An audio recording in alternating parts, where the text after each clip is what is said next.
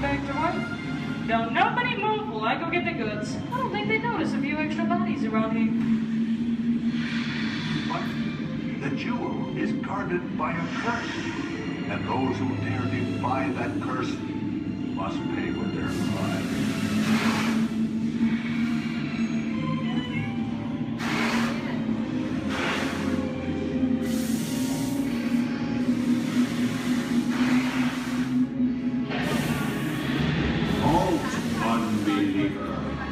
Disturb the treasure of the gods, and you shall all lose your lives.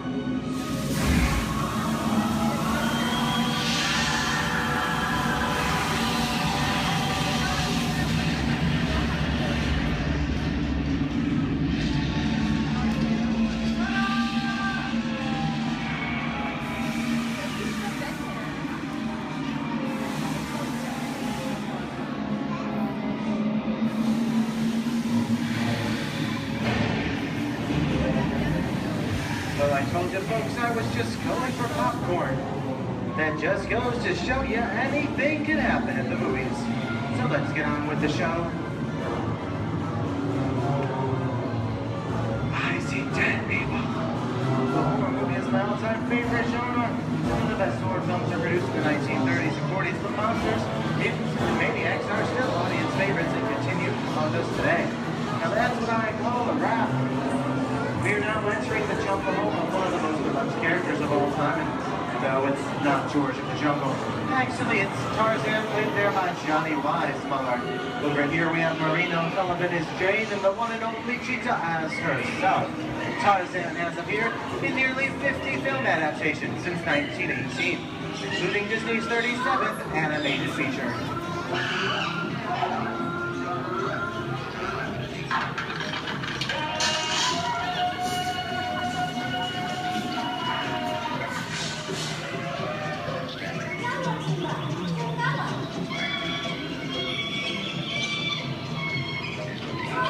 Louis, I think this is the beginning of a beautiful friendship. Best last line in the movie ever. Humphrey Bogart to Ingrid Bergman in the classic romance. Classic Bronco. Inside of the puzzle, you belong to Victor. What nothing keeps you around. Maybe not today, maybe not tomorrow, but soon, the rest of your life. It always happened. It didn't happen. You lost it until you came to Casablanca. You got it back last night.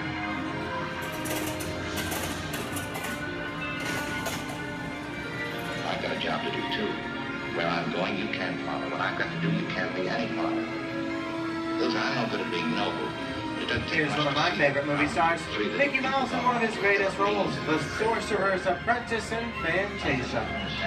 When the movie came out in 1940, Walt Disney promised to add new musical sequences in the future. His nephew Roy kept that promise 60 years later with the release of Fantasia 2000.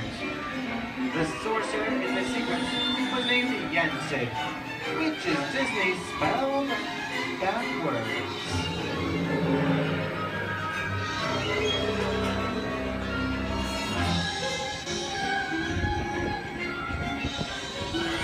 I don't have a feeling we're not in Kansas anymore. How often do you get to say that?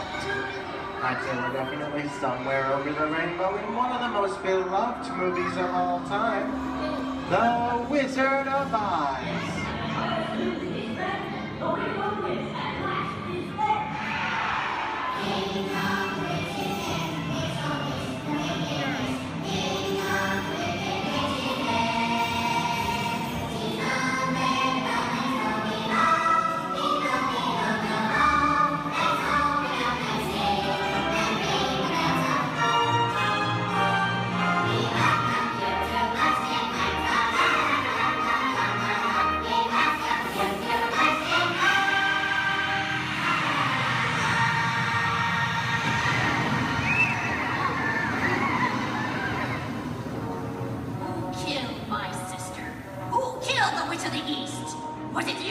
No, it was an accident. I didn't mean to kill anybody. Well, my little pretty, I can cause accidents too. Oh, rubbish. You have no power here. Be gone before somebody drops a house on you, too. Very well. I'll bide my time. But just try to stay out of my way. Just try. I'll get you, my pretty, and your little dog, too. How we get out of here. What do you folks think? Which way do we go? Follow the yellow brick road. Follow the yellow brick road. Now, why didn't I think of that? Sing along, folks. You know the words.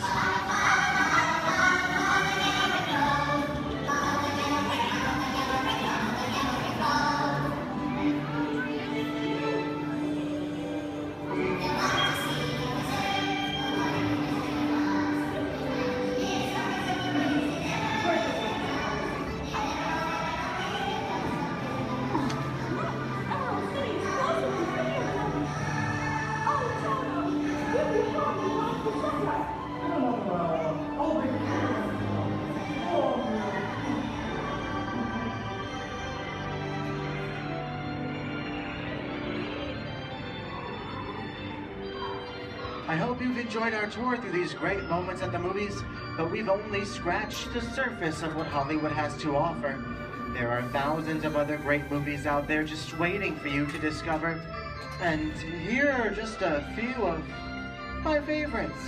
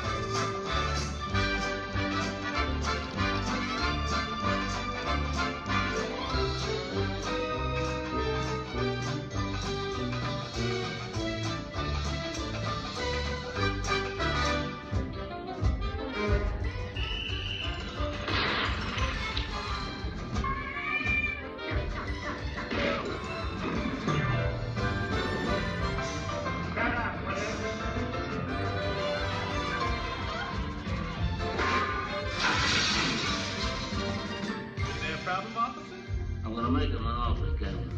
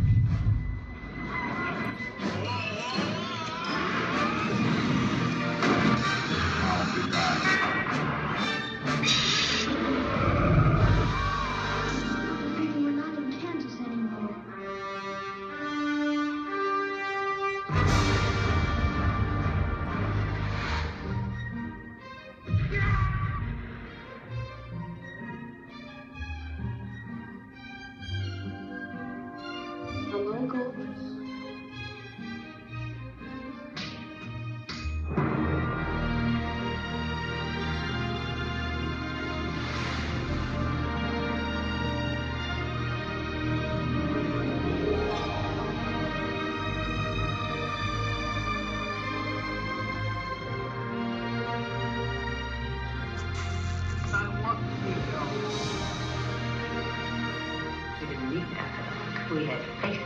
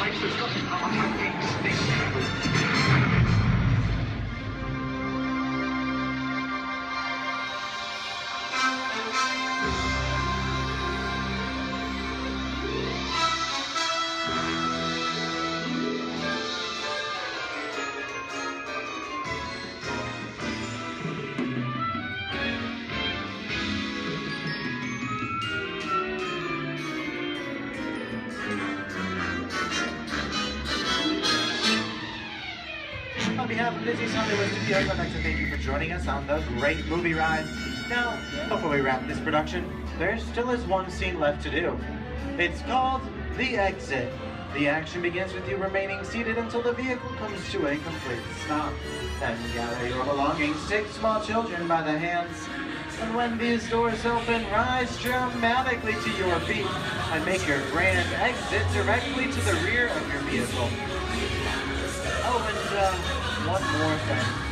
When I yell action, don't forget the thunderous applause for yours truly.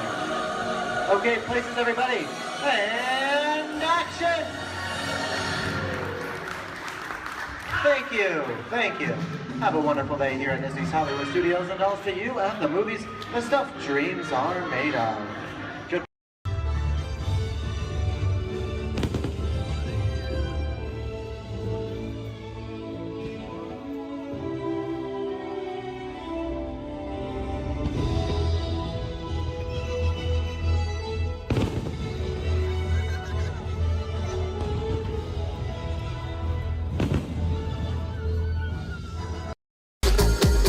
Welcome, foolish mortals, to the haunted mansion. I am your host, your ghost host.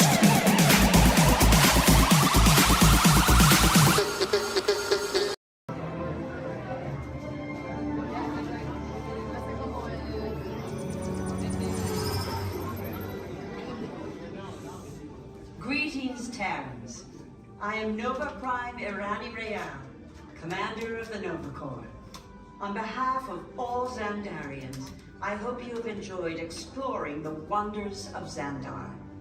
As you have seen, your world and ours were born of the same moment, one which you refer to as the Big Bang. As such, we are all galactic neighbors in a vast universe which we and countless others share. For you to travel to Xandar would take 2.5 million years, assuming you had a ship that could fly at the speed of light. So we decided to come to you. But even we could not have reached you so easily were it not for the Cosmic Generator, an advanced piece of Xandarian technology that creates jump points, artificial tunnels that act as shortcuts, linking distant points in space. It is our desire to share this wondrous technology with your people so that together we might explore new worlds and create a brighter tomorrow. And now, as the culmination of the wonders of Xandar, you will be teleported to a Nova ship above your planet for a demonstration of the Cosmic Generator. I trust you will find it an unforgettable experience.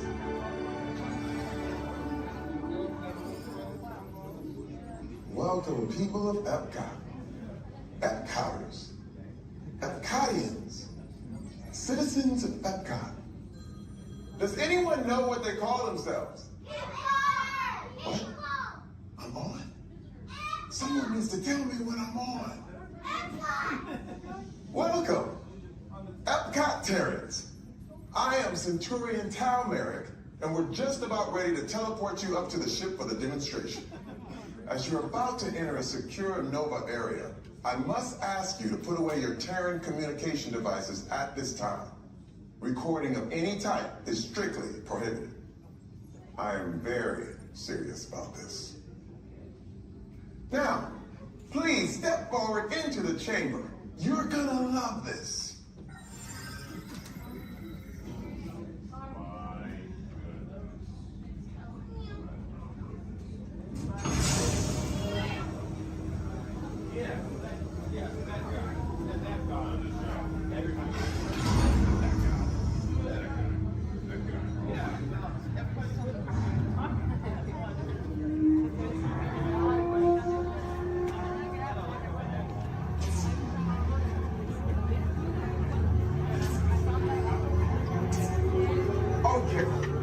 Before we begin, I should warn you that we have never teleported Terrans before. But since your molecular structure is very similar to Xandarian's ancient work, it'll work. So long as you are standing inside the lighted ring. You do not want to know what happened last time someone did not stand where I told them to, okay?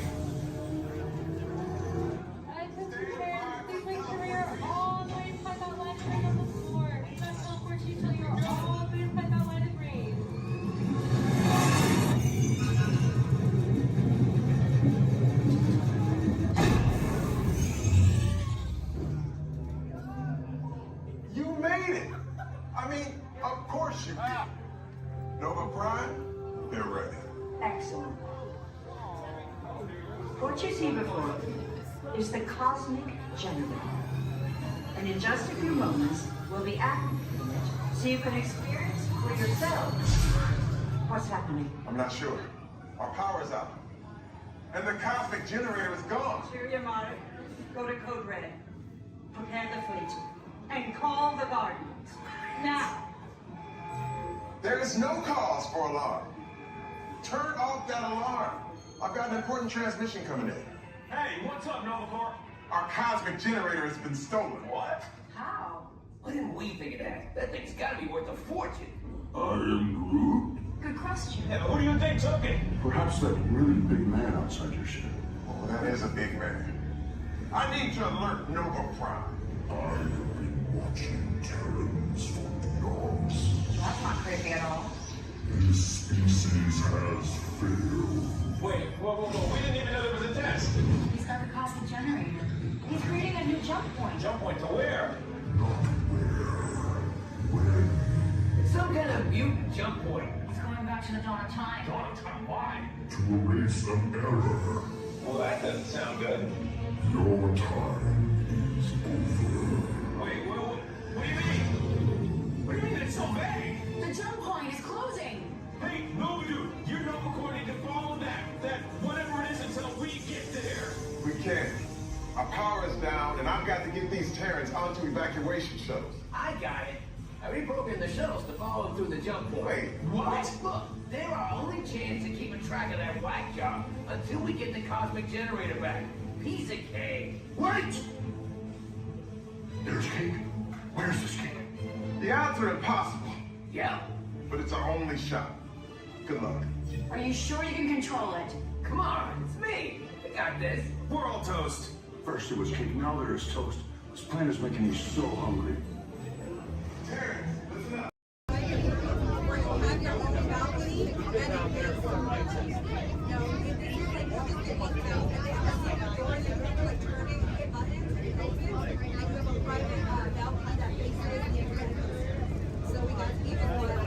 That's what they call it now, the Incredibles.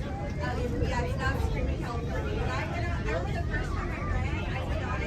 There was a guy who had a cigarette in his mouth and he was so proud that he had it lit the whole time. That's like I remember the first time there, and I was like, okay, glad. I went on a ride with the kid. He was at the time. My shoulder. Yeah, it's fun. That's a good one. It is. I grew up in Santa Clara, Indiana, Marriott, America. California after. He's from Redondo, and so we're like 30 years. I grew up at and we just moved here before working for a while. Years. It's like the tiger, it's crab, it's fish. So when we got Florida, I was like, You're gonna enjoy it. I have. We played hooky lots of times. Till the stomach hurts. But you never ate smart. This is our second time coming. We just got our pass. We got our pass maybe a month ago. Let's go. We've been here like 6 times already. But it's hard to the next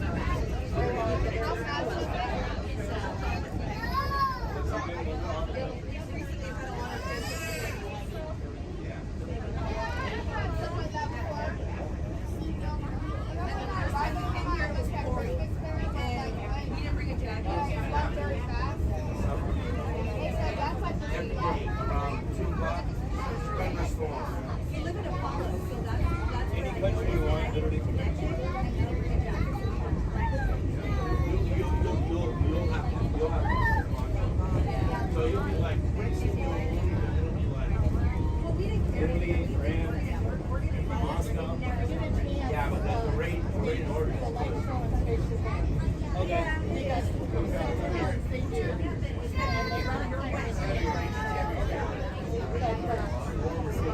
I like it better than I must be cheaper too.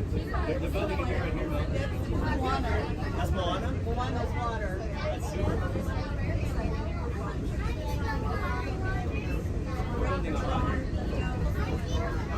They're building Moana, baby. Yeah, I mean, Shanghai Disney kind of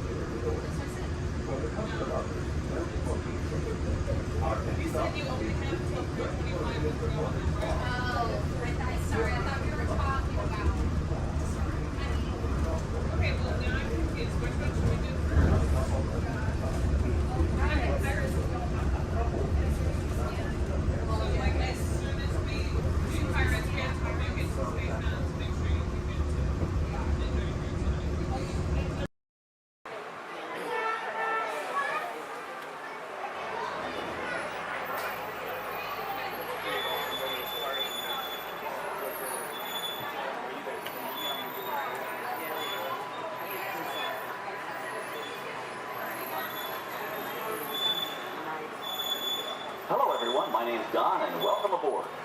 We're heading into the backlot of Disney's Hollywood Studios. This production area was built in 1988 as a Florida counterpart to the Walt Disney Studios in Burbank, California. We included sound stages, recording studios, high-tech editing rooms, all the tools needed to create movies, TV shows, and radio broadcasts. We've even got our very own water tower too. It's up ahead on the left side of our shuttle. We call it the Earful Tower. It's inspired by the water tower Walt Disney had built for his Burbank studio in 1939. Our Florida tower stands a lucky 13 stories high, and we added our own creative touch, a giant set of Mickey Mouse ears. If you wanted to wear those ears, you'd have to have a hat size of 342 3/8. Up ahead, after the next bend in the road, you'll have a perfect opportunity to take a picture of this famous icon. In the world of entertainment, every project starts with a screenplay and a lot of creative ideas. A production studio is where the ideas of writers, producers, and directors are transformed into an on-screen reality. Within these huge spaces, filmmakers can literally create their own worlds. Our Florida sound stages are soundproof, weatherproof, and most importantly, air-conditioned, all vitally important for the cast, crew, and equipment. Many of the crafts needed for filmmaking are located right here on the lot. On the left, we have our own greens department. It grows flowers, trees, shrubs, and topiaries. A few well-placed plants can cover up empty spots in the set and add a touch of natural beauty to a scene. On the right are two of the aircraft from the 2001 blockbuster hit Pearl Harbor. These exact full-scale replicas of P-40 fighters were used in the special effect fight sequences. Of course, many of the planes we saw flying through the aerial battles or sitting on the ground weren't real at all. They were created entirely within a computer. Oh, keep your cameras focused to the right. We're coming up on that perfect angle of the Earful Tower I told you about. It's a true masterpiece.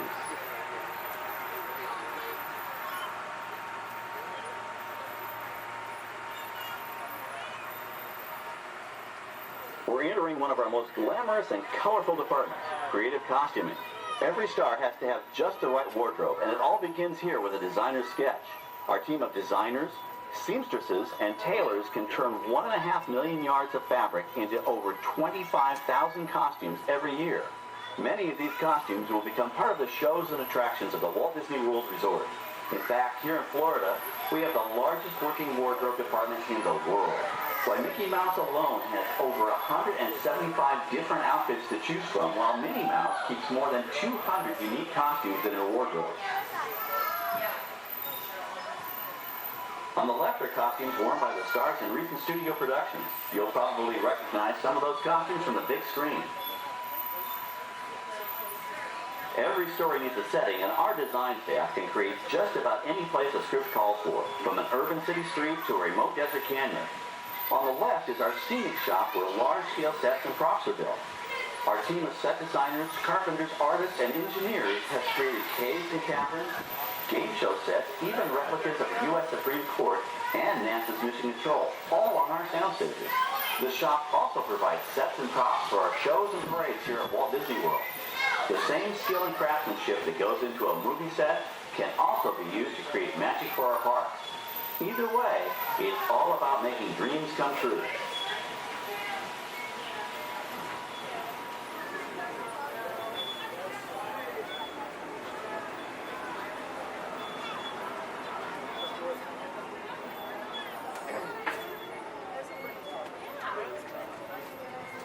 Now we're entering a zone we call the Boneyard.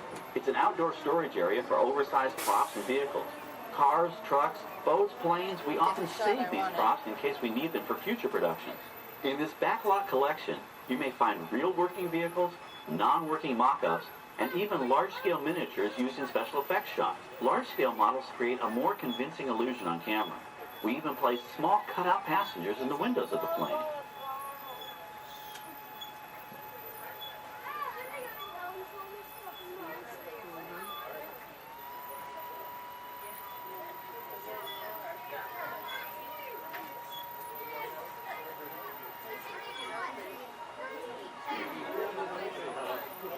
We're now passing by the sets for our Lights, Motors, Action Extreme Stunt Show. On the left, you may catch a glimpse of the Mediterranean fishing village that sets the stage for this thrilling attraction.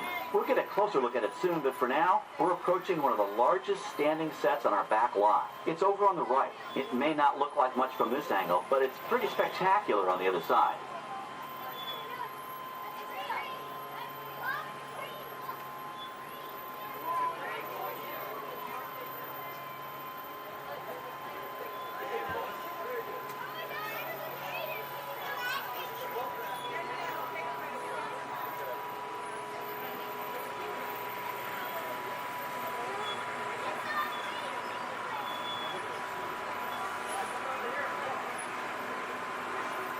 This is great, folks. The production crew has just given us clearance to enter the set. Hello, Backlot Tour. I'm Amy, a production coordinator here at the studios.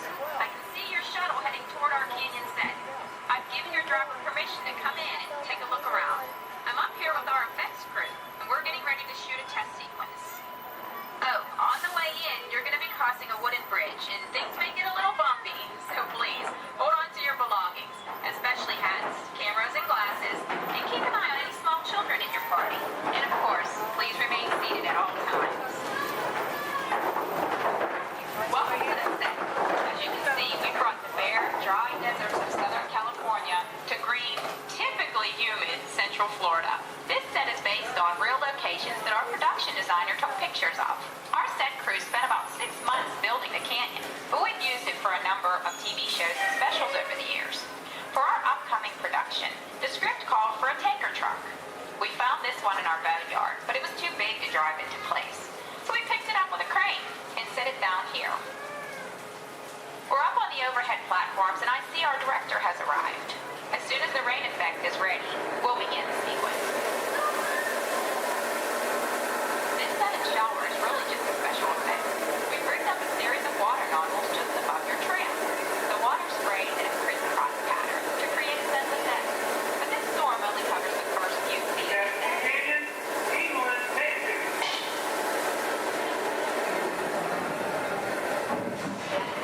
Okay, it's showtime. Everybody stay seated. Hang on to your belongings and watch your children.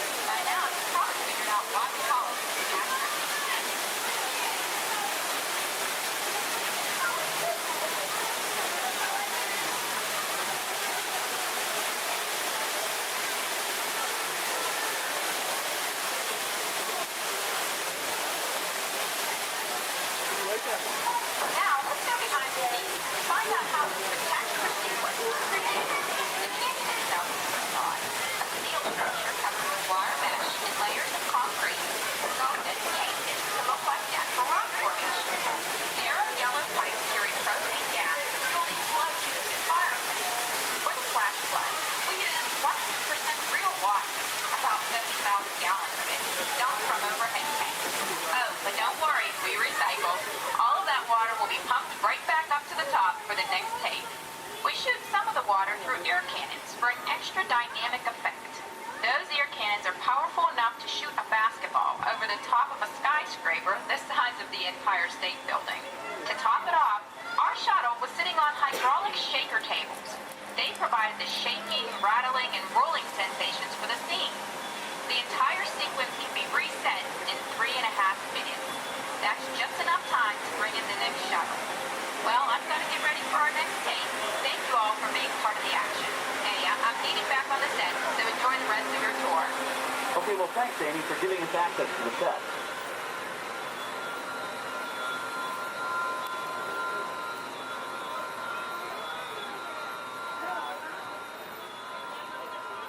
On the right, we have an authentic piece of Disney history. That Gulfstream 1 was known at airports across the country as November 234 Mickey Mouse, but we just call it the Mouse.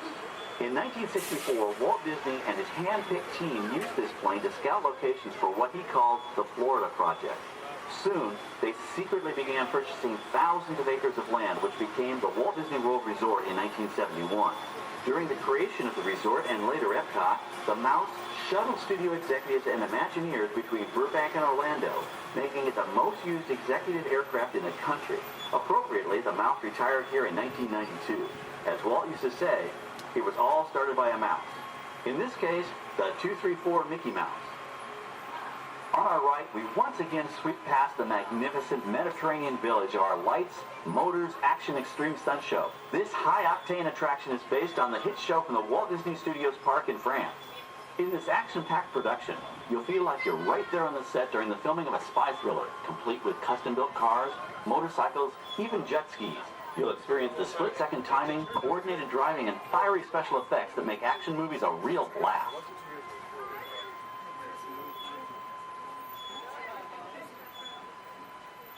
The staging area to our right is known as Acceleration Alley. Here, the custom-built stunt show vehicles rev their engines up to 70 miles an hour before making their high-speed entrances onto the stage for our lights, motors, action extreme stunt show. Of course, these are professional stunt drivers. We hope you'll enjoy their daring driving skills, but please, don't try them yourself.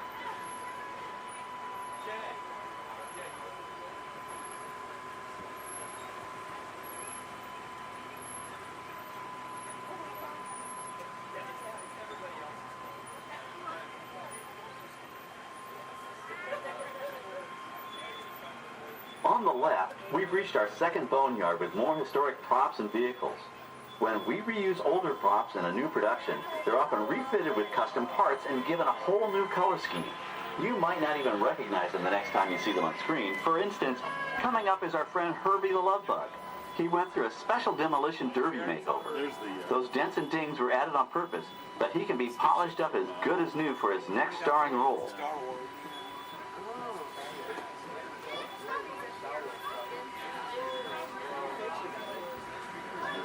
On our right, we now have a very different view of the fishing village set. From this point of view, you can see that there is no inside of the buildings. They are just false fronts or facades. In the movie business, set builders only create what the camera has to see. It's an old movie trick dating all the way back to the silent era. To add to the sense of realism and avoid the cost of set building, many of today's television shows and movies film on location in cities and towns across the U.S. But out in the real world, you've got to contend with noise, traffic, crowds, and various visual elements that may or may not belong in your film. Here on the backlot, we can avoid these problems because we created our very own flexible urban environment. Our Streets of America facades can stand in for a small town or a giant metropolis. As we come around the last corner on our route, you'll see the skyline of New York City in the distance. It's really a series of painted flats, expertly designed to fool the eye and the camera. We can dress and decorate these streets to look like any city we want, from Chicago to San Francisco. Depending on the choice of vehicles, props, and costumes, we can even turn back the clock and set our story in a different time. And what's more, these sets are built with Florida weather in mind. They're made to withstand 100-mile-an-hour winds. You're welcome to visit our Streets of America anytime during your visit today and get an up-close look at the skills of our set designers and builders. We've just about reached the end of our tour. Our final stop is the American Film Institute Showcase, where you can see the actual costumes and movie props used in some of Hollywood's most famous films. There are some pretty amazing items in there, so feel free to take all the time you like. Please stay seated until our tram comes to a complete stop and check around you for any personal items that may have fallen during our trip. Well, as they say in Hollywood, that's a wrap. Thanks for joining our backlot tour, and we hope you'll come back to visit us again soon. All right, we're going to stop up here in just a moment. I'll open these doors. And when I exit out through those blue automatic doors into the AFI showcase tour.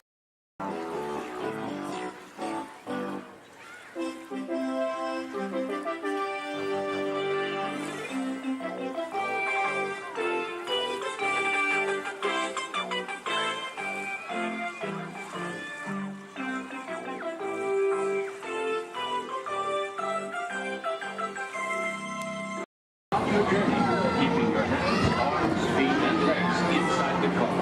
And please, supervise your children. Remember to stay clear of the doors, which will open and close automatically. Enjoy your trip aboard the Metro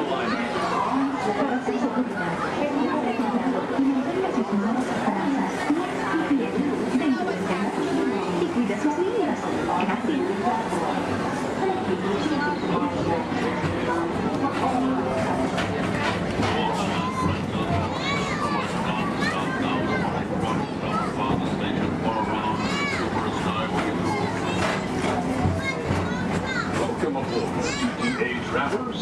We hope you enjoy Tomorrowland Transit Authority's Super Skyway.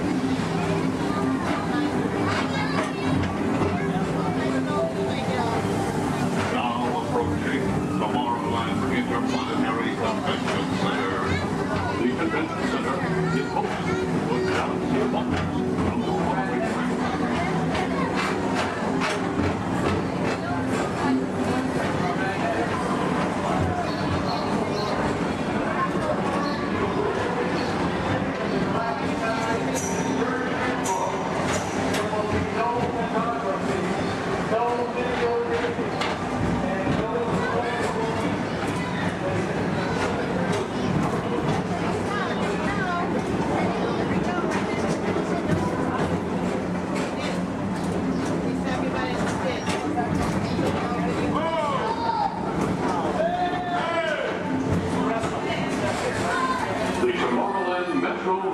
Historical Society presents Walt Disney's 20th century vision for the future. This model city dared to dream the perfect community in which to work, live, and play.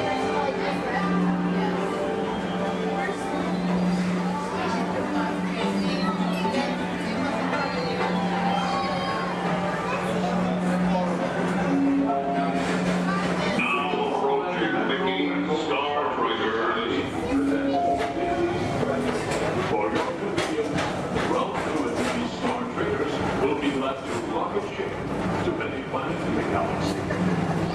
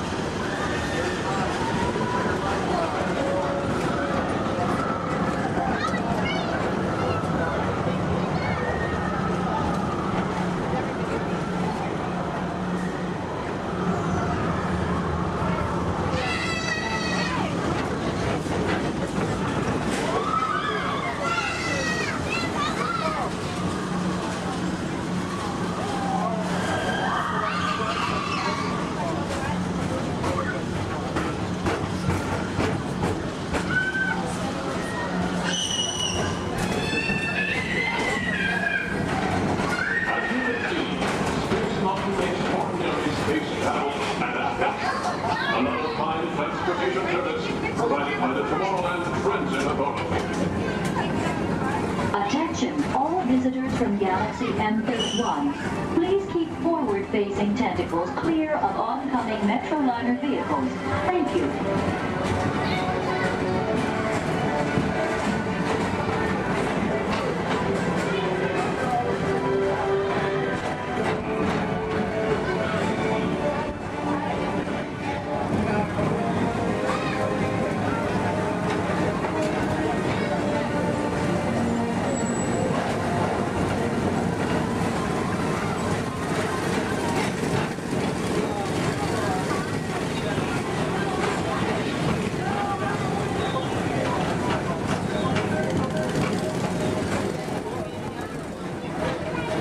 The centerpiece of Rocket Tower 1 is the League of Planets Astro Orbiter.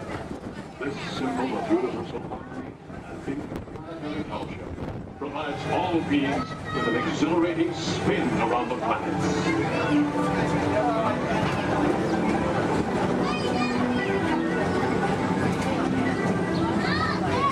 Remember, Blue Line passengers, for all your future travel needs, the TTA services all of Tomorrowland's outlying areas, including the personal rocket ship docking lot, and of course, perfect parking, the latest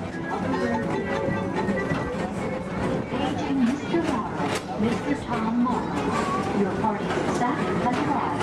Please give them a ring. Now approaching Walt Disney's Carousel of Progress.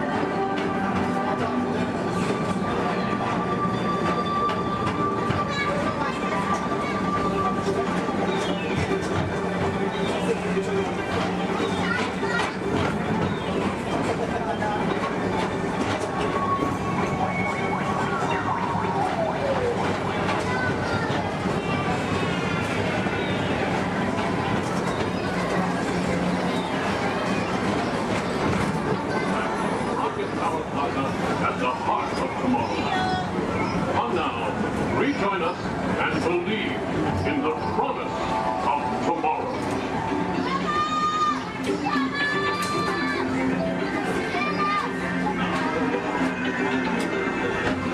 Rocket Tower Final Station.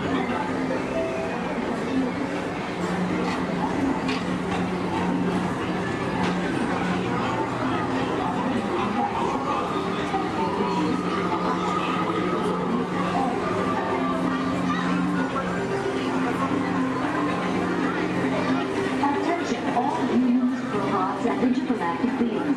Please keep your arms, legs, and other appendages away from the doors. The doors open automatically. When they do, please collect your belongings and step carefully onto the moving platform. Thank you for choosing Tomorrowland Transit Authority for all your travel needs.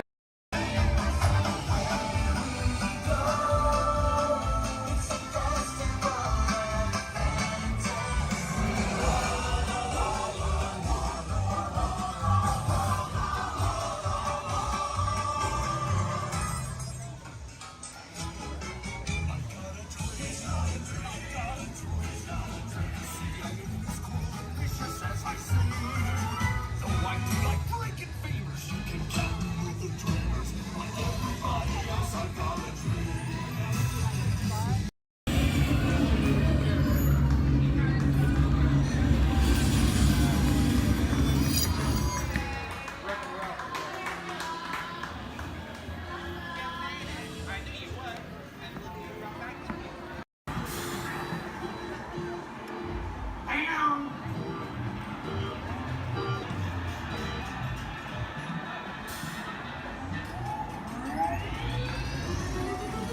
Here we go.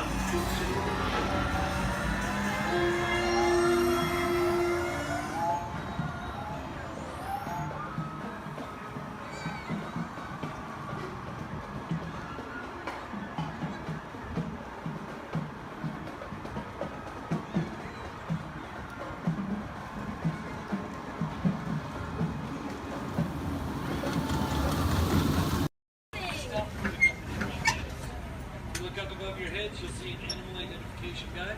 It's going to help you spot some of the different species we may see on our safari. We won't see all of them, but we usually have pretty good luck. First stop. Thank you, we have the off-clear twin day. That means let's go. Job over. My name is Derek. I'll be your driver today through the Harambe Wildlife Reserve. Is everyone having a good day so far? Yes. Great, that's good to hear. Hopefully it gets even better from here. If you have any loose articles like phones or cameras, make sure you hold on to them. If you drop them, I can't stop and get them. Also, if you have a camera, I recommend keeping it out and ready. We can't stop for all the animals we see, and if we do stop for them, they don't always stop for us. It's the best way of getting a clear picture of them. During our entire journey, I do ask everyone, please remain seated at all times. Keep your arms and hands inside the vehicle.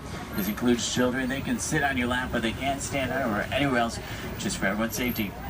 Our first stop here today will be the Little Ituri Forest. It's home to some very shy animals. I like to use the vegetation around them as kind of a natural camouflage. When I see animals, I'll point them out and talk about them. If you see any, there's a spotting guide up above you. I'll help you identify what you're looking at. We won't see everything up there, but hopefully we can see most of them. We're going to start off strong out to the right-hand side. There's some animals up on the hill there with striped legs. They kind of look like zebra, but they're not related to zebra at all. Actually, the only living, no relative of giraffe. They're called okapi. They're extremely shy, recluse animals. They're so shy they weren't even discovered by Westerners until 1901. Just like giraffe, they have really long tongues to help them reach their food.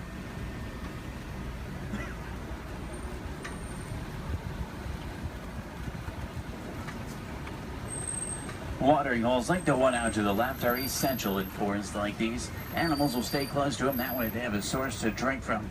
If you look straight across the water up on the ledge up there, you'll see a black rhino. Actually really rare to see. They weigh about 3,000 pounds, charge about 35 miles an hour.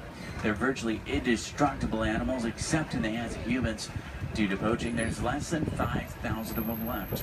They're poached for their horns, which don't have typical bony cores. They're made of the same material as their hair and nails. That's all they're poached for. The bird out to the right is called a saddle-billed stork. They get their name from the saddle shape on their bill. They stand about 5 feet tall, have a wingspan of about 9 feet. They're very unique birds that travel in pairs of male and female together, pretty much just the two of them their entire life. Females have yellow eyes, males have brown.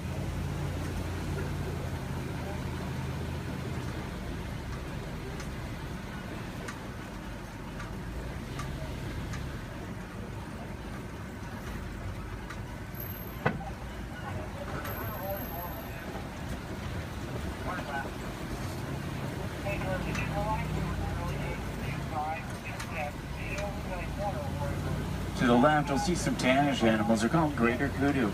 The second largest antelope in Africa. Males have horns, females don't. They're shy nocturnal animals. Next to them are bongo. They're known as the ghosts of the forest because they're so shy and timid. Males and females have very uniquely shaped horns that help them run through the brush without getting tangled. There's even some babies back there. Along the edge of the Ituri forest runs the Sape River. Sometimes we'll spot hippos there. Do we have any hippo fans? Awesome. Let's see if we can find any. Hippopotamus means river horse, but they're actually closely related to whales. They weigh about 5,500 pounds, can run about 30 miles an hour. Hippos are nocturnal. At night, they leave the water searching for food. They'll walk up to 6 miles looking for it, and once they find it, they'll consume about 90 pounds of grass each every single night. They can hold their breath for about 8 minutes, and they walk along the ground under the water, which makes it challenging to spot them. If you see a blob, discoloration, or bubbles in the water, it's probably a hippo. Keep in mind, you might not always see them on the surface, but that doesn't always mean they're not there. A group of hippo together is called a bloat. There's 2 in the water out to the right, you can kind of see, and there's quite a bit more in the water out to the left behind that island there.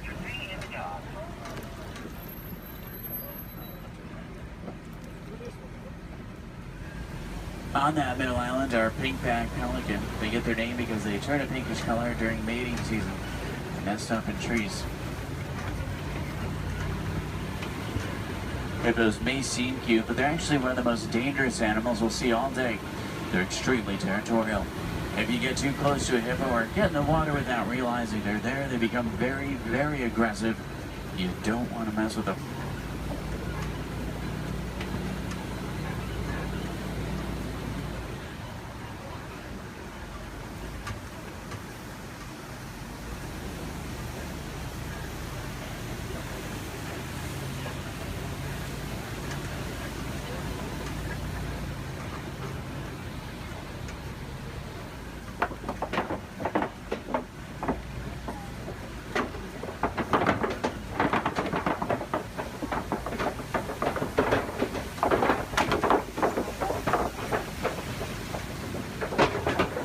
Now, do we have any favorite animals we're looking for today? Giraffe fans. Maybe a few. There's babies out in the reserve. What about elephants? Some elephant fans. Any lion fans? Lions are my favorite. Don't tell the other animals, though they get kind of jealous. I'm sure we're looking for some more. Let's head over to this map. It's an entirely different ecosystem, a great place to start looking for some of our favorites. Now on the right up here, we're going to see a baobab tree. We'll see them all throughout the reserve. They're also known as upside-down trees because they look like they're upside down. They do really well in droughts. They store water in their trunks and go about 9 months of the year without leaves, which helps to conserve water. Because of this, they can live to be thousands of years old. We're entering the African savanna we're all working hard to conserve. Serves as a home to millions of animals every year as a roaming grave searching for food. It does work like a big circle here. The elephants, they're the bulldozers. They push down the trees, which helps the grass grow and helps provide food. The giraffe will eat the leaves under the trees, which lets sunlight through to also help the grass grow. The zebra and the antelope will eat the grass, and then smaller animals like warthogs, they do the edge work. Helps create the image we're all looking at today. In a balanced ecosystem, there's food for everyone.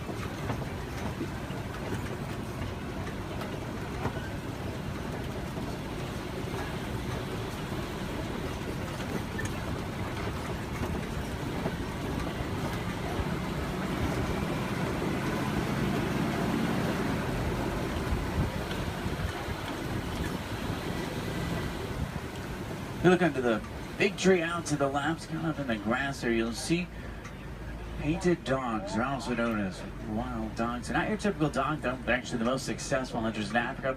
They're more successful at hunting than the big cats, including lions. They rally before they hunt. They'll hunt in the morning and the evening. They follow their prey until it drops from exhaustion. And once they get it, they consume 1/3 of their body weight in just one sitting.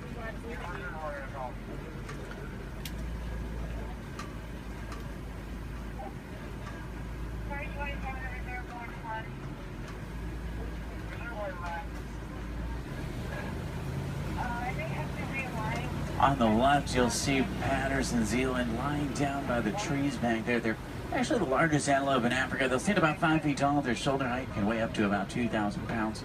You can jump up to about 8 feet in the air. Both males and females have spiral-shaped horns on their head. The orangish mounds we're passing are called termite mounds. They're hard as concrete. Elephants use them as scratching posts. Once they wear them down a little, antelopes stand on top of them. That way they can see predators like lions approaching. Inside each mound are millions of termites. There's also a series of tunnels and canals that help them to move.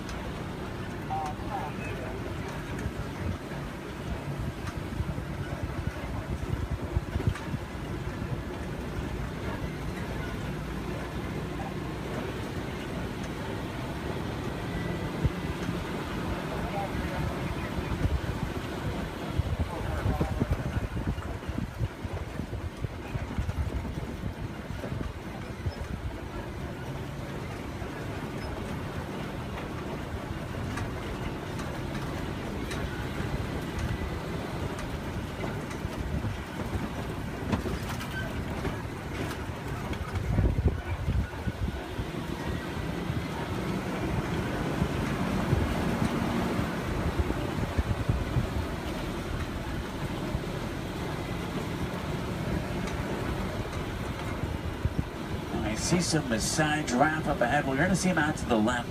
You see them about 20 feet tall. They're tallest. There are some babies on the reserve. They're born about 6 feet tall. In human world, that's pretty big, but in giraffe world, it's really not.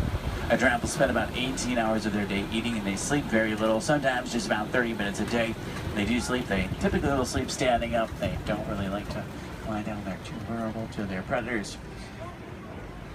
They have 7 vertebrae in their neck like humans. A giraffe can run about 30 miles an hour, and they have hearts that can reach lengths over 2 feet long. They're known for their irregular patterns. However, every giraffe's pattern is totally different and unique, like a fingerprint. A group of giraffe together is called a tower, as a tower of giraffe. I can't stop for them. There's new animals in the area, so I have to kind of roll by them.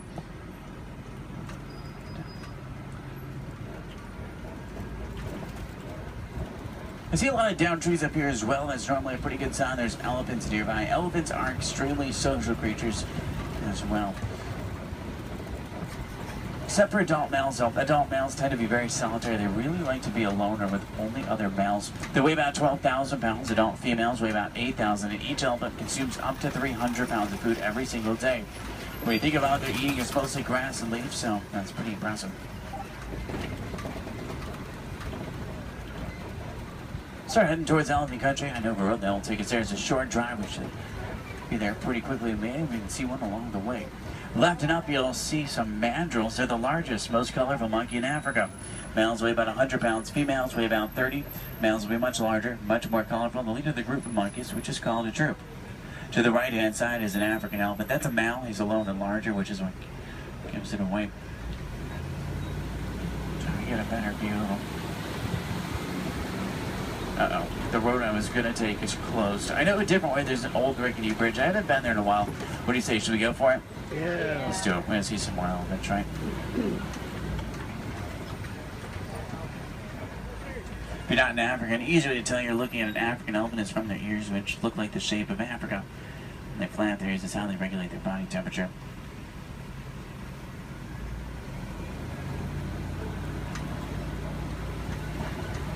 Trying to find some more.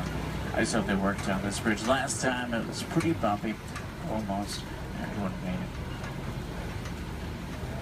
It's a little worse than I remember. The good news is there's still a few parts of it connected. Is anyone on board Scared Heights? If you are, just close your eyes like me. Steady. Oh, they tried to fix it. I see a new patch of duct tape. That stuff really can't fix anything.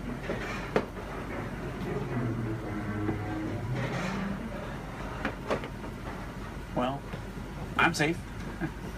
About half of you are. Did everyone make it across with me this time? Yeah. Great, let's try to find some elephants, make it worth the trip. Now you see tusk marks in the clay up here. Elephants will break it off and eat it. It gives them minerals they don't get in their regular diet. It's like a vitamin for them. I think it's pretty cool. For all the moms on board, this fact will be much scarier than average. Female elephants are pregnant for 22 months. I know, that's a long time. Now, young elephants have the second longest childhood to humans, about 15 years. There are young elephants out on the reserve. It's really hard to tell how old they are, though. They grow fairly quickly. We're trying to find the best place to see them up ahead. Hopefully we can find some down by the watering hole. I'm still in that area where the new animals are, so I have to keep rolling for the elephants, too. I can't come to a complete stop, but I can slow down quite a bit. So make sure you have your cameras out and ready so you can get a good picture if you want one. In the meantime, I'm going to try and tune into a local Harambe radio station. I can normally get a pretty strong signal here. That way we can listen to some music while we look for elephants.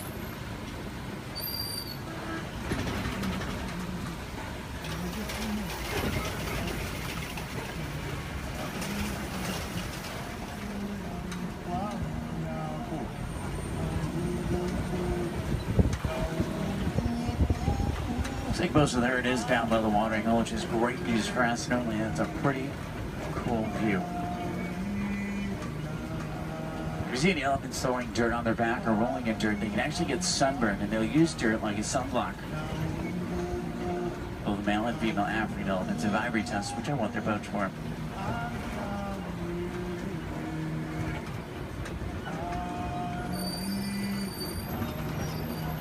Trunks might not seem stronger, but they're going up to 100,000 muscles in just their trunk. It's actually really powerful.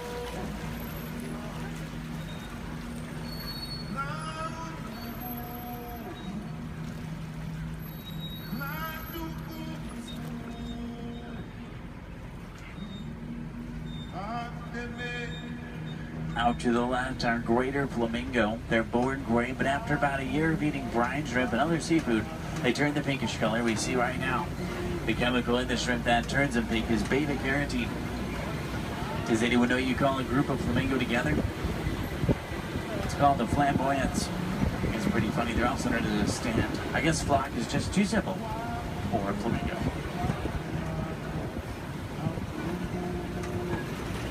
Now, I see white rhino markings up ahead here. White rhinos are bigger than black rhino. They weigh about 5,000 pounds compared to 3,000.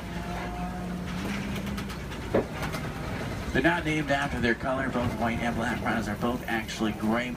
They're named after the shape of their mouth and their size. Their mouths are wider. They get their name after the African word white, which means wide, but it's translated into white. Let's see if we can find any up ahead. Looks like they might be moving around a little bit. In the meantime, out to the left, we do see some zebra. A zebra's skin mirrors the pattern of their fur. Their hind leg is so strong that with one kick it could break a lion's jaw. Zebra are also blind runners, which means if they get scared or spooked and start running, they can't see. They'll run in any direction and hope there's nothing in front of them. The little brown animals out to the left are called bontebok. They're related to wildebeest. At one point, there was only about 17 total bontebok left. They were put on reserves and safe farms. Now they're doing much better. They're poached for their coat, which has a very unique coloring to it. They're extremely gentle animals.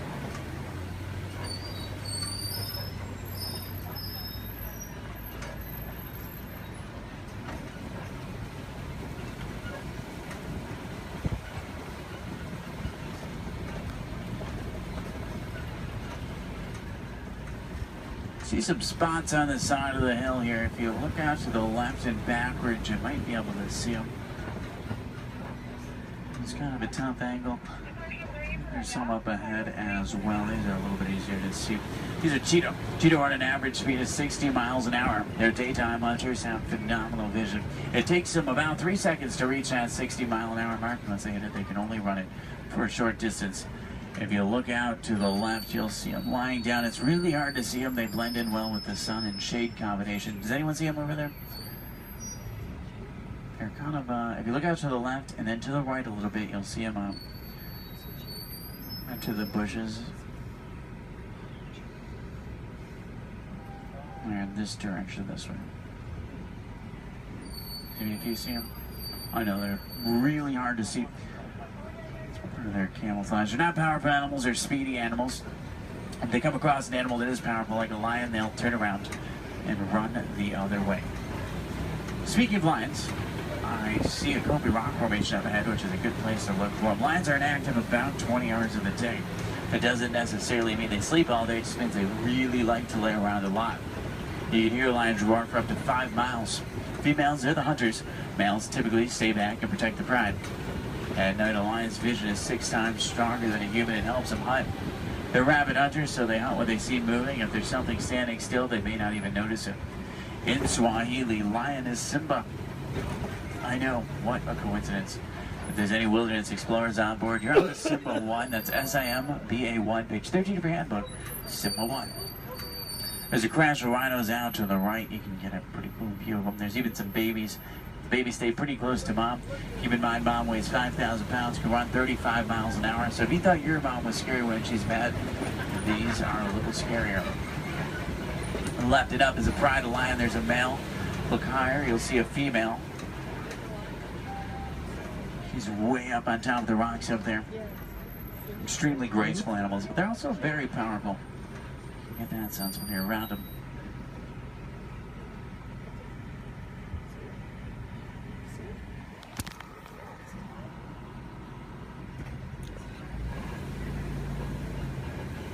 I see some burrows up ahead. Warthogs live in burrows that they typically take over from other animals and make their own.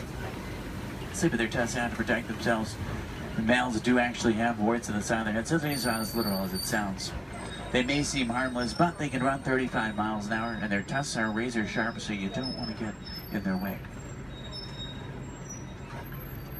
On the left and down again up here, we're going to see some ostrich eggs in the dirt. Ostrich eggs are the largest eggs in the world. Each one will weigh around 3 pounds. You can stand on one of them and it wouldn't even crack.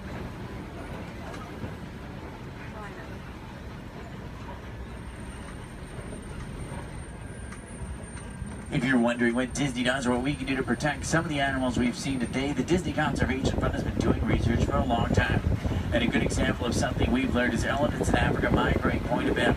There's a problem though, they're migrating onto farms and taking crops from farmers, and the farmers did not have a non-violent way to stop it. Fences don't work, elephants plow right through them. So Disney went over to try to help their conservation partners find a solution. They found out that elephants are terrified of bees. So they created beehive fences and installed them in Africa. This not only keeps elephants out of dangerous territory, it also benefits the farmers. They can make extra money from the honey. What we can do is recycle old technology like cell phones, cameras, and computers. We can also just learn more about these animals, because the more we know, the more we can help, just like elephants and bees. The animals to the left and right are called scimitar horned oryx. They get their name from the scimitar-shaped horns on their head. They're on the critically endangered list. I think their horns are pretty cool.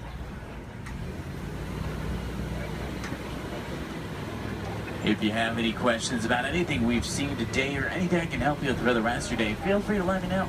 I would be more than happy to help. In the meantime, we're going to start to make our way back towards Harambe Village. Once we get back, if you're looking for more fun things to do, I recommend the Pangani Forest Trail. You can see gorillas, baby gorillas, naked mole rats, hissing cockroaches, underwater hippos, meerkats, and more. About a 15-minute hike, but you'll get some great pictures, make some great memories. At the end of Harambe on the right is the Festival of Lion King. It's one of the most popular shows at Disney. By far one of my favorites. It's worth the trip. Make sure you drink plenty of water today, otherwise the heat can sneak up on you. Did everyone enjoy the safari? Yeah. Great, that's good to hear. Now the best thing is no two safaris are ever the same. Whether it be a different driver, different animals, or the same animals closer, it's always unique.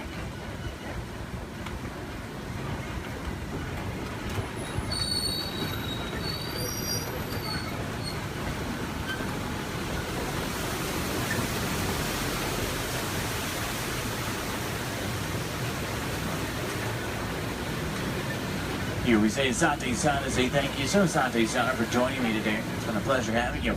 If you enjoyed it, my name is Derek. If you didn't, names really aren't that important. Hopefully you did. I think we saw some pretty cool animals. Hopefully we got to see some of their favorites. If you're looking for tigers today, check out Asia. Sometimes we'll spot them on the Maharaja Trail. If you're looking for crocodiles, head over to Dinoland. You may be able to spot them there. The American crocodile. Sometimes you'll see them there.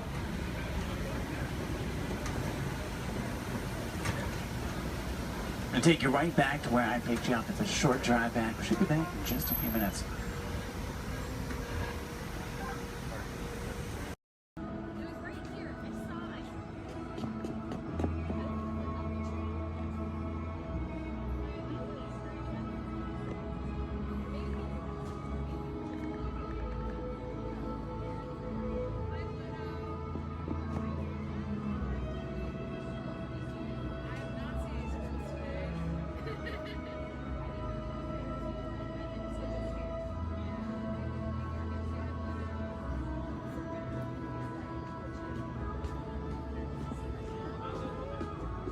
Hi, Pluto. Now, you don't chase those cats up those trees. Oh, no, we don't chase any cats, no. We're big friends of Pickers. We love him. He's the best. We're out looking for some treats, so have you guys found any? Or maybe you have some, Pluto? Nope, haven't seen any treats yet. Yet? Okay. I'll keep an eye open, though. It's a promise you'll let us know if you find I will certainly let you know. Perfect. Pinky swear. There you go. Thanks, Red. You're welcome. Bye. Please pay attention to the following safety information. When the automatic doors have opened, please proceed directly across the ramp into the cabin. Continue to move all the way across your aisle, filling in every available seat. Galactic regulations require that all carry-on items be safely stowed beneath your seats. To fasten your restraint, use the yellow strap to pull the belt out from the right side of the seat and snap the belt into the buckle on your left. For your safety, remain seated throughout your flight with your restraints securely fastened, and please watch your children. Para su seguridad, permanezcan sentados, con el cinturón de seguridad ajustado, y cuiden a los pequeñitos. Do not put on your flight glasses until instructed to do so by a crew member. One final reminder, smoking and photography are never permitted on any Star Tours flight. If you have any questions, don't hesitate to ask a Star Tours agent. You'll be boarding in just a few moments. Thank you.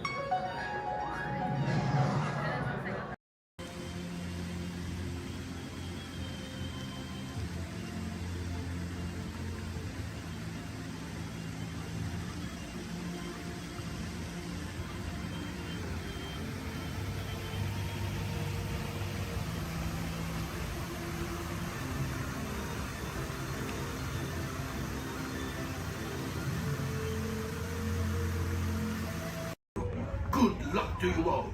You might need it. Today's flight takes you to the planet Corellia. You will be intercepting a first-order train shipment of coaxium. Gunners, you clear the path. Pilots, line up behind the train. And engineers, you harpoon that precious cargo. Now get the move on and know that I have complete faith in you. But I am coming along with you just in case.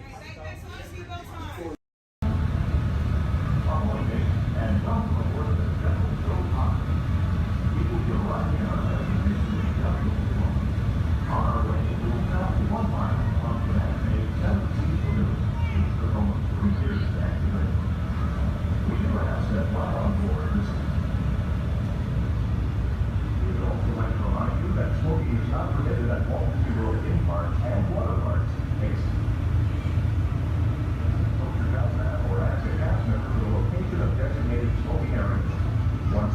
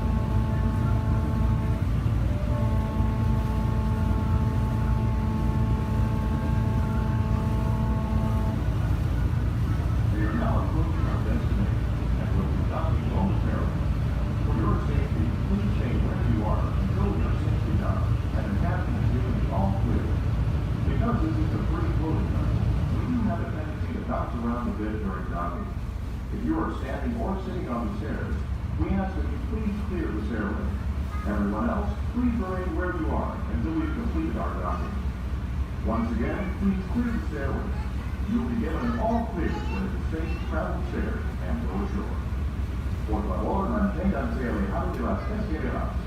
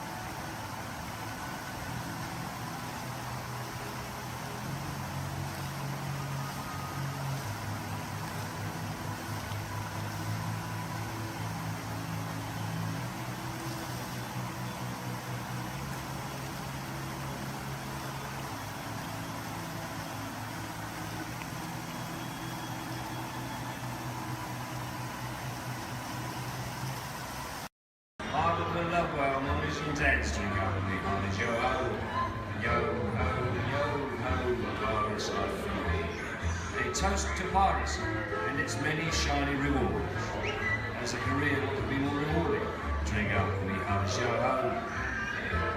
I humbly accept this magnificent treasure as my reward for a life of villainy, larceny, skullduggery, and lucidity. Me. Drink up with me, honey. Yo ho. Yo ho, pirates are free. I raise a toast to one of my many shipmates lost at sea. Salute, as me. Drink up with me, honey. Yo ho. Rascals and scoundrels, villains and knaves, drink up with me, honey. Yo ho. Devils and actually really bad eggs. Drink up with me, honey. Yo ho. Drink up, lads. There's treasure enough for all. I shall take this paltry sum as a stipend to cover my expenses. Riches and jewels. Drink up with me, honey. Yo ho. Yo ho, yo ho. Pirates are free. It is true. I am a pirate. Bloody good. That is bad. Drink up with me, honey. Yo ho. I'm foolish so much gold just lying about hidden away. Some miscreant might be tempted to steal it, eh? Marauding, embezzling, even hijack. You go with me, honey, yo ho. Hijack. Ah, my feathery friend, you've a divine singing voice. Do help yourself for a trinket. Small one. Drink up with me, honey, yo ho. Yes, 'tis a fine treasure. Those who have temporarily some climatic needs.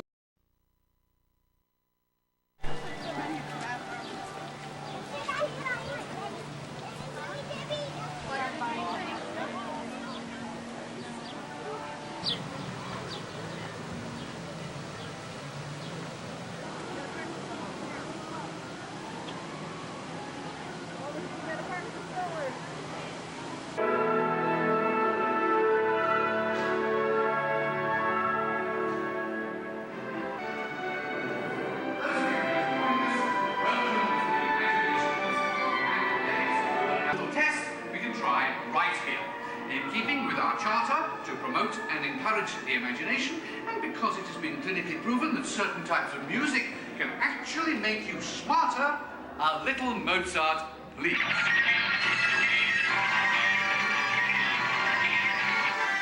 Sorry, that was the wrong type of music. And for those of you who might have dropped a few IQ points, just follow the people in front of you and we'll get you some help. And now, a little Mozart.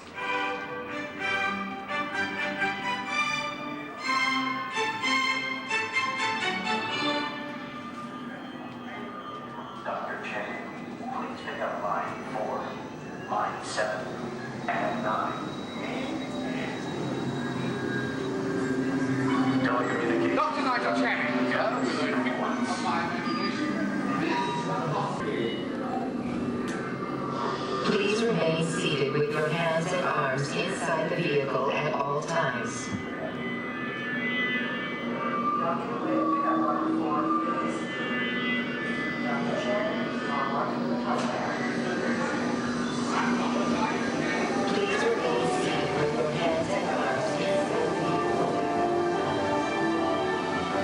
We're about to measure your imagination, so relax as the scanner sees what's in your heads just now. Scanner on.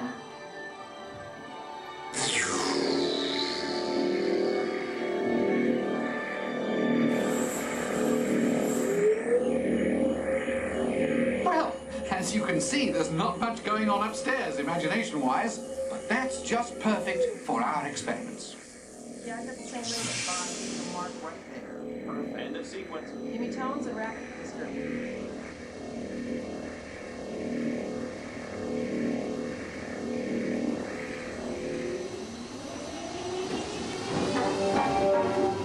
We begin with an exercise in sound.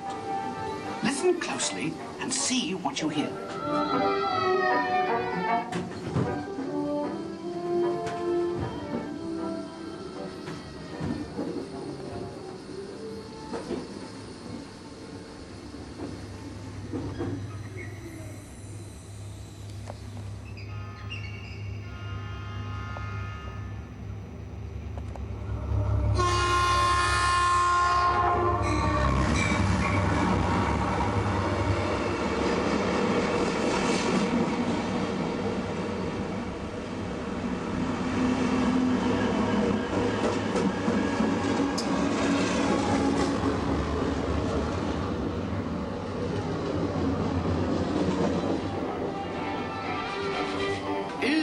this looking glass actually magnifying, or is it your imagination? Here, one quickly learns that when the laws of physics and common sense are shattered,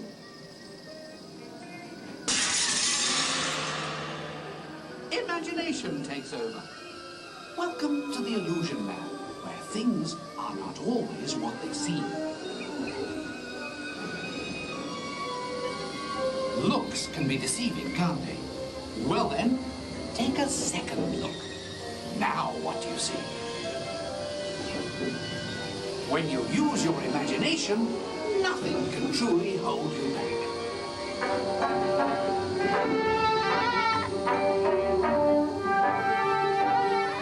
In the next experiment, let color work its magic on your imagination.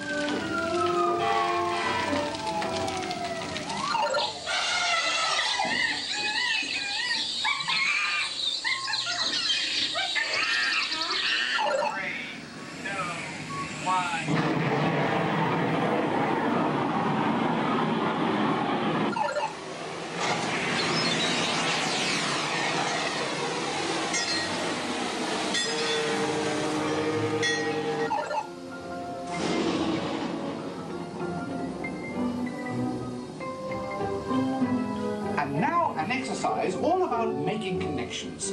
Stare at these points long enough and your imagination will take flight.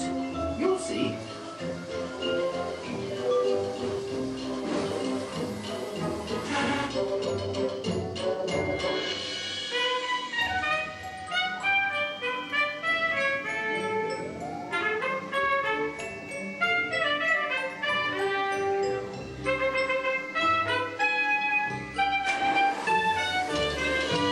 Look at the world from a different angle, and anything is possible. In the gravity land.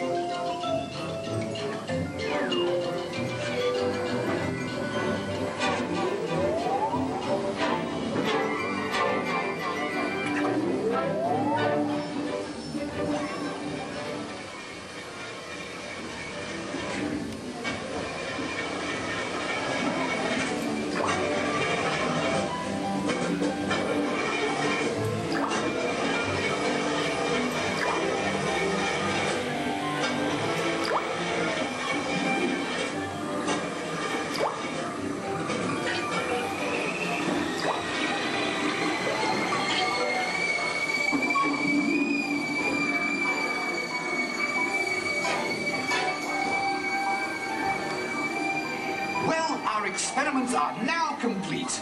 Time to run you through the scanner once again. Who knows what we'll find in your imagination this time? Scanner on. Initiate feedback program. System launching this. Recalibrate for a wider scan. Interesting. Stand by. Recalibrate. Settings at full. Scanner readings at 150, 175, and 150 performance level at optimum. You've pushed the scanner to the limit. This is absolutely unbelievable. Fantastic! Look what your imaginations have created.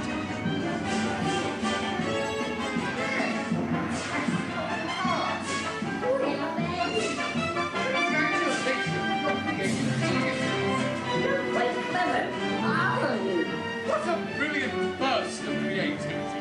Incredible. Awesome. Absolutely fabulous. I couldn't have imagined a better...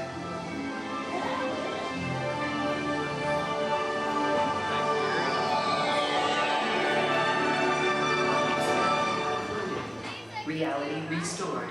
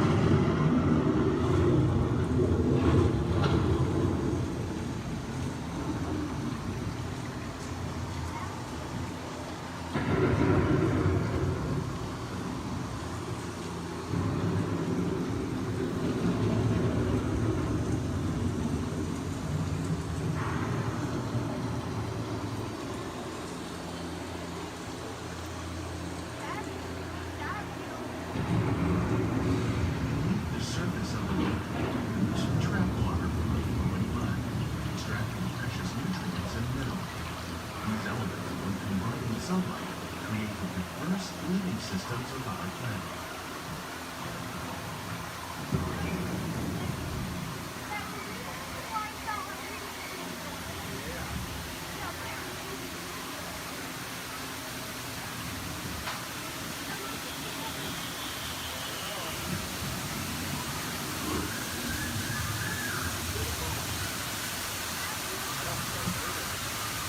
One of those rare systems is the rainforest, home to the most amazing concentration of wildlife on Earth.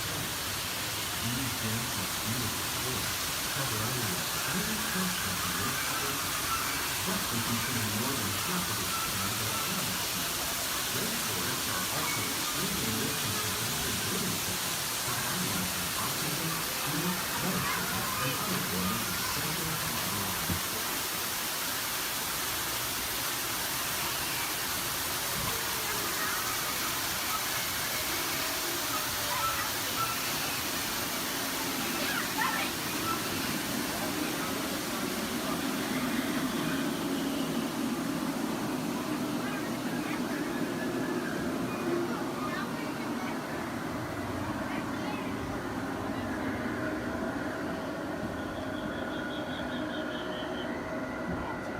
In the desert, nature has created a very different, known as beautiful living system.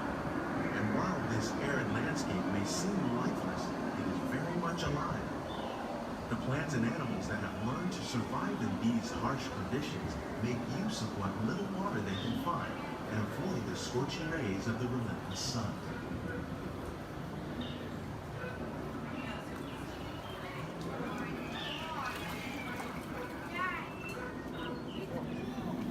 The American prairie once appeared as desolate as the desert, but over time, rainwater and nutrients gradually penetrated the hard surface of this land. Even the hooves of the mighty buffalo helped create the rich soil that one day become home to the American farm.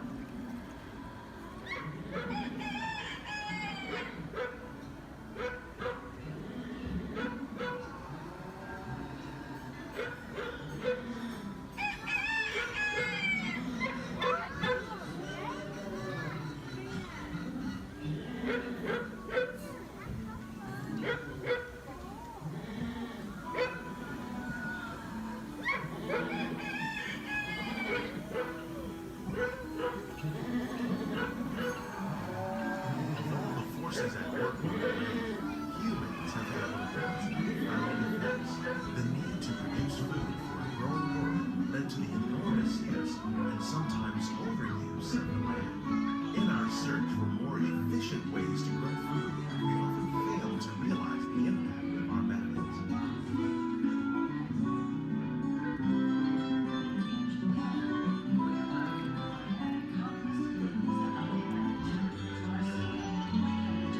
Today, we're learning to live with the land, discovering better ways to grow food that will assure both human and environmental well-being.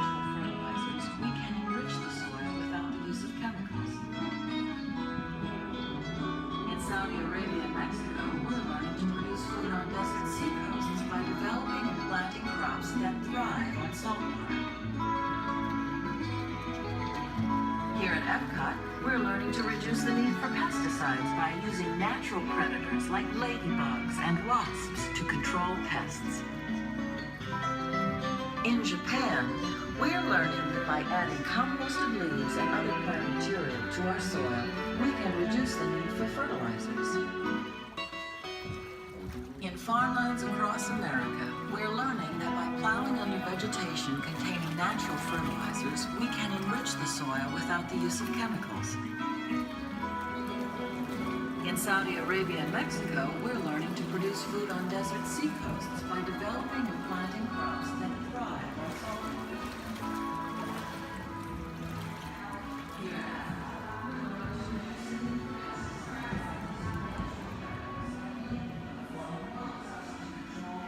How will we meet tomorrow's growing needs for food production, yet still respect the needs of the land? Some of the answers are being discovered just ahead.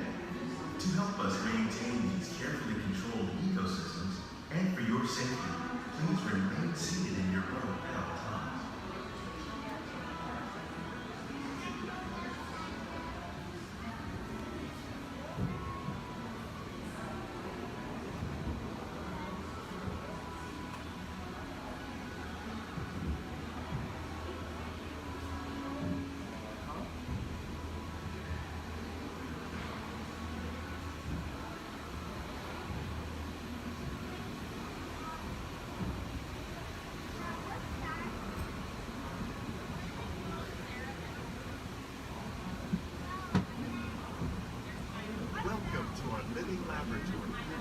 Scientists from Epcot and the U.S. Department of Agriculture are exploring innovative ways to produce bountiful harvests now and into the future.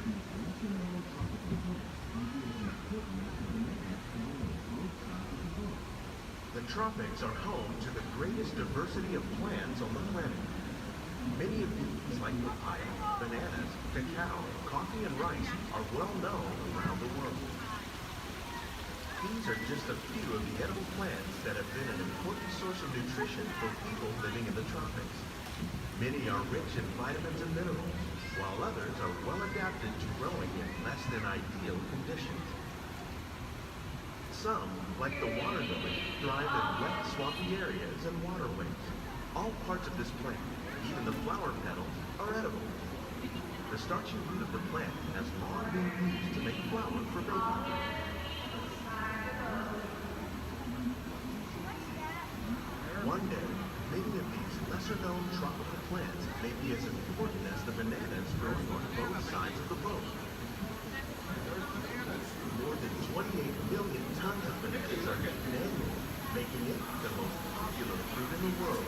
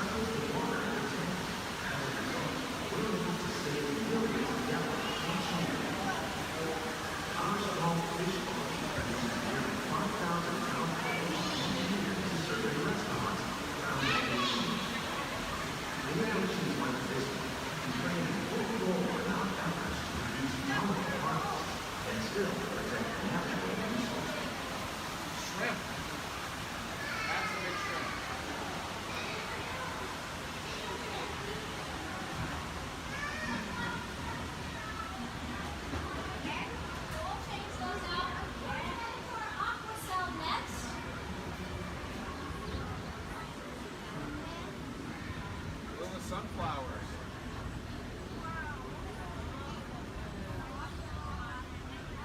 While there are more than 50,000 edible plant species in the world, most of us are only familiar with the handful that make up our everyday diet.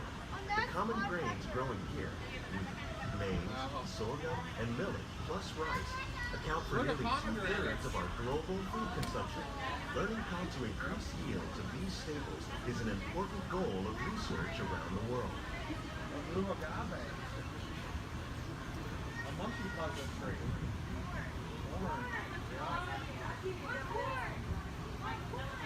These plants are definitely on their way up. Innovative growing techniques like these increase yields, while more efficiently using resources like water, fertilizer, and pesticides. Another innovation at work here is our integrated pest management program. By populating our greenhouses with beneficial insects that prey on harmful pests, like aphids and flies, we are significantly reducing our reliance on conventional pesticides. We're growing these crops using our nutrient film system. This technique precisely controls and recycles water and nutrients. With it, we can produce over 27,000 heads of lettuce a year in this one small area. Look at the cucumbers.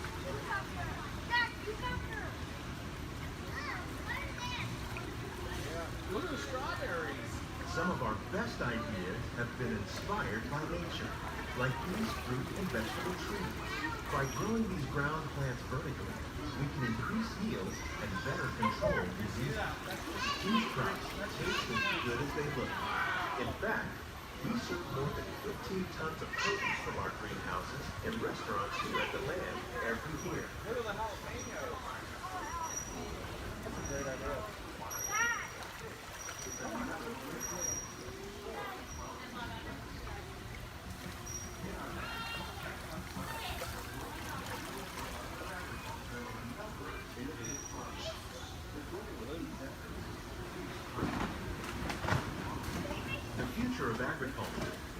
include innovative ideas like this vertical growing system. Plants grown in this way use a fraction of the space required by traditional growing methods. That saves water and increases production. The aquaponics system on your left combines hydroponics with aquaculture. The fish provide a natural source of fertilizer for the plants, and the plants help keep the water clean for the fish. It's another great way to produce more while using less. In our labs, Epcot scientists are working with the U.S. Department of Agriculture on a number of innovative projects. The goal of these efforts is to produce higher yieldings and better quality lives. Together, we can continue to find more ways to increase food production and protect our precious natural environment. Only then will we truly be living with the land.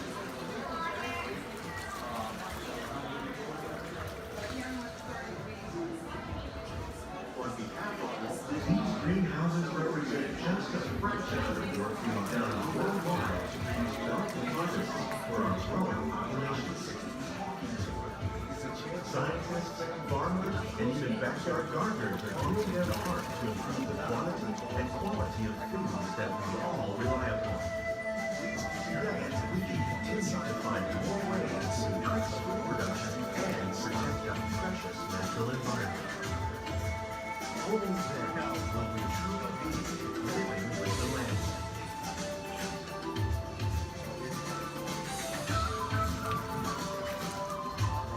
On behalf of Walt Disney World, we hope you've enjoyed this unique journey through our living laboratory. If you'd like a closer look, then check out the behind-the-scenes walking tour. It's a chance for the whole family to get up close and personal with the plants and growing techniques in our laboratory. Please keep your hands and feet inside the boat and remain seated until the boat comes to a complete stop.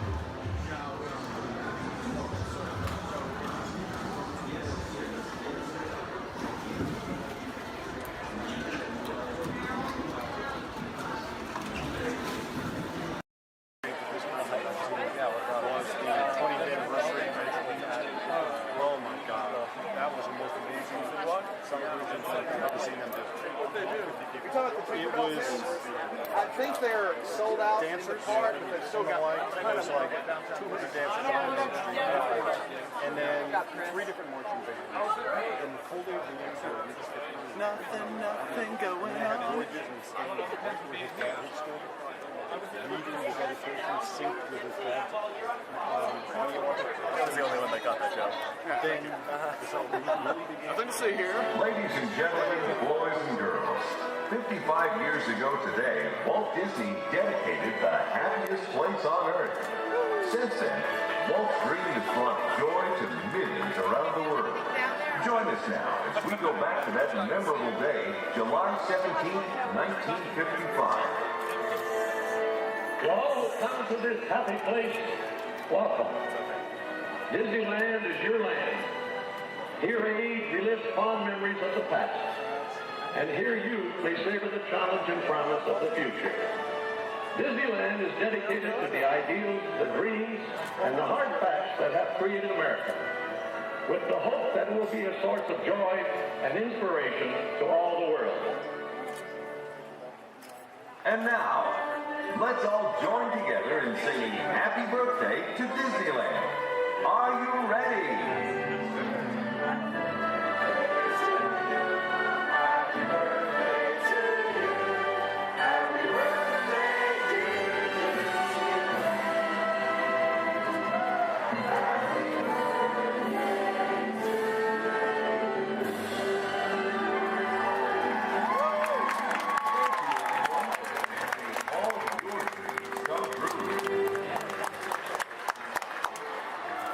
That's it. All right. Everyone go home. Oh, dancing.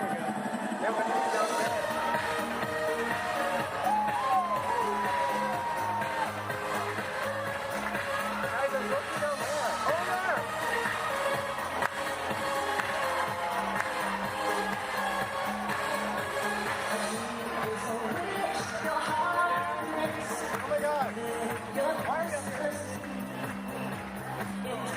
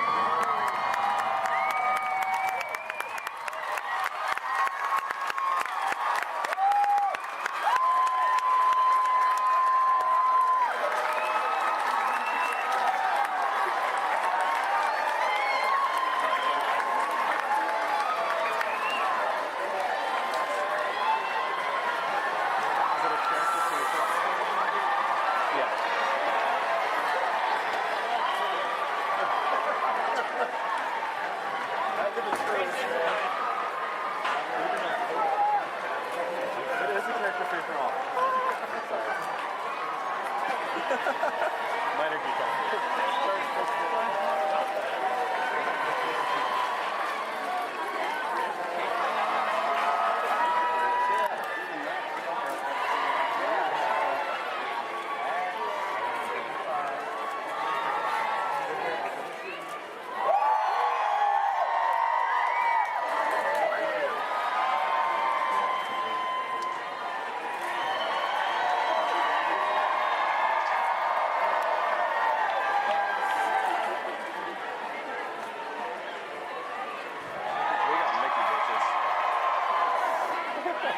It's true.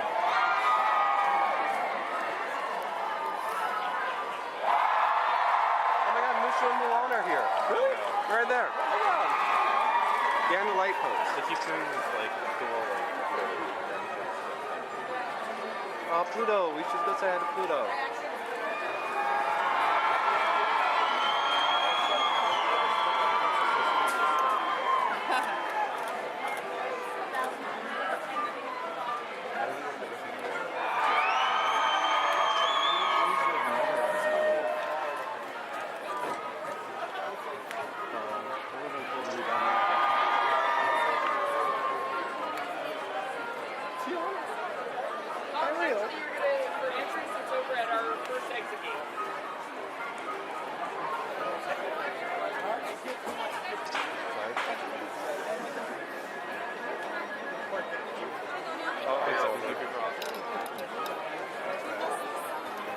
Some of them are leaving now.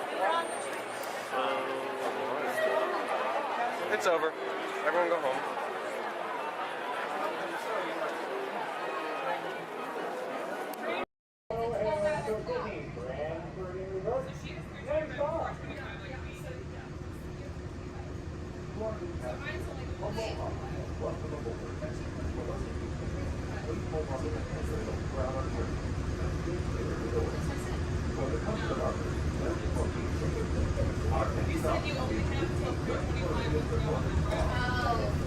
Sorry, I thought we were talking about. Okay, well, then I'm confused. Which one should we do first?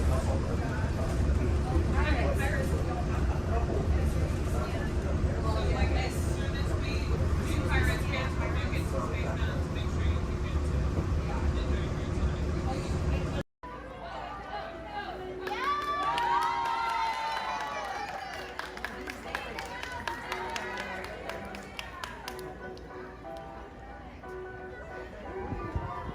Thumbs up and we're here.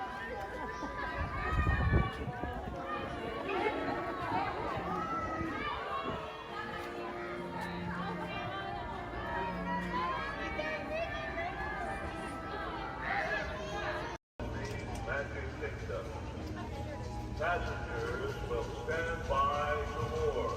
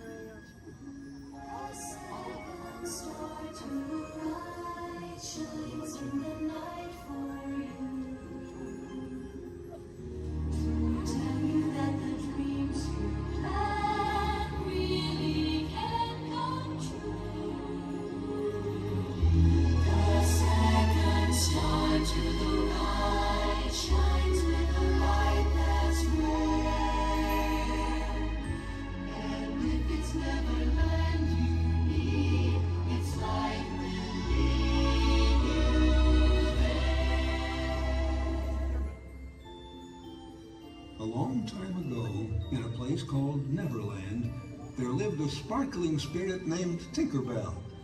Legend has it that to this day she still flies over this magical land of fantasy.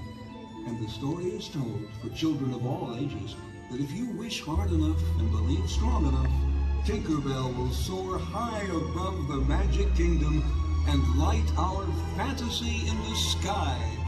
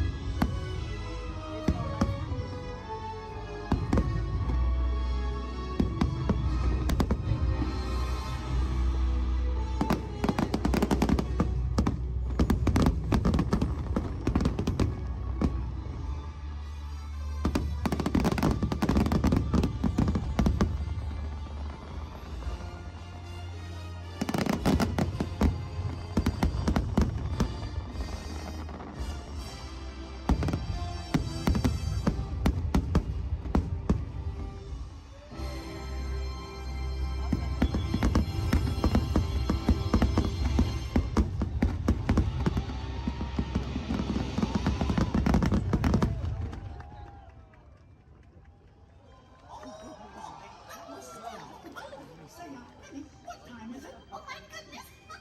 Mickey, it's almost time! Time? Did somebody say it's time? Gosh, should I flip the switch now, Mickey? Not quite yet, pal, but it won't be long now. Let's see, yep, just a few more minutes till we start the countdown to the new year. Oh gosh, I can hardly wait. Oh, Mickey, me too. And I can't imagine a better way to celebrate the new year than with all of these nice people right here in the Magic Kingdom. Oh, what a special moment in time. Time? Is it time? Now? Gorge. Take it easy there, Goofy. We still have plenty of time.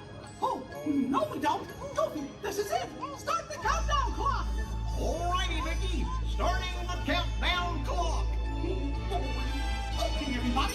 It's time to start counting down to the new year. Are you ready? Okay, then. Here we go. 10, 9, 8.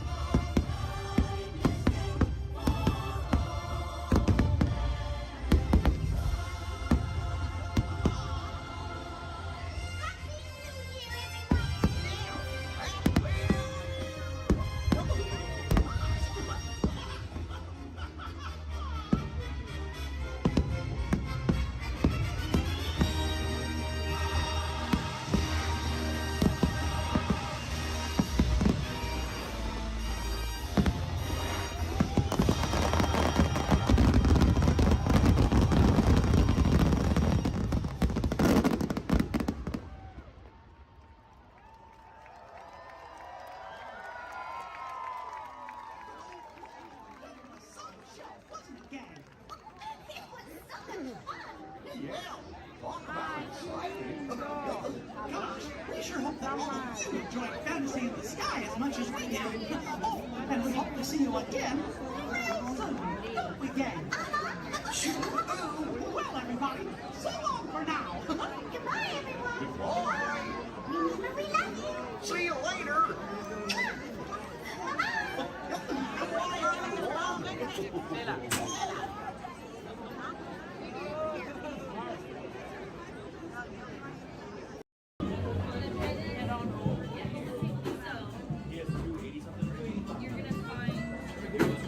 Excuse me, choice.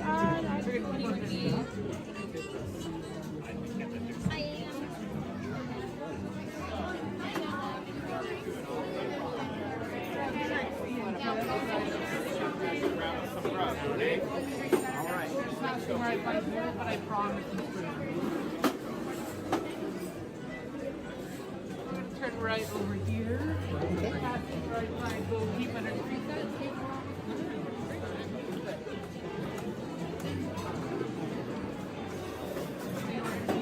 Right back there.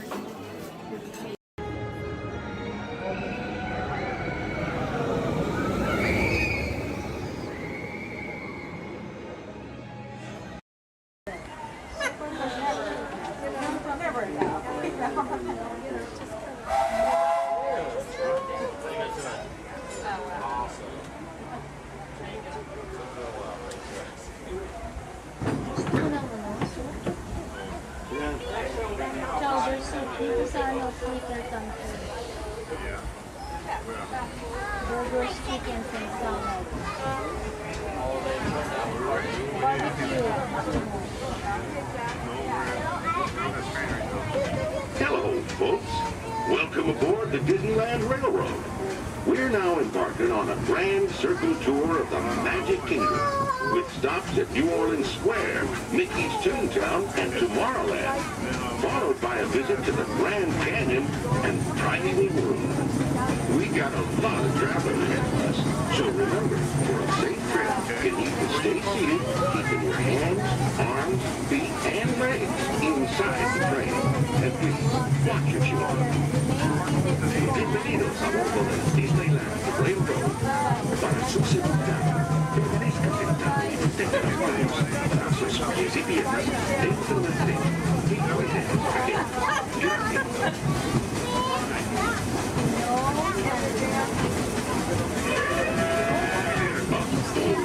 Did you folks hear that? Sounds to me like we've reached the wilds of Adventureland. You just might run into a lot of savage critters out there, including lions and tigers and tiki birds. Everybody must be on the lookout. You never know just what could show up. We're approaching our first stop.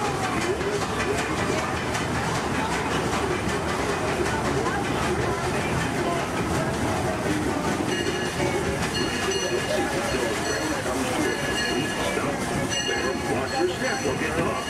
Have a good time in the frontier, yeah? For those of you continuing on with us, we'll be resuming our trip in just a moment. This is New Orleans Square.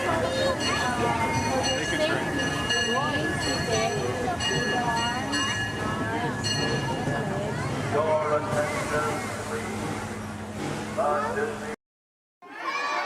Crush, that's right. Let me show you how it's going to work. Behind me is our window to the Pacific. It allows us to see all of the undersea life that swim by. Up there in the corner is our hydrophone. That allows us to communicate with all the undersea life. So it's going to be very conversational, meaning Crush will talk to you. You'll be able to talk to Crush. He's got questions for you, and hopefully you all have some questions for him. You can ask him anything you want. You can ask him what he likes to eat, what he does in his free time, what's the meaning of life, anything like that. He'll be happy to try to answer. If you do need to leave at any time during the show, it's okay. Just use the doors on the opposite side of where you enter, back there. Again, if you need to exit during the show, use those doors back there. Back there is my pal Rachel. Everyone say, hey, Rachel! Hey, Rachel! She'll be back there to assist you if you should need any assistance during the show.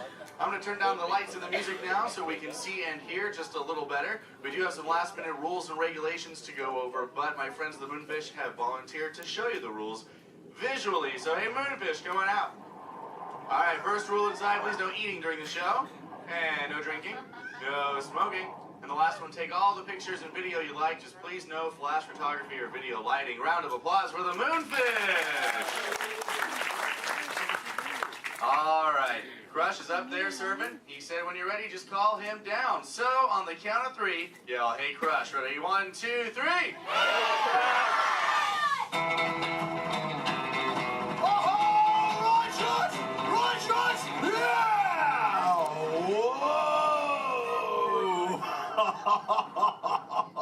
Oh, dude, check out the double spinner intro by the turtle. Whoa! Hey, check out all the human dudes in the human tank, too. Well, hello, human dudes. I said hello, human dudes. There you go. Whoa, hey, look at these little dudes, sub-level. Hey, little dudes. Focus, little dudes. Oh, man, let's totally make contact with some of the humans.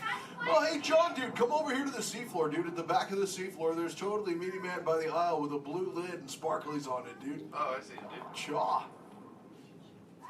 Hey, what's your name, little dude? That's my old dude.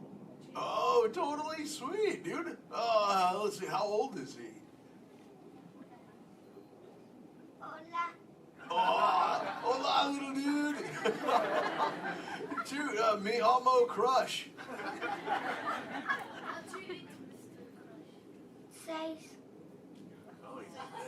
Cool, dude. I'm 150, dude. Hey, I still got my washboard abs. Oh, Cool, it's actually nice to meet you. It's nice to meet all you humans. I'm here on a mission today. My youngest son, Squirt, he's got lots of questions about you human dudes, but I don't have all the answers. So, I have come to get the answers from you. If you dudes think you could help me out with that, say chaw. Aw, you so totally rock! Oh, dude, hey, for those of you that don't know, when a turtle says, you so totally rock, respond by saying, dude, nice and loud. Try one for practice, you dudes. You so totally rock! Awesome. Okay, Squirt wants to know how many of you know how to swim. Hey, raise your fin if you know how to swim, dudes. Wow, we got lots of swimmers out there. Hey, let's stay up in the seats, dude, over on this side. Last row, dude, like second noggin in, there's a dude with a white shell, kind of like lots of colors on the front, dude. Sure. What's your name? Tyler? Oh, nice to meet you, tubular Tyler. Hey, dude, when you go swimming, do you like to swim fast or take it nice and easy? I like to take it nice and easy. Oh, chaw. Yeah, dude, you just kind of like kick back on the shell and be like, dude. Totally, dude. Hey, I like to swim fast, though, too. Dude, you want to see me shred some biscuits? Say chaw. Chaw. Okay, dude, let me get my motor revved up. Human dudes, I want you to time me, okay? Start counting when I say go. Ready, set, go. That dudes. Totally just swam all the way around the world. Twice. Ah, dude, I can't swim that fast. Only about what you call 20 miles per hour. Hey, but check it out, dude. If I got a tiger shark on my tail, I can go way faster, dude. Hey, but I'm doing all the talking here. Humans, if you got a question for me, like totally raise your fin, dude. Talk to the dudette right there, waving me down from the second row. Hey, what's your name, dudette? Morgan. Oh, cool. It's Mondo Morgan. What's your question? Do you know any twins? Turtles? Oh, I know. Yeah, dude, I got lots of twins of my own, dude. There's my twins, Bill and Ted. I got my twins, Cheech and Chong. I got my triplets, Mary, Kate, and Ashley. That's really cool. What about you? Do you have lots of twins, too? Yeah, well, I'm a twin. Oh, you're totally into... Wait, that dude in front of you looks just like you. Is that your twin? Yeah. I would hope so. That'd be an odd coincidence. That's cool. Where are you dudes from? Castro Valley. Oh, where's that? By the Bay Area. Oh, okay. That's cool. That's cool area up there, dude. Way too many sharks, though. That's totally sweet. Well, thanks for your question. Who else has a question, dude? Let's see. Let's go. Hey, back to the seafloor. Let's go right over here, John, dude. There's totally a mini man up front. He's got a blue shell. He's got it near the outside, dude. Blue short sleevey shell. Hey, little dude, what's your name? Dominic. Nice to meet you, Deep Sea Dominic. What's your question, dude? Have you ever been married or divorced?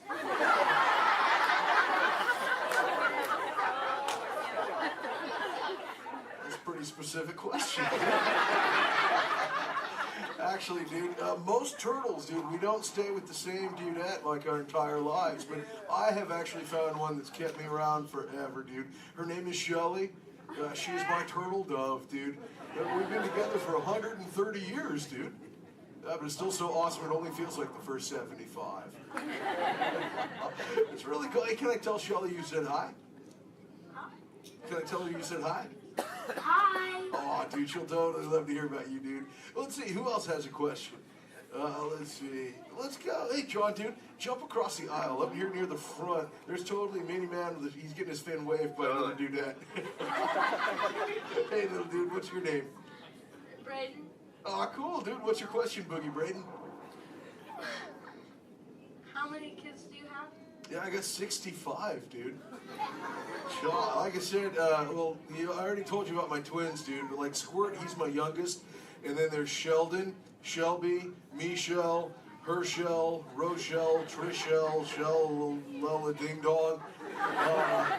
Let's see, I got my teenagers, Leonardo, Donatello, Raphael, Michelangelo. Zach, Kelly, Slater, Screech, Jesse, Lacey, Chris Jr., Chris Jr. Let's see, there's John, Paul, George, and Ringo. John's going through a really weird phase right now, though, dude. He thinks he's a walrus. So there's Michael, Janet, Tito, Jermaine, LaToya, Randy, Marlon, Chris Jr., Chris Jr., Chris Jr., Chris Jr., Chris... Well, there's lots of Chris Jr.'s, dude. All the way up to my oldest son. His name is Keanu. Keanu's not very bright, but we still love him anyway. My sister's that? name is Trishelle too. Oh, Trishelle, dude, that's a totally sweet name. She must be part turtle. Actually, hey, maybe you can help me out with something, dude. I got a question for you. I found a thingy on the beach the other day. Not really sure what you human dudes call it. Where did I put that? There it is. Hey, dude, what's this? That's a bikini. Oh, cool, a bikini, dude. Do you use a bikini when you go swimming? Oh, why not? Because I'm not a girl.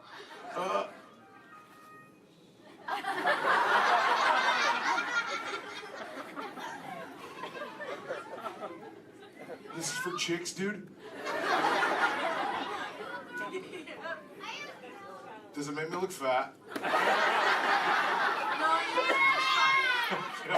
Anyway, dude.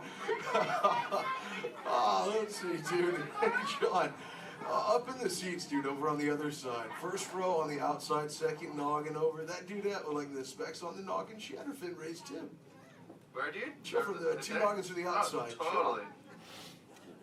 Hi, dude. What, what's your name? Cassandra. Nice to meet you, Kahuna Cassandra. Did you have a question too? Yes. What do you... Do you speak a second language? Yeah, I speak a little bit of whale, some orca, and some dolphin. That's pretty cool. I'm learning, like I said, like I speak human pretty well too. But you know, my friend Little Blue, she's like the best at it, dude. Hey, do you human dudes want to meet Little Blue? I think she's around here somewhere, dude. Call her out, dude. Say, "Hey, Little Blue." Whoa, there she is. Hey, Little Blue, dude. Check it out. I was hanging out with these human dudes. Cassandra over there wanted to know if I speak any other lingo, dude. I told her I was speaking just a little bit of whale, dude. I can speak whale. I totally Okay, know. everyone, repeat after me. Hello.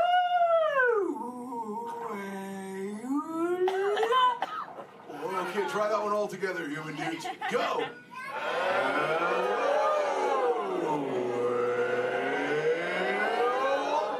Wow, you human dudes speak whale really good, dude. That was just like excellent. Oh, too bad there's no whales around here, though, dude. You know, sometimes you speak whale and there are like 80 whales swimming around you. Yeah, totally. Not today. No whales around here, dude. No whales. No whales in the ocean today. Just try to speak sea. Where? Behind? Whoa! Oh, dude, look out! The humans call the whale, dude! Grab shot! Swim away!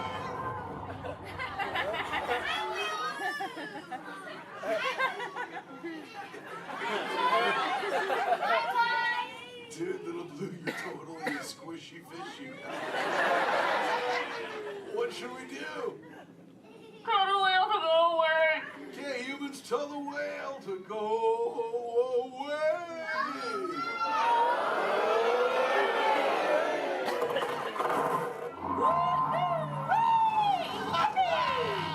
That's excellent. I'll see you later, Little Blue. Hey, humans, put your fins together for saving Little Blue. You so totally rock. Awesome. Thank you so much, human dudes, for sharing with me. I can't wait to get home and share all this knowledge with Squirt. Hey, but before I go, human dudes, remember this. We all share the same ocean, humans and turtles alike. So treat everyone you meet like an oyster, dude, because you never really know when you just might find a pearl, dude. That was like a warm and fuzzy moment, wasn't it?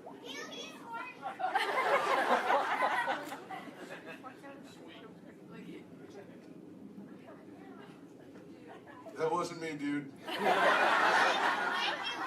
That was my twin. See you later, human dudes. Rock on! Well, you're missing out on the Crush Man.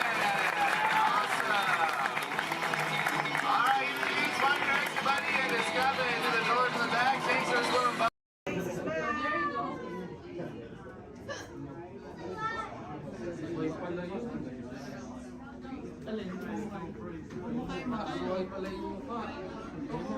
As promised, your time has come. Please enter and gather around the dying fire. When hinges creak in doors chambers, and strange and frightening sounds echo through the halls, whenever candlelights flicker, where the air is deadly still, that is the time when ghosts are present, practicing their terror with ghoulish delight.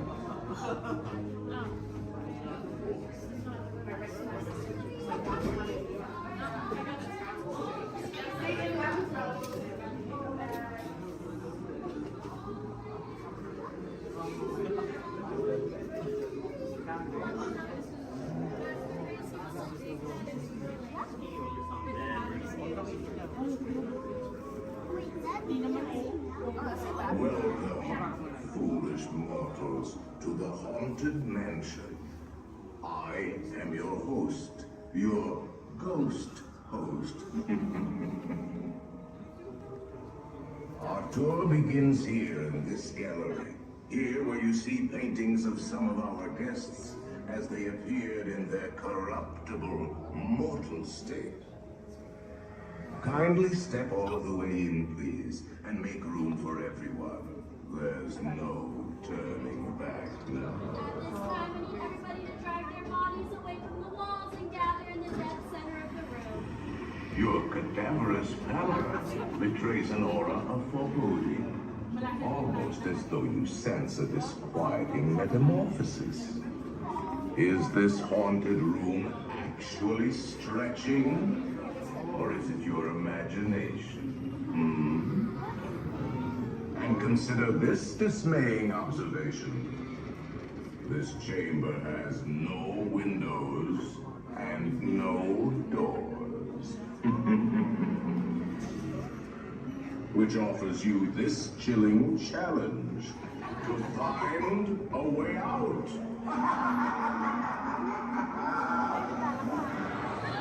Of course, there's always my way.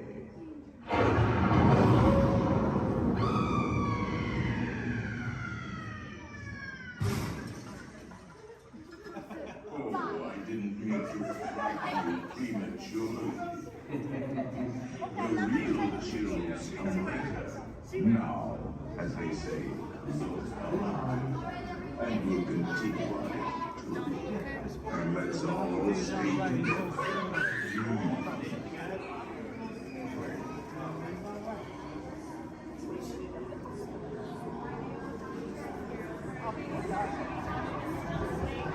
didn't say a word about it. I'm just going to read it.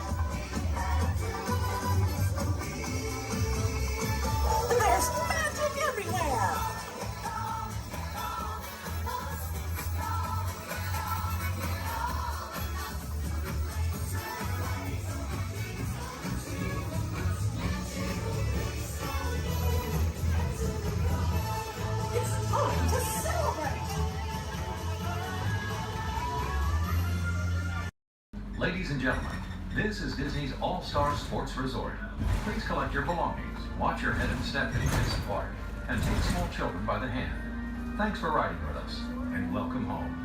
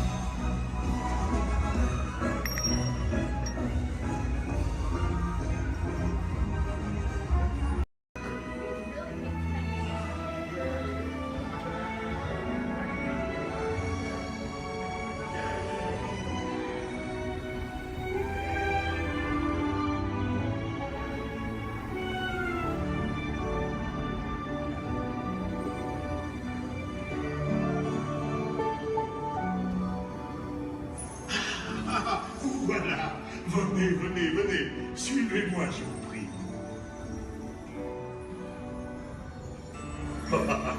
Chef Rally is waiting for you. This way.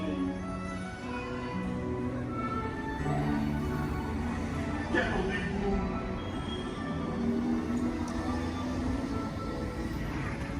Oh, les verrons, les invités pour le dîner.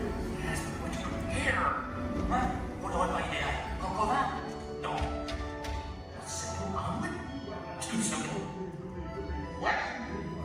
Mais oui, that's it!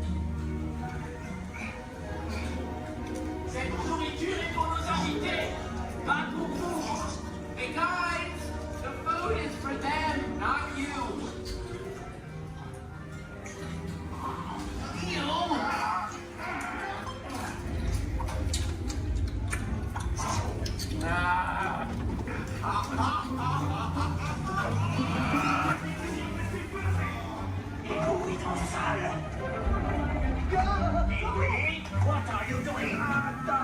Que manigocez-vous? Out of my way!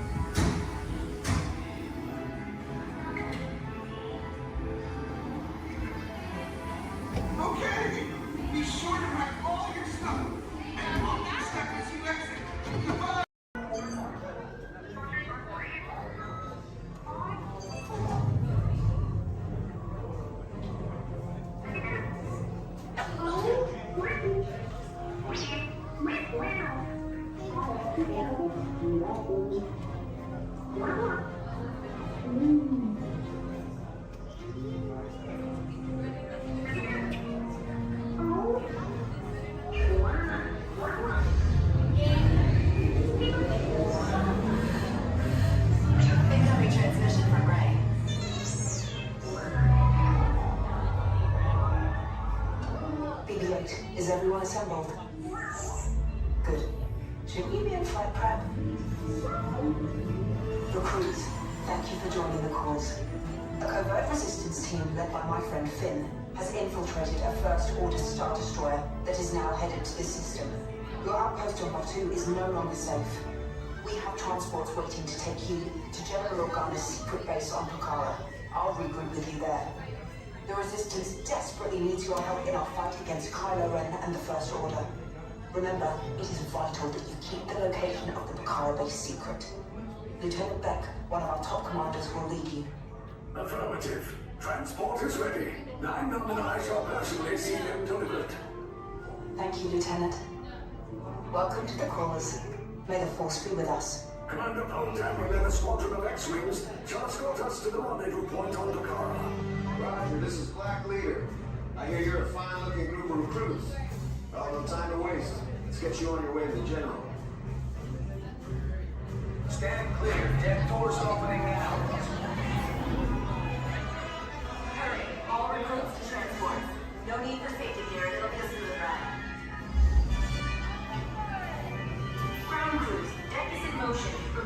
Proceed to transport. Initiate pre-flight sequence on deck 3 for Picard.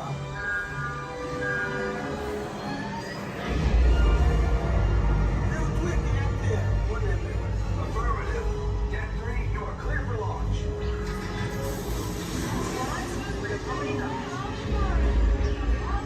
Paramount personnel, this is your final call on board.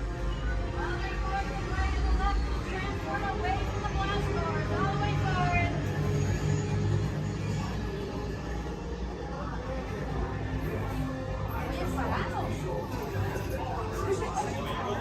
Transport is away in 30 seconds.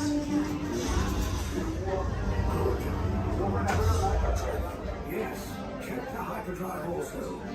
Transport takeoff in 20 seconds. Good.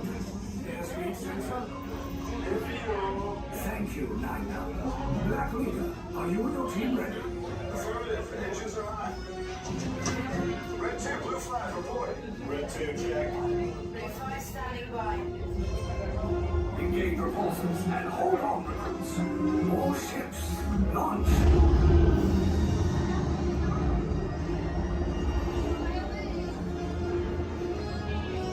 I am Lieutenant Beck. As you heard from Ray, I have been tasked with getting you to Vakara. Red 2, blue 5, keep tight now. Let's get ready to make that jump to light speed on mark. Black Leader, we're picking up an unusual signal. Are you spotting anything? Yeah, I see it. We'll check it out. BB-8, what do you got? There appear to be a number of small craft heading our way. Raise the shields. We got company. First order TIE fighters. Reroute. Reroute. Red 2, blue 5, we got a clear path, so transport can make the jump. They're all over us. We lost Red 2, more incoming. Blue 5 taking evasive action. Try to shake him, Blue. I'm trying. We lost Blue 5. I'm going to try to draw him away. Copy that. Get us clear so we can make the jump. Be ready. You won't have much time. Where are all those TIE fighters coming from? Star Destroyers. Get out of there! We can't. We're caught in a tractor beam. It's pulling us in. I'm going to get some friends and make this a fair fight. Don't worry. I'll come back for you. Stay strong. Cargo vessel TR-141, identify yourselves and prepare to be boarded. This is TR-141. We are a civilian vessel. By whose authority are we being detained? By the authority of the First Order resistance scum. Now bring down your shields and prepare to be boarded. They'll want the location of our secret base. Tell them nothing. The future of the resistance is at stake. I have a bad feeling about this. Stand back from those doors. Attention, passengers of the TR-141. You have been identified as enemies of the First Order. You will disembark immediately and prepare yourself for interrogation. Proceed forward, now.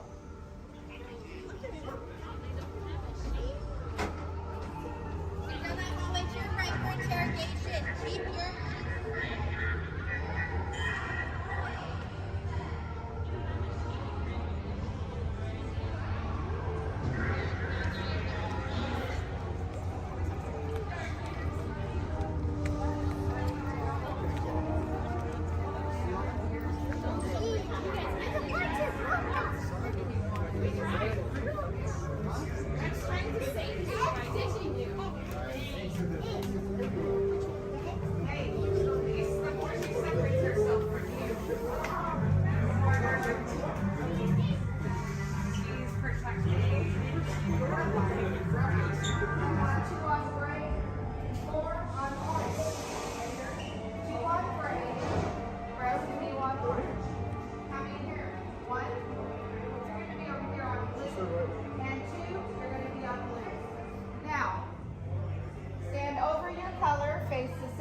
shoulder to shoulder.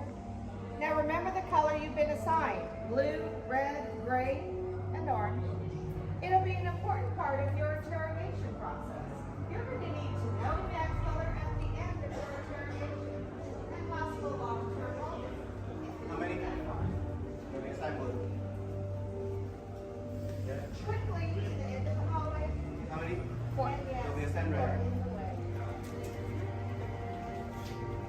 Yeah.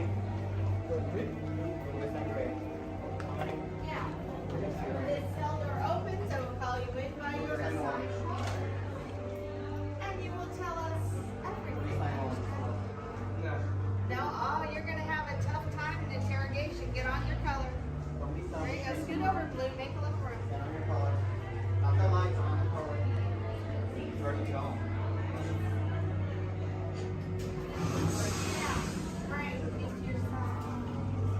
Everyone has been assigned a color. Look down and memorize it. Do not forget it. This was Bruce interrogation. Wait till we get started. Yeah. Is that your only speed? Slow. Let's move it along.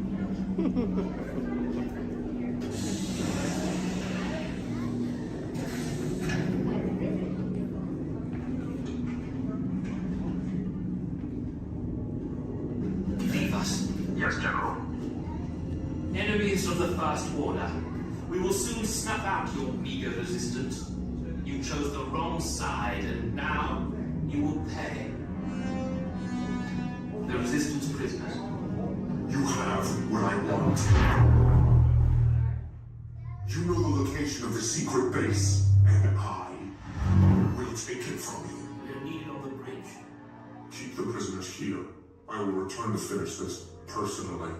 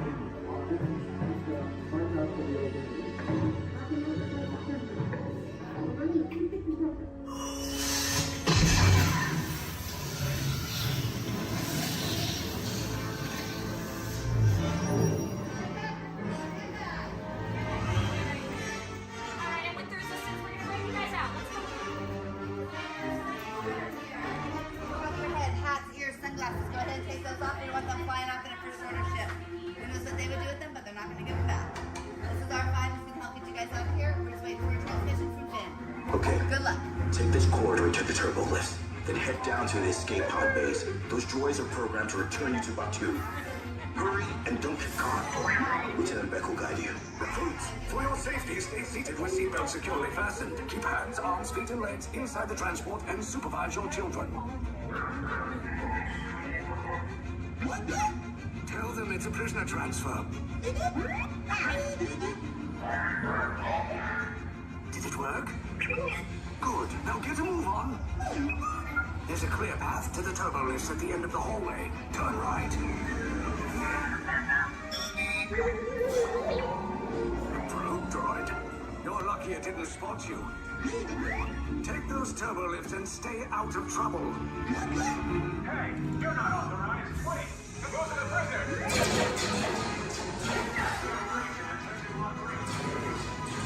Your cover is blown. Find an alternate route. Who picked these two droids anyway? Detention approach. Prisoners not seen on the team. Everyone, fire!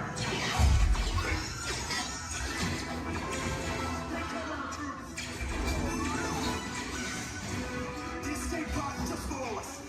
Take those down. Copy. Hurry. No, not up. I said down.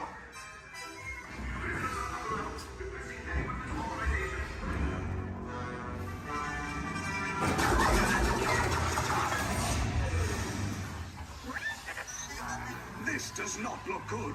Try to find another way down to the escape pods. The Resistance will attempt to rescue the prisoners. They have neither the resources nor the courage to engage us. You underestimate their conviction. Raise the shields. Shields? I see no evidence. Now! Sound the alarm! All personnel to their stations! Sir, the prisoners have escaped. How brave. But ultimately hopeless. There's nowhere to run.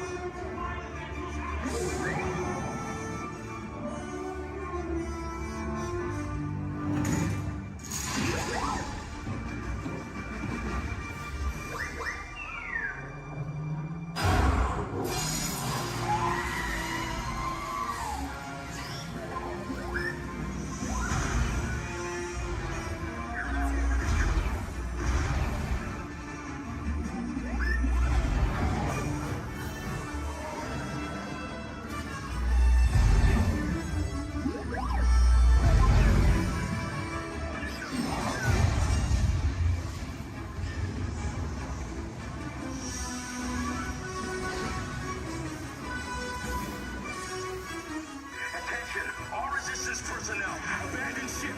I repeat, abandoned ship. This destroyer's about. There's no escape. You will tell me the location of the secret base, and then I will destroy you and the Resistance.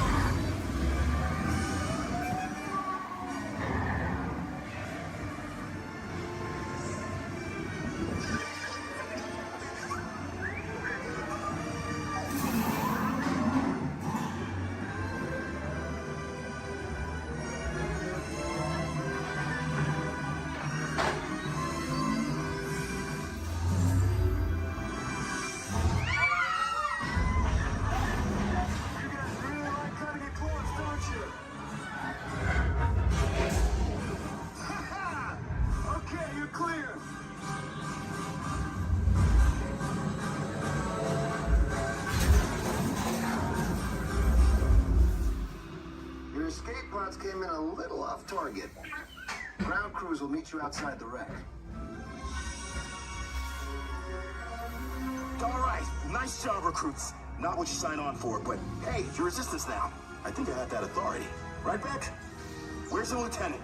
I need eyes on Beck. Line up, scan for his copy. More escape pods down in Sector 4. Verification pending from key command personnel. Where's the lieutenant? I need eyes on Beck. Lieutenant back here. Beck! You're alive! I should hope so. Great job, recruits. Thanks to your heroism, the location of the Resistance base is secure. Bravo! Yes, R5, you too.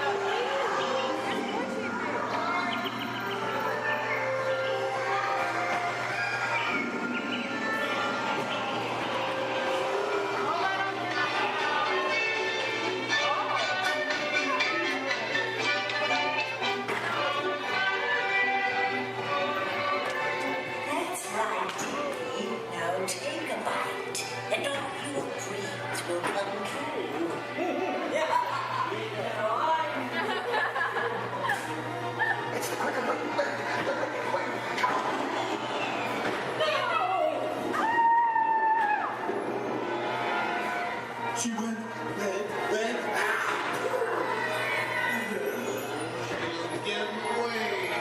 Hurry. She's up on the cliff. Let's go.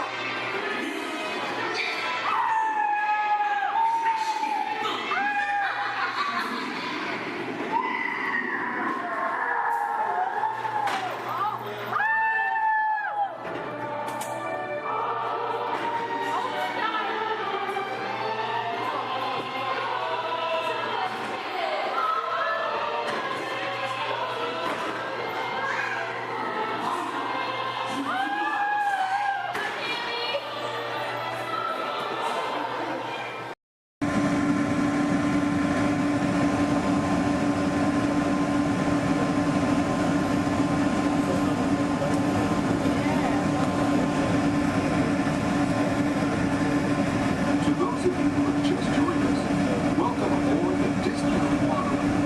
For your safety, please remain seated. Keep your hands, arms, feet, and legs inside the train.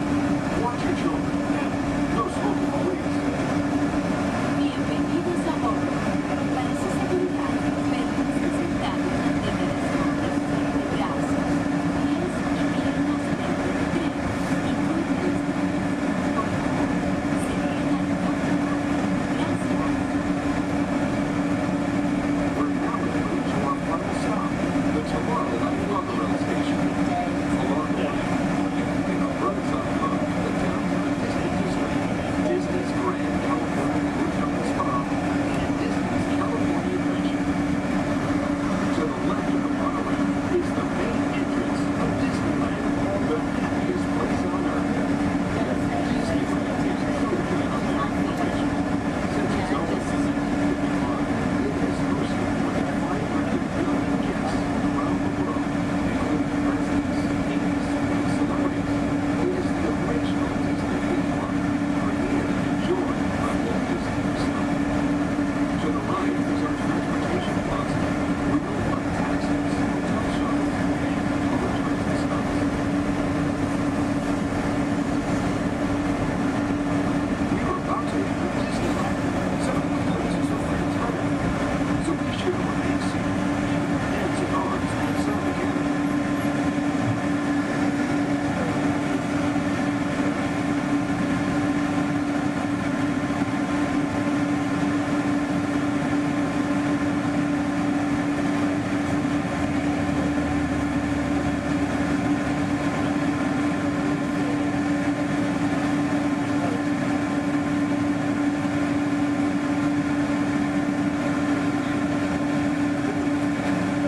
Ladies and gentlemen, before we top this morning, hope you break the top real soon.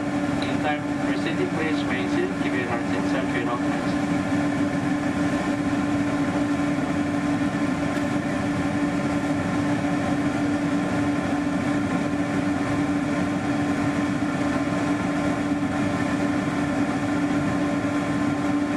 All right, ladies and gentlemen, now proceed. Please remain seated. Give your heart and saturate all times.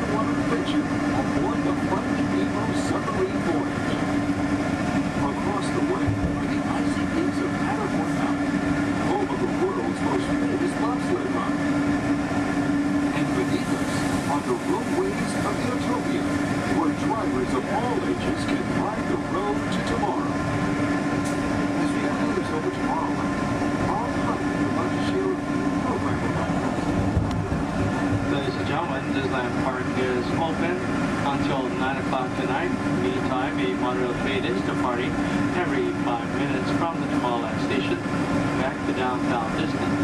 If you would like to leave the park and return later today, please make sure you have with you your valid Disneyland passport ticket and a hand stamp so you can re-enter the park anytime up to 1.5 hours prior to Disney Park's closing. You can get your hand stamp whenever you depart today. Today here at Disneyland Park, we'll have Celebrate a Street Party down Main Street USA at 5:30 p.m. And also tonight, as part of Halloween time at the Disney Resort, we'll have Halloween Scream, a bonus surprise in the sky at 8 p.m. Thank you, and have a pleasant day here at the Disney Resort.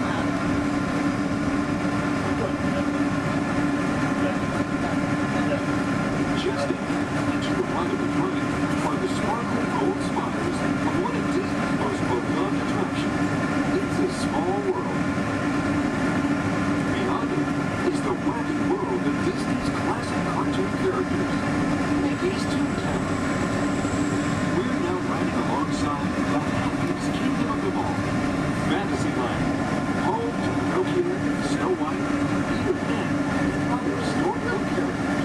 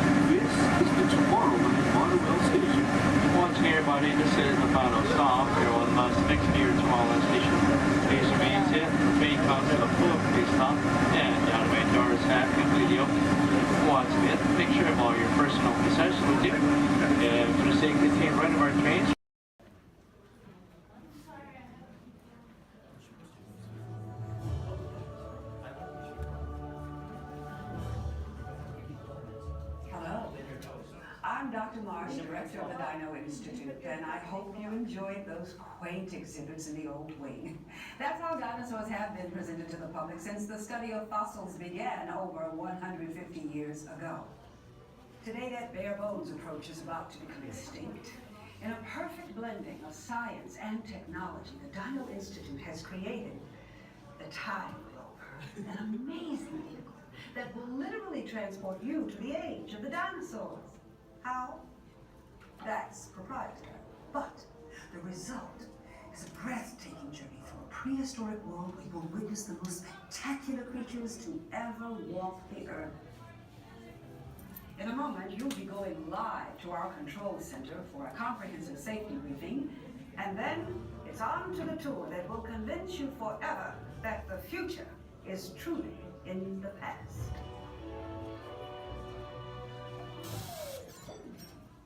Hello there. Welcome to our little trans-dimensional joyride, folks. I'm Dr. Seeker, your friendly controller, and a heck of a paleontologist, if I do say so myself. But let's not talk about me. Let's talk about you, and how you can help me make history today with the Time Rover. It's like this. If I can bring you back from the Cretaceous period, it stands to reason that I can bring back a live dinosaur with you. And not just any dinosaur. Take a look at this guy. He's an iguanodon, and I'm certain that he is the key to understanding these magnificent creatures. I tagged him with a locator during an unauthorized field trip. Otherwise, I'd be traveling with you. Right now, our dino should be about here, at the very end of the Cretaceous period. That's where you're going today. Arrived, it seems, just in time to correct a little misstatement. Dr. Marsh. That is impossibly close to the giant asteroid impact that destroyed most life forms on Earth. Our tools are designed to take you to the early Cretaceous period. And I can assure you that all Time Rovers have been securely locked on those coordinates. That's right. See? Securely locked. Access denied. Continue. Of course. We were just talking about seatbelts. Plug them in, use them. It can get kind of choppy out there, so keep your hands and arms inside the vehicle at all times. Flash photography? I wouldn't. It alters the homing signal, and that's not good. Oh, and one more thing. Those locked coordinates? We're in. Now, here's the drill. You follow the homing signal to the Iguanodon. Then I'll enlarge the transport field, and boom, you're back with one additional passenger extra large. And don't worry about that asteroid. You'll be in and out of there before it even breaks the atmosphere. Trust me, what could go wrong? Hey, it's me again. Remember, only you guys are going on this special mission, so don't tell anyone, okay?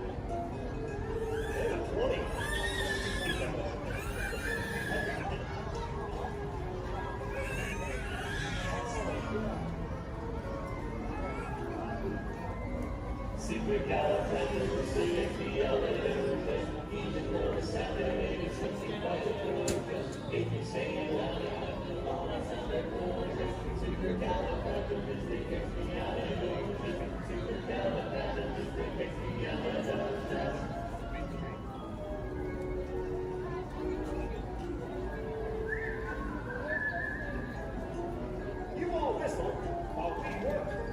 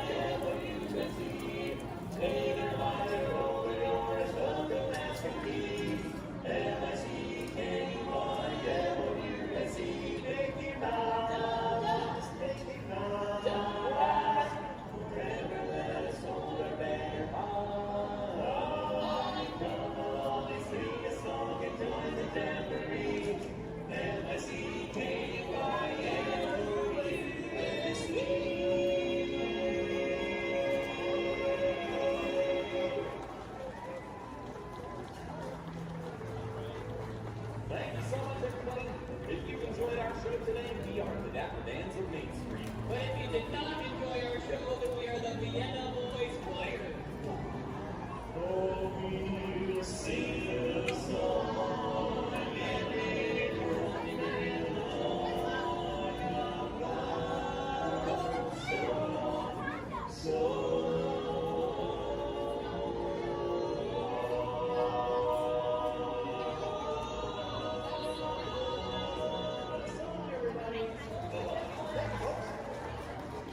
We'll get going somewhere.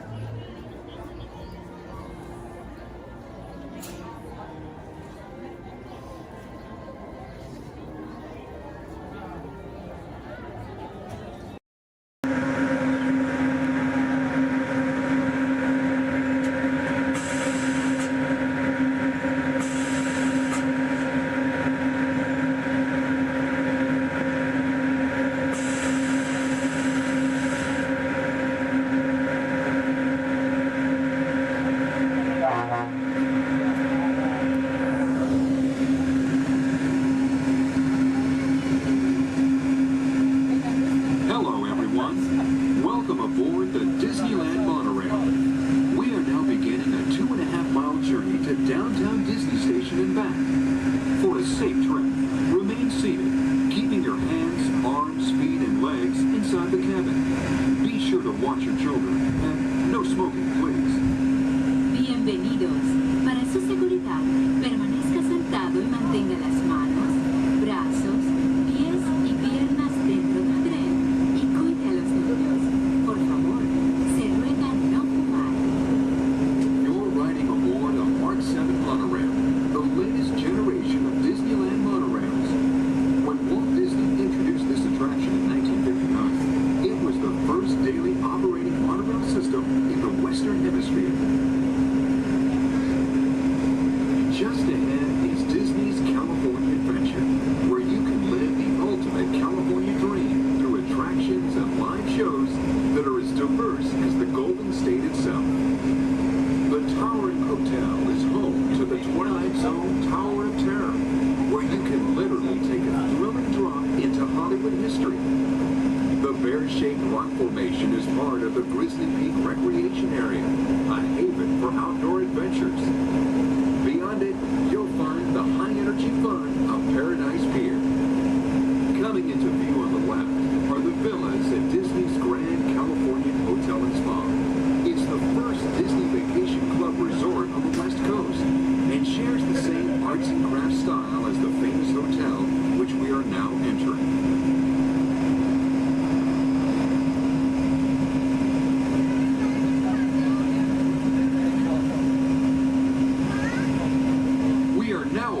At Downtown Disney Station, gateway to the Downtown Disney District and the Disneyland Resort Hotels.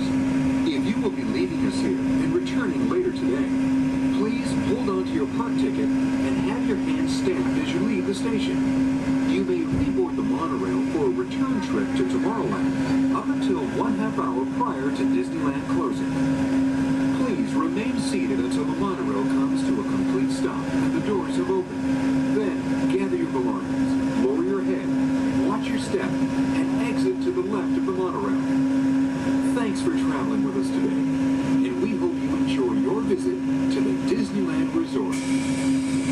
For those of you continuing with us, we'll begin our return trip to Tomorrowland in just a few minutes.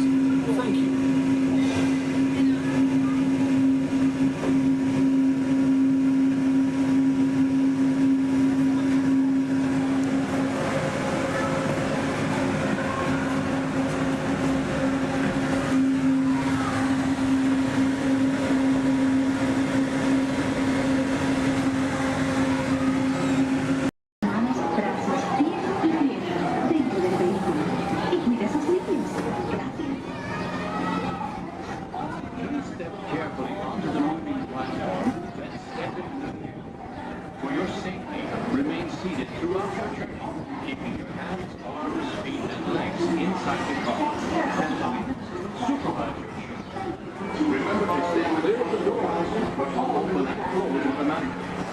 Enjoy your trip aboard the Metroliner.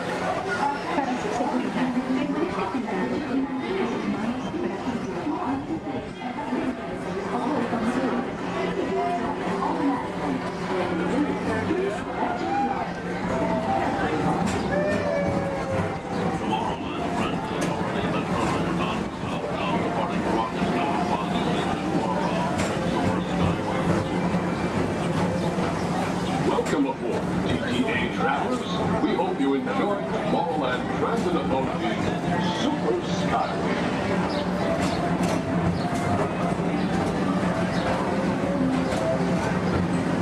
Now approaching Tomorrowland Interplanetary Convention Center.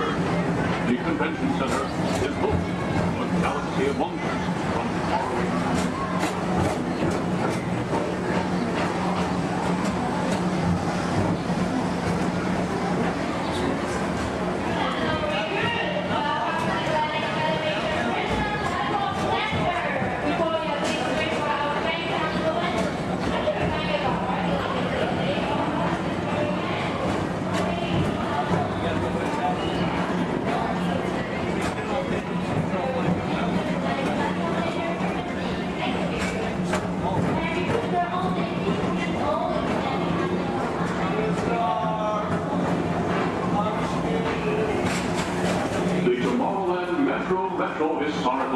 Society presents Walt Disney's 20th Century Vision for the Future. This model city dared to dream the perfect community in which to work, live, and live.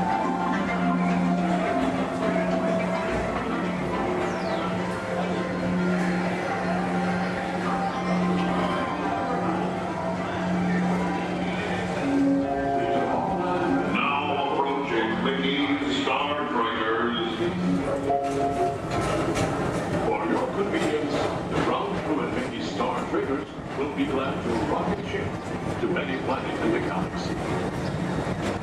Hi there, Tomorrowland travelers. This is Mr. Johnson and Sky Eagle Hovercraft 1, bringing you the latest Tomorrowland traffic report. As usual, everything is perfect on Tomorrowland Superhighway. Back to you at DTA Center.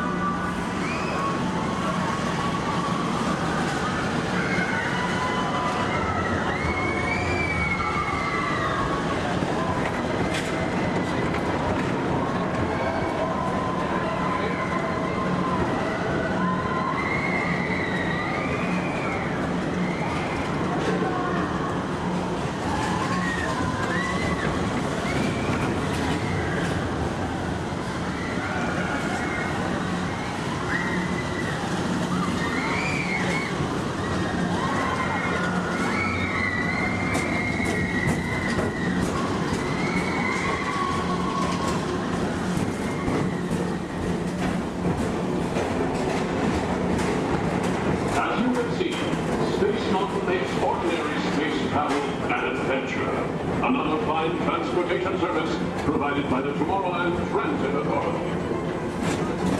Attention, all visitors from Galaxy M31. Please keep forward-facing tentacles clear of oncoming Metroliner vehicles. Thank you.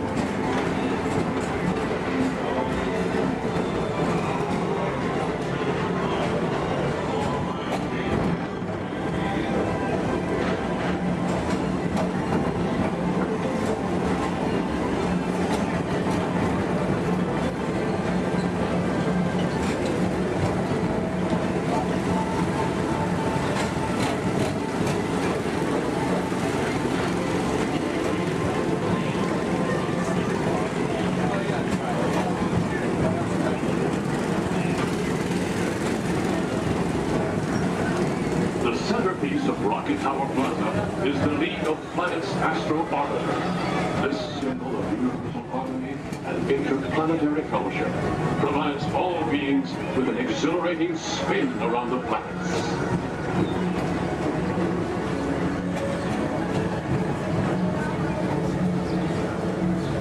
Member Line passengers, for all your future travel needs, the TTA services all of Tomorrowland's outlying areas, including the personal rocket ship docking lot, and of course, perfect park acres. Paging Mr. Morrow, Mr. Tom Morrow. Your party for Saturn has arrived. Please give them a ring. Now approaching Walt Disney's Carousel of Progress.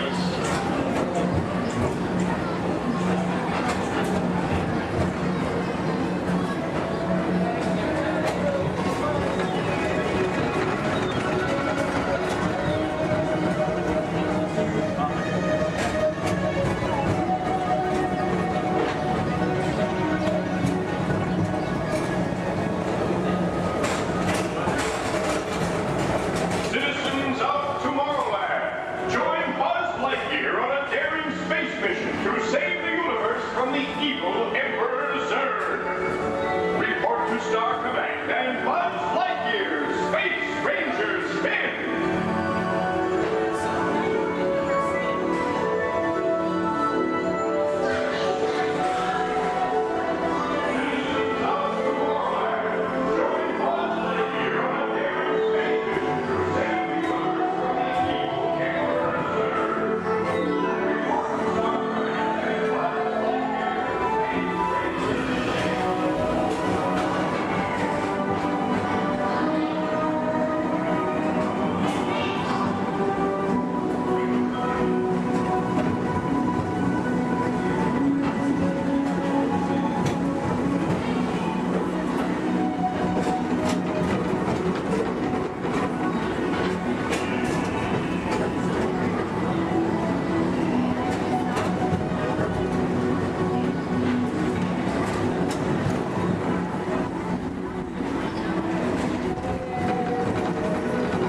Welcome back to Rocket Tower Plaza at the heart of Tomorrowland. Come now, rejoin us and believe in the promise of tomorrow.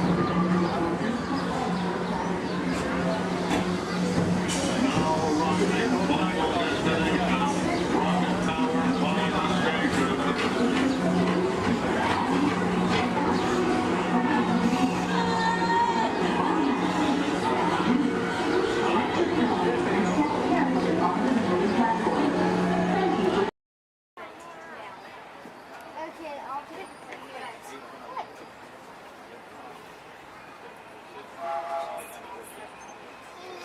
Okay, look at Mama when you say cheese. Josh. Oh my gosh, dude. This train could probably take us to the roller coasters. Hey. And it always zooms up. So Scott is caught down with his deadline. To those who just joined us, welcome aboard the Disneyland Railroad. To ensure a safe ride, remember to stay seated with your hands, arms, feet, and legs inside the train. And please, watch your kids. Para su seguridad, permanezca sentado y mantenga las manos, brazos, pies y piernas dentro del tren y cuide a los pequeños. Gracias. We're now entering Splash Mountain, where every day is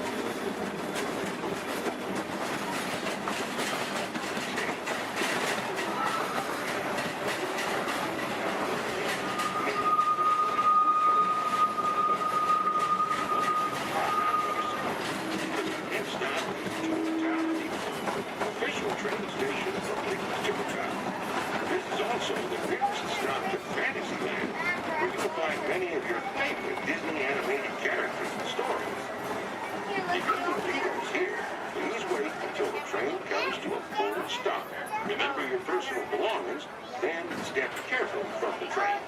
You all have fun and say hi to Mickey for me. For those of you continuing on with us, we'll be resuming our trip in just a moment.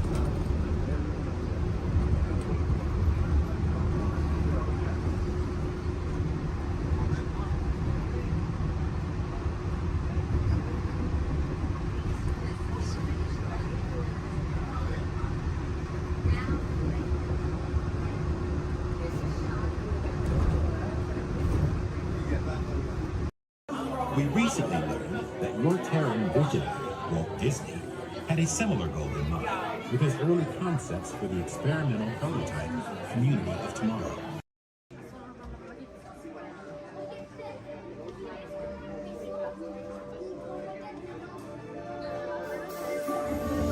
I see we have new visitors. Welcome, Terrans, to the wonders of Xandar. I am World Mind, sentient supercomputer of Xandar. I hold the knowledge, memory, and experiences of all Xandarian citizens, past and present. This gives me extensive knowledge, yet I am constantly learning, and I am now learning about you and your planet, Terra.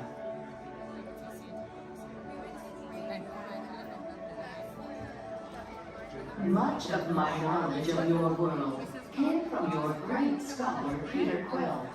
However, many of his facts have yet to be confirmed, such as the incredible importance of a legend called Footloose. Through my fellow Xandarians working here at the Wonders of Xandar, I am discovering more about you Terrans. Such as your fascination with eating the turkey leg. Why only the leg? What about the rest of this creature? We are eager to learn the answers to these questions and so much more about your world. In return, we Xandarians hope to share with you more about ours. Although Xandar is 2.537 million light-years away from your planet Terra, our worlds are actually quite similar, and began at precisely the same moment. We refer to this as Time Zero, before the existence of anything. Our worlds were born of a single point of matter and energy that blasted outward in what you Terrans refer to as the Big Bang. And from nothing came the beginning of everything.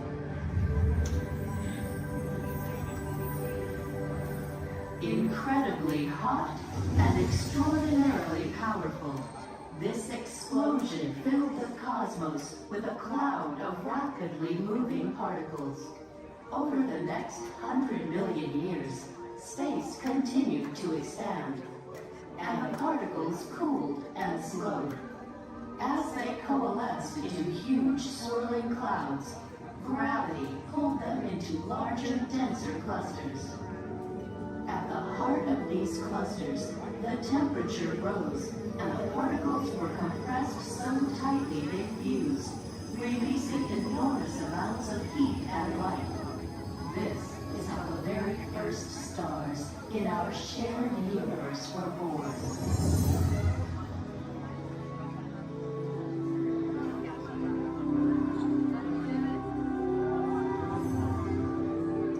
The singularity is just one of the commonalities between our two worlds that we will explore today.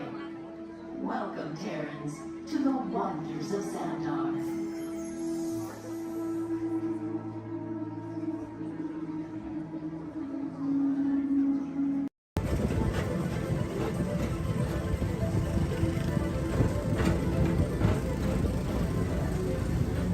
Attention all visitors from Galaxy M31. Please keep forward-facing tentacles clear of oncoming vehicles. Thank you.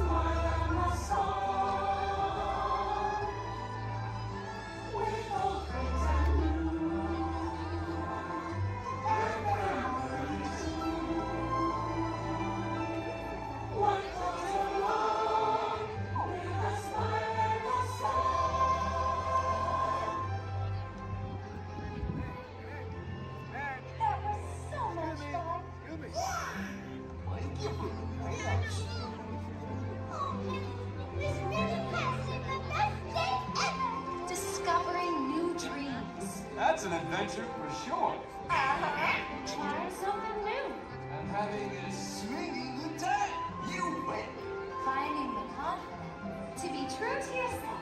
That's right. Here's to all of us, old friends and new. Warm hugs for everyone. Oh, this is what I love about the fiction fair.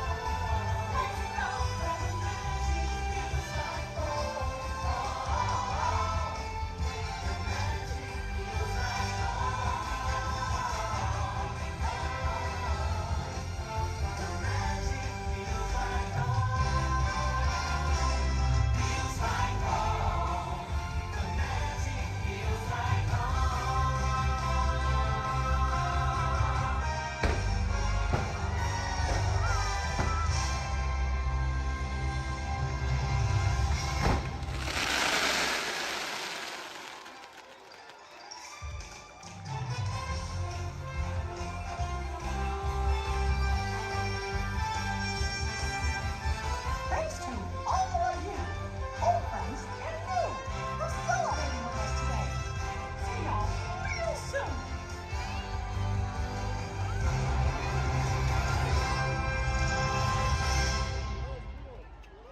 How'd you know my name anyways? Well, the ink's on. See, and your fancy cop is about to get out of here, so beat it. You're making a big mistake there, Monkey. I said scram out of here. You're gonna get money. I can't just walk down the middle of a movie. Go on, bitch, just say. Here they come, Bus! Get out your grinders! I'm gonna go back to Osborne.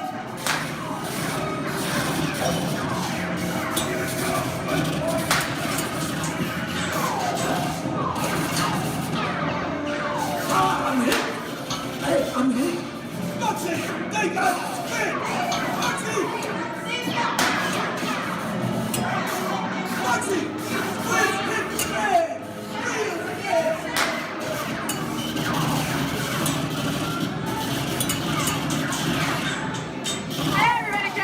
light. Run the red light, skip the law, and I would never break the law. Hey, watch this. No more red light. So move a little if you can't. Before we send you into the link chamber, let's watch this piece by Dr. Ogden, who runs the program.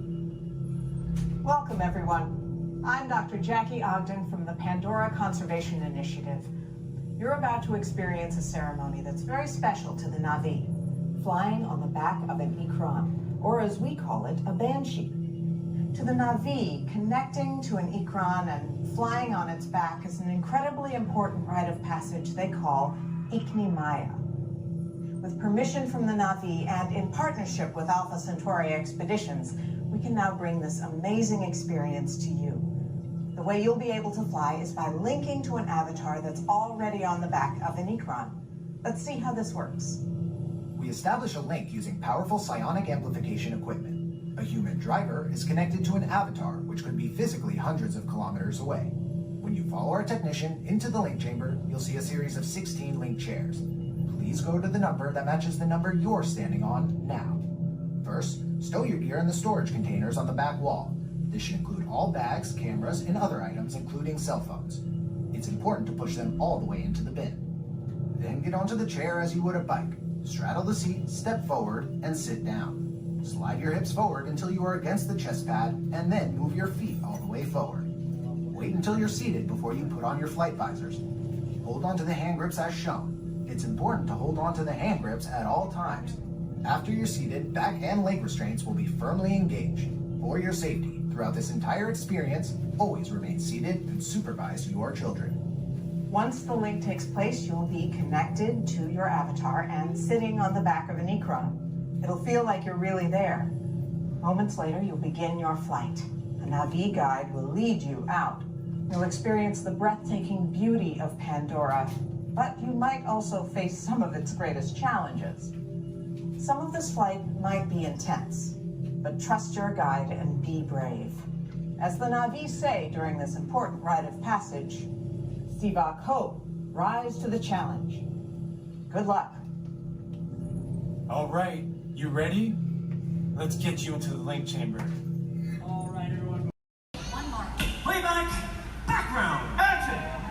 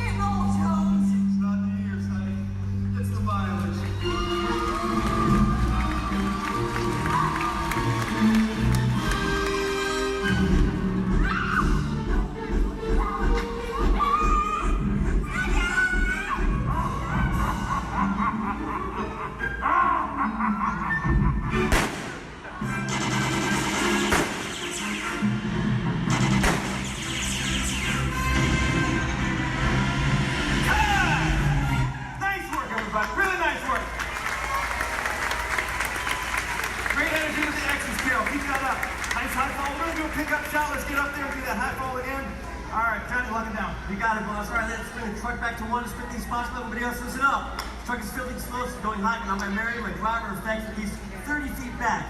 Hey, Carol. Yeah, thank you. We're all set, boss. All right, thanks, Johnny. Hey, Kevin, let's get you on your mark. That sequence, brilliant, loved it. We're going to pick up right after you shot that swordsman. On action turn, do your market roll. Take out that sniper up there on the roof. Got it? You got it. Devin, beautiful work. We're going to pick up right after you've been thrown into the back of the truck. Hang on. That truck is going to go fast around the building. Most importantly, though, Chaz has loaded this truck with a lot of explosives, so you've got to get out fast. You too, Zach. All right, let's do this. Johnny? You got it, boss. All right, places, everybody, please. Places. All the extras. Thumbs up, everybody, if you're ready. Thank you very much. Everybody, set. Camera's ready. Camera's ready. Thank you, Jason. Quiet the set, everybody, please. Roll cameras. Rolling. And speed. Count 61, 24, Apple Power pickup shot. Take one, Mark. Truck's hot. All right, Devin, this is it. You ready? Let's do it. Background. Action.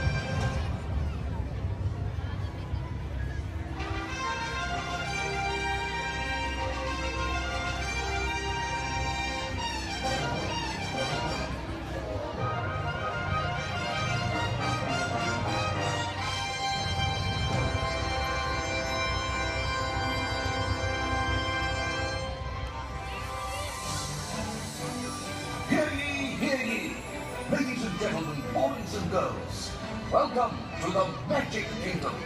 You are warmly invited to join Mickey Mouse and his Fantasyland friends for a magical celebration in the streets. Dreams will come true, hearts will soar, and you will become a part of the magic. For the time has come to take your places and prepare to welcome the wondrous and wonderful Disney Festival of Fantasy Parade!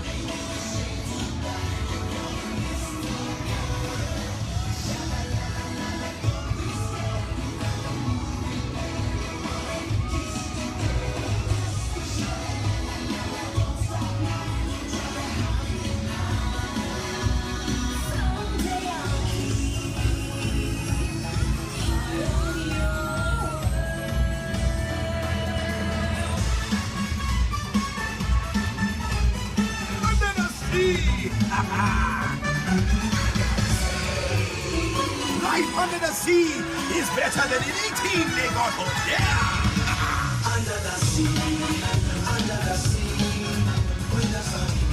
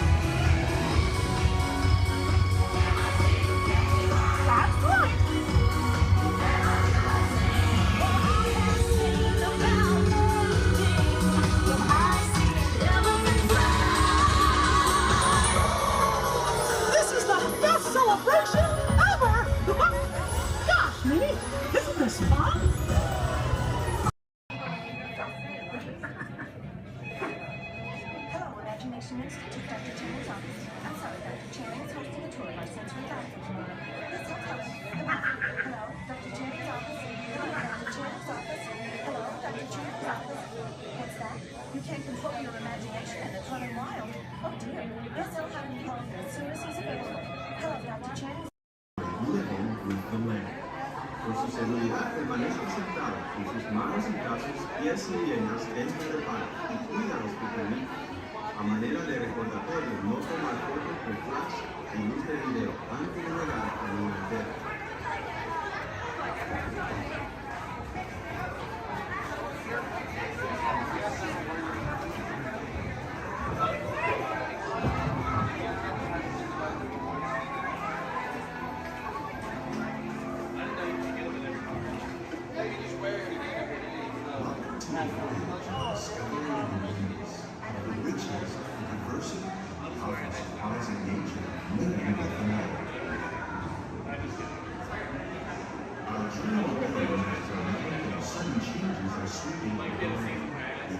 Storm may seem violent and destructive to us, but to nature, it's a new beginning in the cycle of life.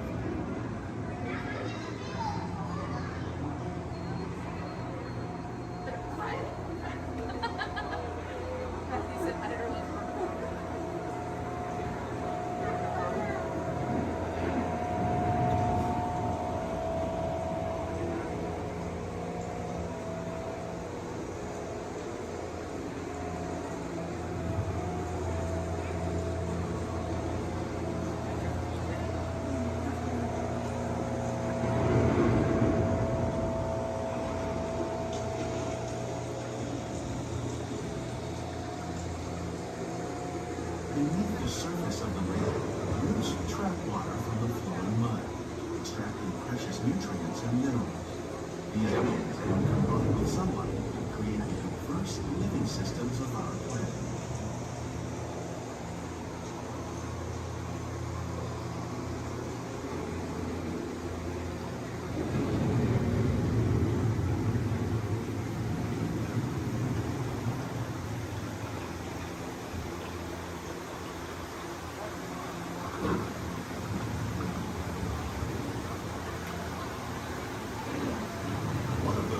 Systems is the rainforest, home to the most amazing concentration of life on our planet.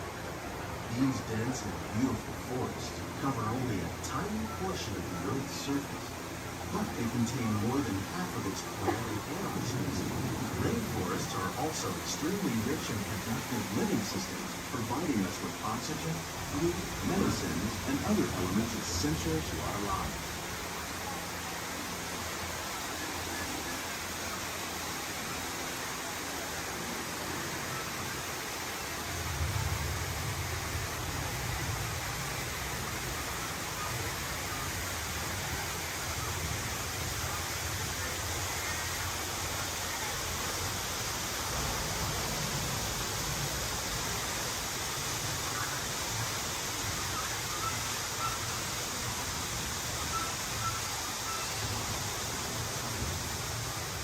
In the desert, nature has created a very different, but no less beautiful living system.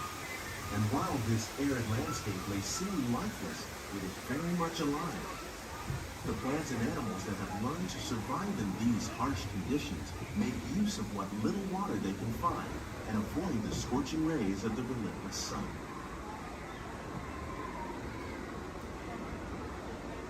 The American prairie once appeared as desolate as the desert. But over time, rainwater and nutrients gradually penetrated the hard surface of this land. Even the hooves of the mighty buffalo helped create the rich soil that one day become home to the American farm.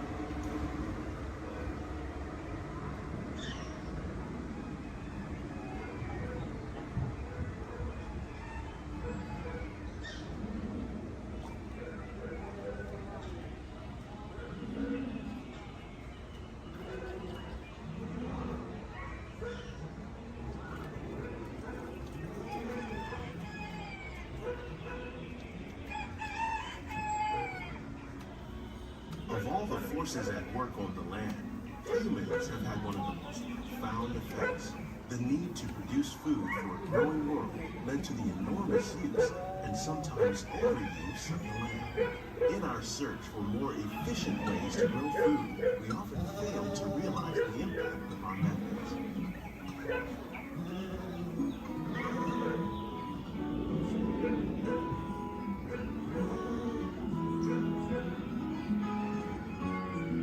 Today, we're learning to live with the living, discovering better ways to grow food that will assure both human and environmental well-being.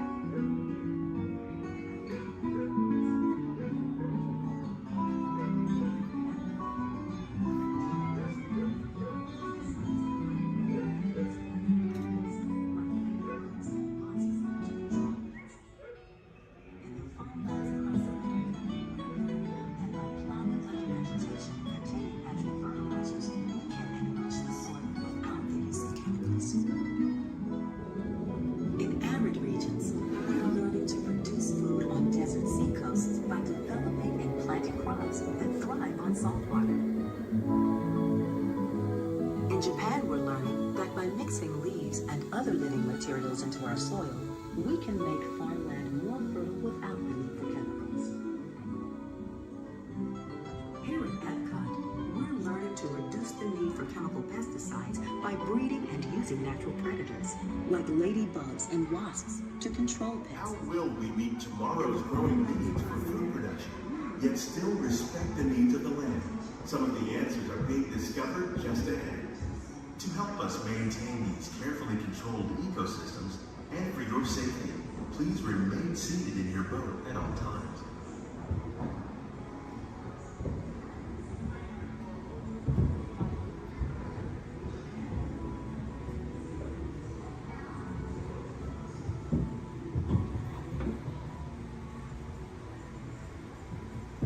Welcome to our living laboratories, where scientists from Epcot and the U.S. Department of Agriculture are exploring innovative ways to produce bountiful harvests now and into the future.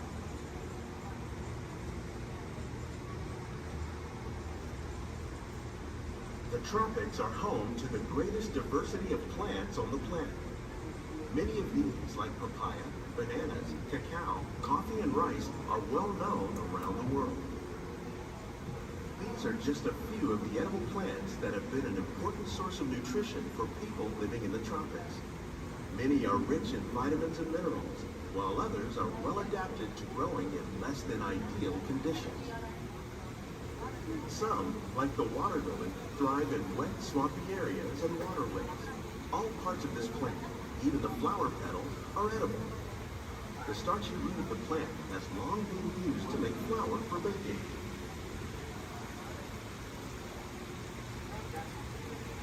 One day, many of these lesser-known tropical plants may be as important as the bananas growing on both sides of the boat. More than 28 million tons of bananas are eaten annually, making it the most popular fruit in the world.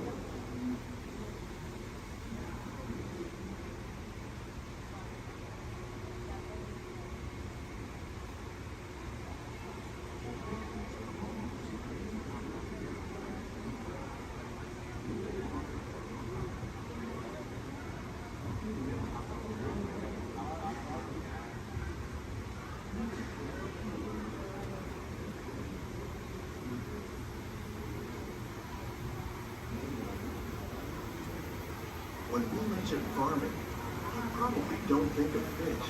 But fish farming, or aquaculture, accounts for nearly half of all the seafood consumed globally. Tilapia, bass, and catfish, like the ones you see here, are three of the more popular crops raised by fish farmers. The sustainable system we're using here recycles the water in the tanks. As a result, we're able to save millions of gallons each year. Our small fish farm produces nearly 5,000 pounds of fish each year to serve in restaurants around Walt Disney World. Innovations like this one can play an important role in our efforts to produce bountiful harvests and still protect natural resources.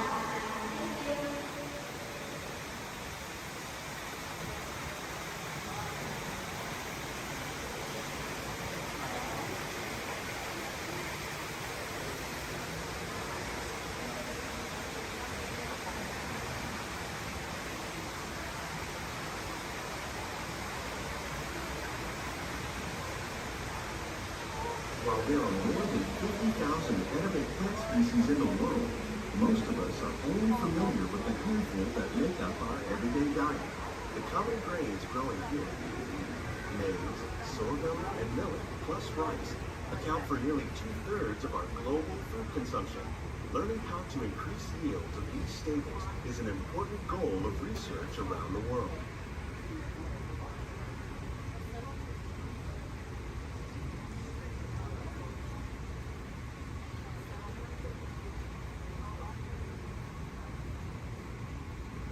These plants are definitely on their way up. Innovative growing techniques like these increase yields while more efficiently using resources like water, fertilizer, and pesticides. Another innovation at work here is our integrated pest management program.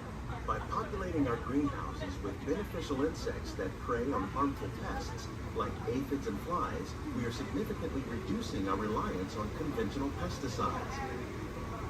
We're growing these crops using our nutrient film system. This technique precisely controls and recycles water and nutrients.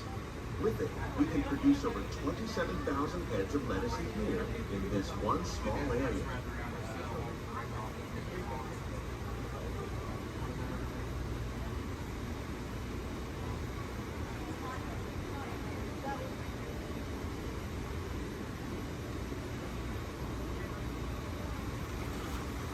Some of our best ideas have been inspired by nature, like these fruit and vegetable trees. By growing these ground plants vertically, we can increase yields and better control diseases. These crops taste as good as they look. In fact, we serve more than 15 tons of produce from our greenhouses in restaurants here at the land every year.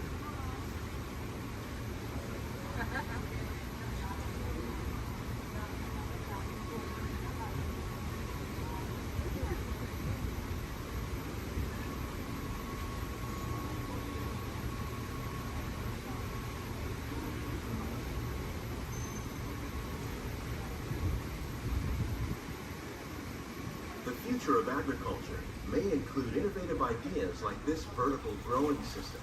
Plants grown in this way use a fraction of the space required by traditional growing methods. That saves water and increases production. The aquaponics system on your left combines hydroponics with aquaculture. The fish provide a natural source of fertilizer for the plants, and the plants help keep the water clean for the fish. It's another great way to produce more while using less. In our lab, Epcot scientists are working with the U.S. Department of Agriculture on a number of innovative projects. The goal of these efforts is to produce higher yielding and better quality plants.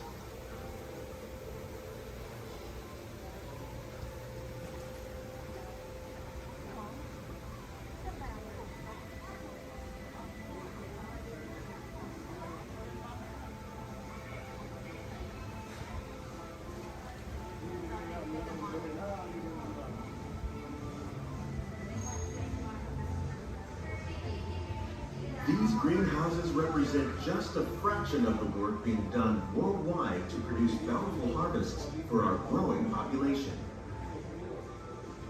Scientists, farmers, and even backyard gardeners are doing their part to improve the quantity and quality of foods that we all rely upon.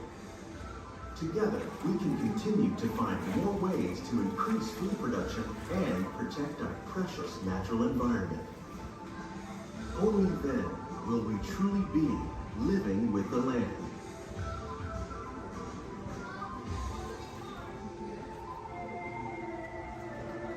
On behalf of Walt Disney World, we hope you've enjoyed this unique journey through our living laboratories.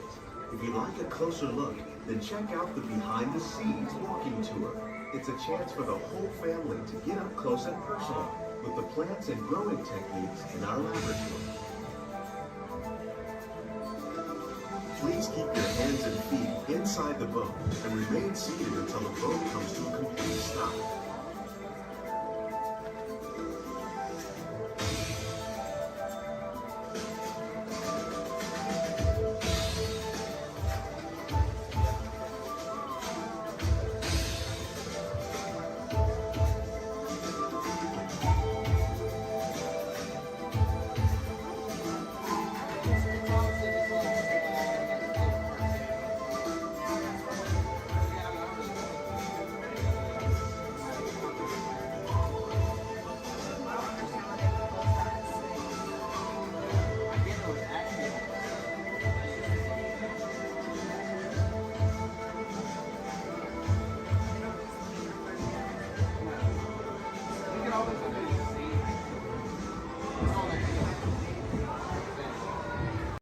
Sauna Warden. If everyone's ready, here in Harambe we say Twin Day, and that means let's go. Jumbo friends, my name is Rachel, and I'm going to be your safari guide out on the Harambe Wildlife Reserve. Just a couple friendly safety reminders before we do head on out, though. Make sure we stay fully seated the entire time. It does get pretty bumpy out there. We're also going to make sure we keep our hands, arms, feet, and legs inside the truck, and hold on to any loose items that could fall out, because unfortunately I cannot stop to retrieve anything if it does fall out. Now, the first part of the reserve that we are heading into is the Little Aturi Forest. Now, the animals here in the forest are known for their camouflage, so we may have to look a little bit harder for them. Although over on the right side, the brown colored animal with those striped legs, that is an okapi. Now, okapis might look like they are related to zebras with those striped legs, but they're actually one of the only living relatives of the giraffe. Now, if you look closely at its head, they kind of have the same skull shape the giraffe has. They also have the same tongue that helps them get into vegetation. Now, that black and white bird that's hanging out down there kind of by the water as well, that is a saddle-billed stork. They can stand at about 5 feet tall with a wingspan all the way up to about 9 feet long. So if you look up above you, that is about the length of the canopy that's on top of your head. Now, they get their name from the yellow saddle shape on their beak, and they do also mate for life. So once they find their partner, they're with them for the rest of their life. Definitely be on the lookout for another one. There's usually another one that hangs out pretty close.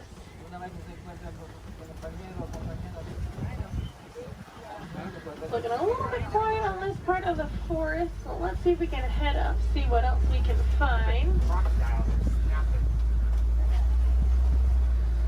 Looks like there is some movement up ahead, so I'm going to head over that way.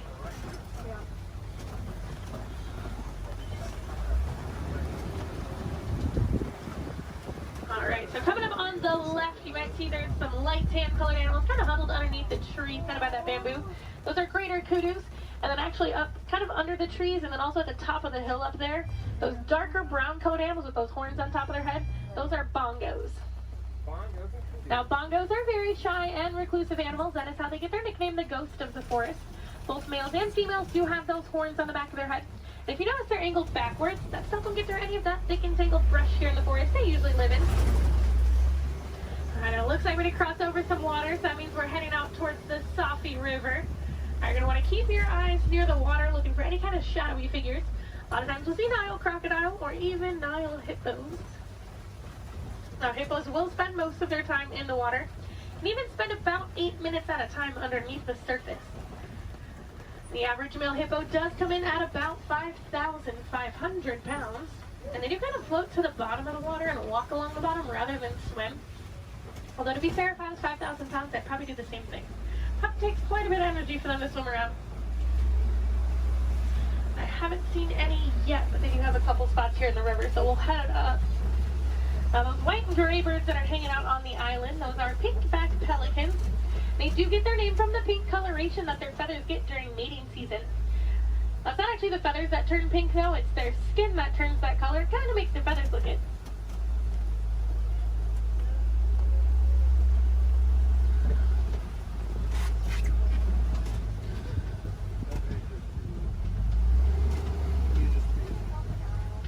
The hippos are being a little bit shy right now, but I do know we are heading towards crocodile territory.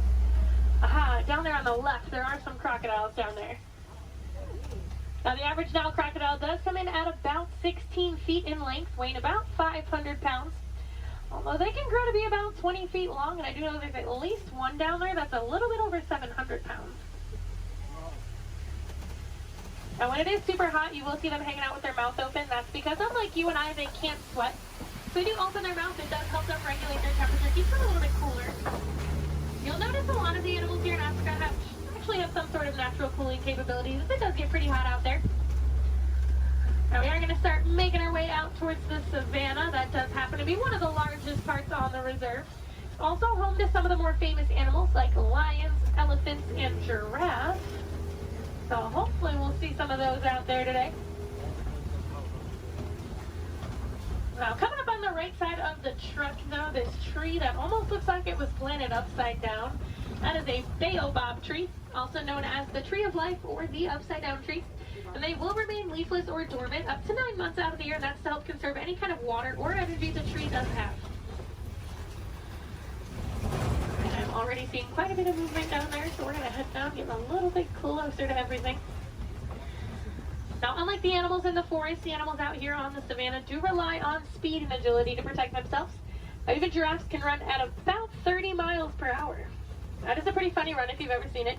Kind of see the head move way before you see any other part of the body move.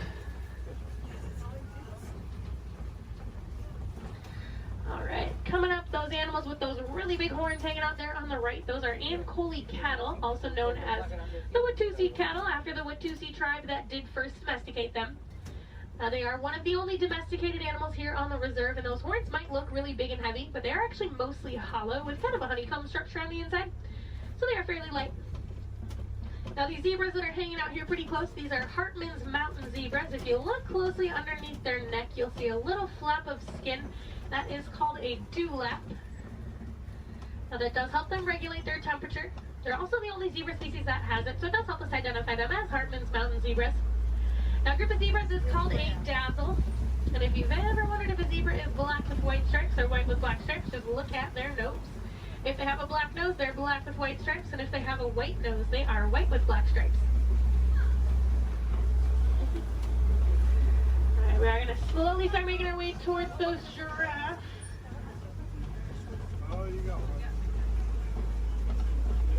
Now, looking at the coat pattern of these giraffes, it looks like they are Maasai giraffe. Once we get up there, they do have that kind of jagged puzzle-like coat pattern. Also over on the left, kind of hanging out in the back by the trees over there, those are sable antelope. If they do look at all familiar, they are the emblem of the Harambe Wildlife Reserve, so you might have seen their pictures out and around in the village out there. There we go, coming up on these giraffes. That one that's actually scratching its head right there, that's a baby giraffe. Got a little itch. Now, the reticulated giraffes will have a much smoother, almost net-like pattern to them. They can stand at about 18 to 20 feet tall. That does make them the tallest animal in the world. Now, even their young come in at about 6 feet tall when they are born. So they're already fairly big when they're babies. I believe that little one came in at about 5'11", so he was already really, really tall, definitely taller than I will ever be. Now, these two animals that are hanging out here on the right, they're both Patterson's eland. Now, that darker colored one, that's a little bit bigger, that is a male, and then the lighter colored one, that's a female. Now, they are one of the larger species of antelope, coming in at about 6 feet tall at the shoulder. Can also jump up to 9 feet in the air. Now, with those giraffes, just like your fingerprint is unique to you, the coat pattern of the giraffe is unique to them. It does help them tell each other apart when they're in groups. And a group of giraffes is called a tower. Seems to be a pretty fitting name for something so tall. They do also only sleep for about 30 minutes a day. The rest of the time is pretty much spent eating. There's a really good view of those Ankole cattle there.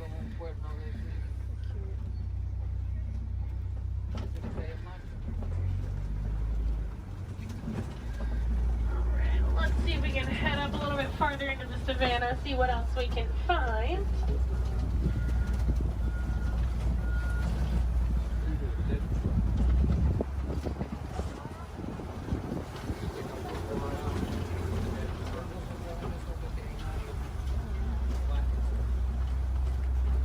It looks like there's a couple animals coming up on the hillside up ahead here. Once I make the turn, they're going to be on the right side. Those are white-bearded wildebeest. We might get a little bit closer to them in a moment, though. Now, they are a large herding animal. They take part in the Great Migration, which is so large, it can actually be seen from space. There's easily over 1 million, usually more like 1.5 million that will migrate every year together.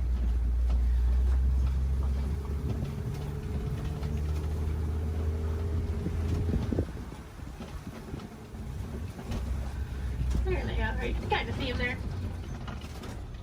Now, we are also coming up on some knockdown trees just up ahead, so we're going to head over that way.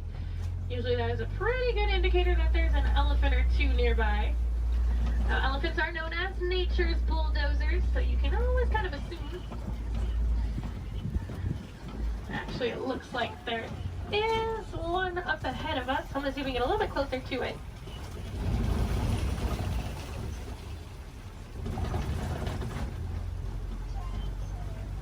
Now, in the meantime, while we are heading up to that elephant, also over on the left, there's a bunch of mandrills walking around on top of the rocks there. Now, mandos are one of the largest species of monkeys. An adult male can come in at about 100 pounds. They do have those vibrant blue cheeks, and as they get more excited or even more angry, they actually get even more blue. Well, it's a view of an elephant. Probably not the best view. I do know there is usually another herd of them that like to hang out a little bit farther up as well, so we'll see if we can head over that way, maybe get more of a frontal view of an elephant. That would be nice. Now, as male elephants grow older and more mature, they do get kicked out of the herd by the female elephants. They can live in solitary or smaller groups of male-only elephants. Now, they do tend to get a little bit too rough with the young ones, and the females are not a huge fan of that. Well, you can kind of see that one a little bit better. Now, we can also tell that's an African elephant, not only because we're in Africa, but if you look at the ear shape, it almost looks like the continent of Africa. Makes it super easy to identify. Let's see if we can head up and find the herd. Thanks to our team's conservation efforts, they found that elephants are afraid of bees. So because of that, farmers have been putting up beehives around their crops. It's a much safer alternative for the elephants. It keeps them farther away from the crops, but it also keeps our locals and our farmers happy. Now, I thought it was so funny that such a large animal was afraid of such a tiny little insect. And it's actually the noise that the bees make. So elephants do have really sensitive ears, and that buzzing noise bothers their ears more than anything.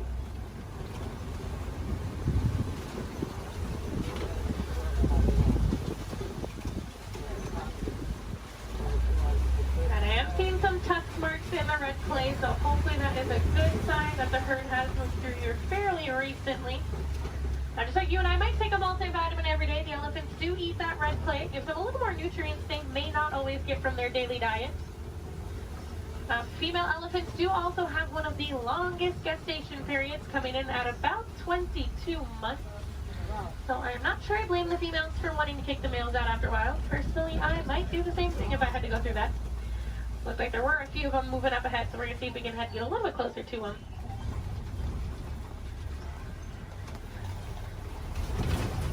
Male elephants also won't get to their full size until they are about 35 to 40 years old. That is about half of their lifespan. So in the wild, their lifespan is about 60 to 70 years, and that full size can come in at a whopping 15,000 pounds. So that does make them one of the largest land animals.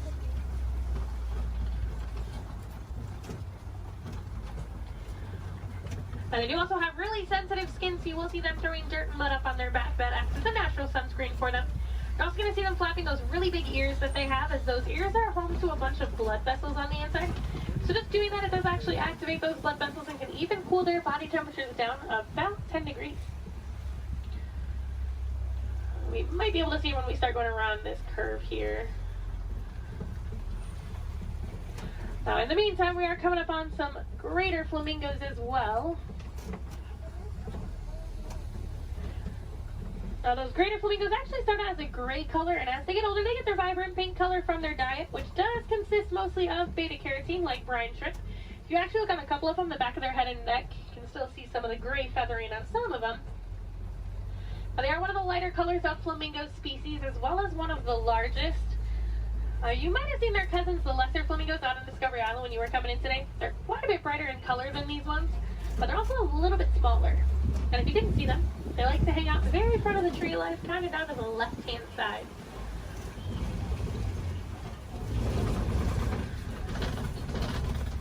It looks like those elephants are wanting to be shy, but we are coming up on some white rhinos. Now, white rhinos don't get their name from their skin color. They get it from the Afrikaans word weit, which means wide. Now, if you look, they have a very wide mouth. Now, they're also one of the larger rhino species, coming in at about 5,000 pounds. Now, one of my favorite facts about them, even though they are 5,000 pounds, when they run, they can actually get all four of their little legs off the ground. So kind of like how a horse gallops. So they are very graceful for how large they are. Oh, there's one running. It was, for like a hot second, it was actually doing like the actual full run. I'm mad he stopped. Oh, he said, I got snacks over here. I'm coming over here. And usually if you see a couple, there's quite a few. So there might be some more around. So we'll definitely be on the lookout for some more. A group of rhinos is also called a crash. That is a pretty good name for them because they are almost blind. They kind of seem more like shadows.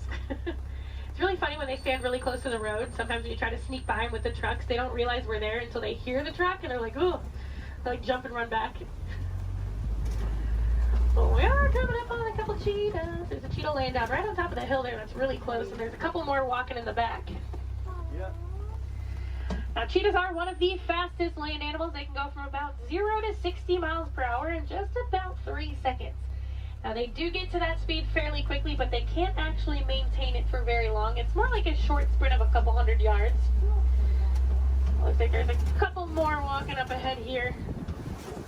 Now, they will use that long tail of theirs, kind of works as a rudder to help them turn. Their nails also don't retract, so they do stay out. It does help them gain traction when they are running those speeds. And unlike most big cats, they will do most of their hunting during the day and do tend to be way more active during the day. They're also one of the only big cats that can purr. So kind of like your household cats, just a little bit bigger.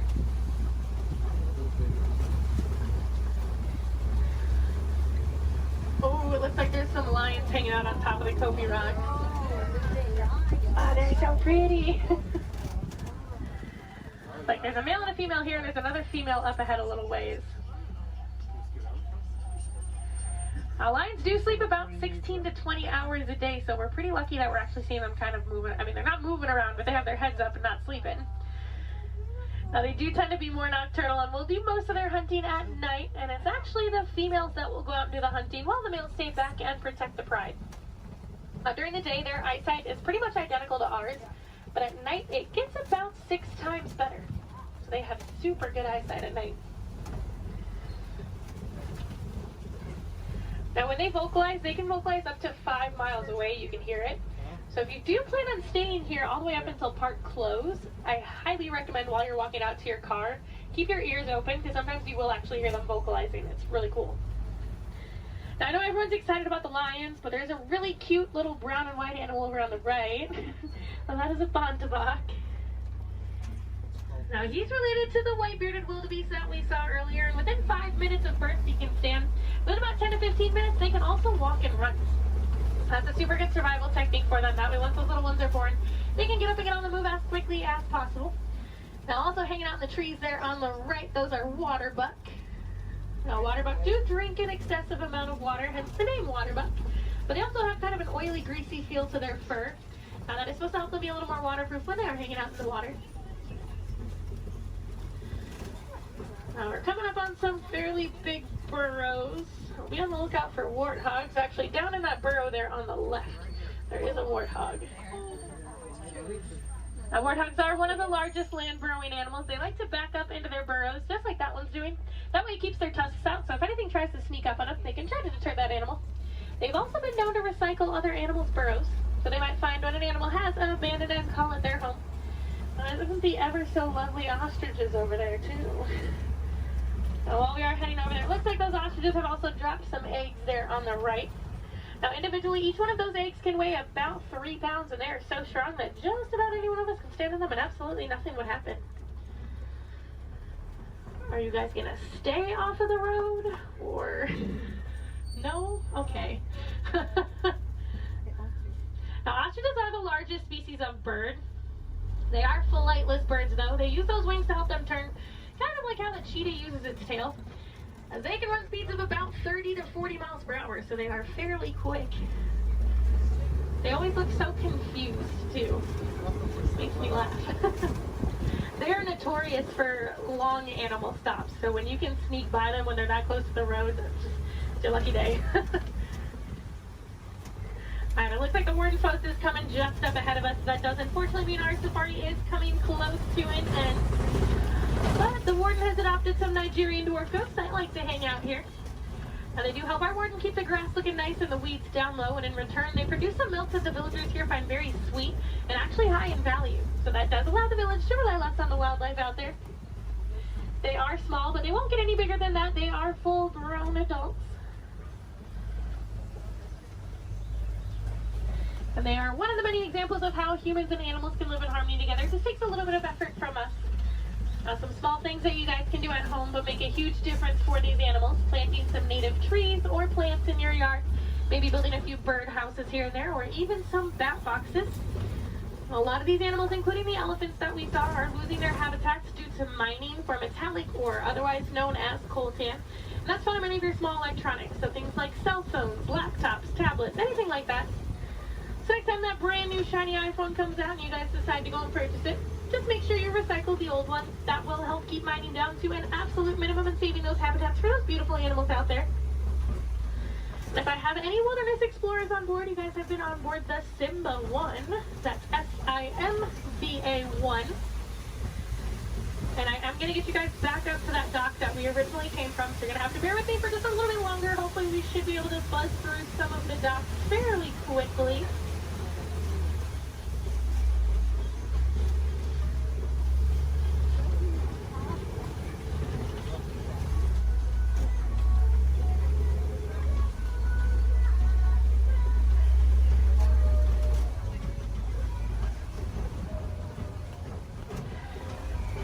If you guys did enjoy seeing the animals here on the safari, there are plenty more for you to see today.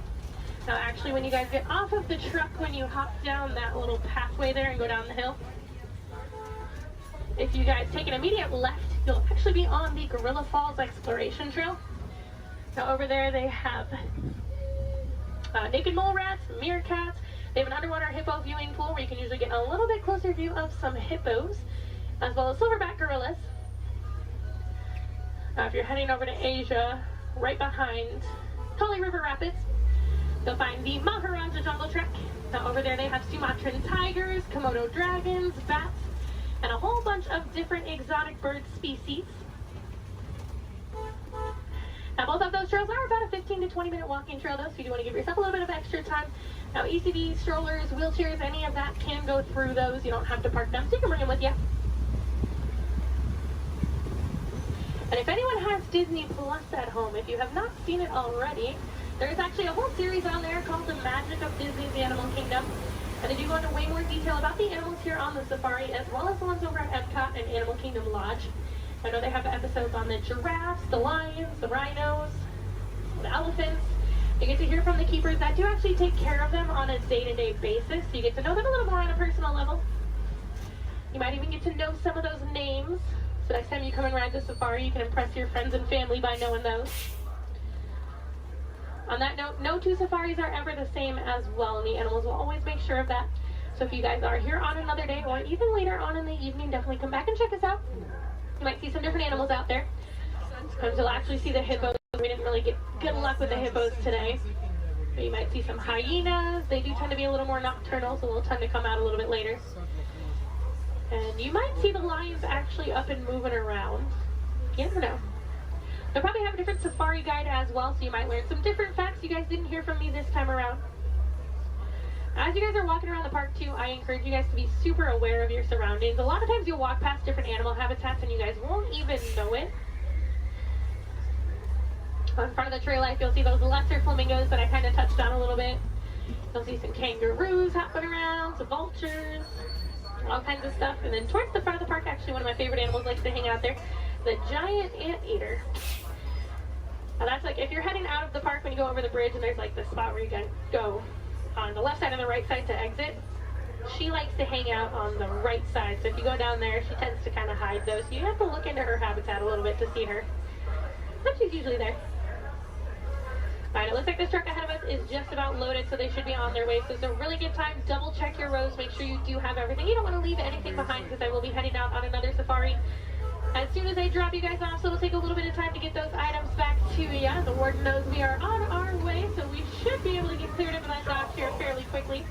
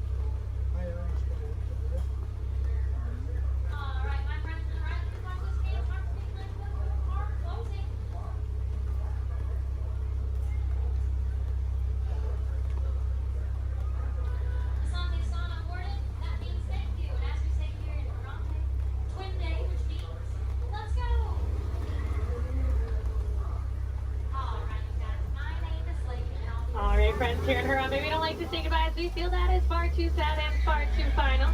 So it's time to leave you with Kuaharini. So Kuaharini friends, go well, go wild, go make a difference out there and enjoy the rest of your day here at Disney's Animal Kingdom or wherever else your adventures might take you.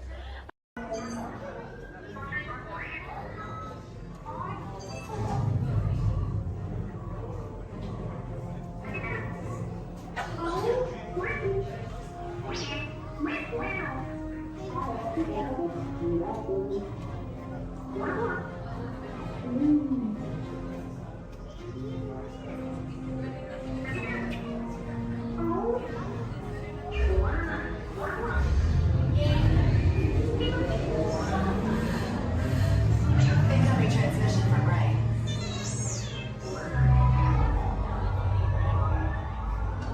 BB-8, is everyone assembled? Good. Should we be in flight prep? Recruits, thank you for joining the cause. A covert resistance team led by my friend Finn has infiltrated a First-Order Star Destroyer that is now headed to this system. Your outpost on Batu is no longer safe. We have transports waiting to take you to General Organa's secret base on Pucara. I'll regroup with you there. The Resistance desperately needs your help in our fight against Kylo Ren and the First Order. Remember, it is vital that you keep the location of the Pucara base secret. Lieutenant Beck, one of our top commanders, will lead you. Affirmative. Transport is ready. 9 and I shall personally see him delivered. Thank you, Lieutenant. Welcome to the cause. May the Force be with us. Commander Poltam and a squadron of X-Wings shall escort us to the rendezvous point on Pucara. Roger, this is Black Leader. I hear you're a fine-looking group of recruits. Well, no time to waste. Let's get you on your way to the General. Stand clear. Deck doors opening now.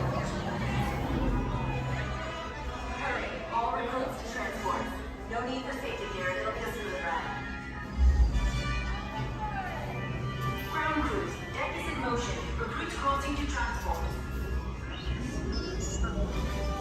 Initiate pre-flight sequence on Deck 3 for Pucara.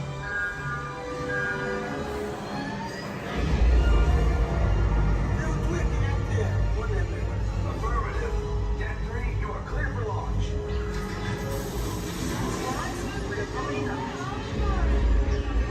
Pucara personnel, this is your final call on board. Transport away from the blast doors, all the way forward.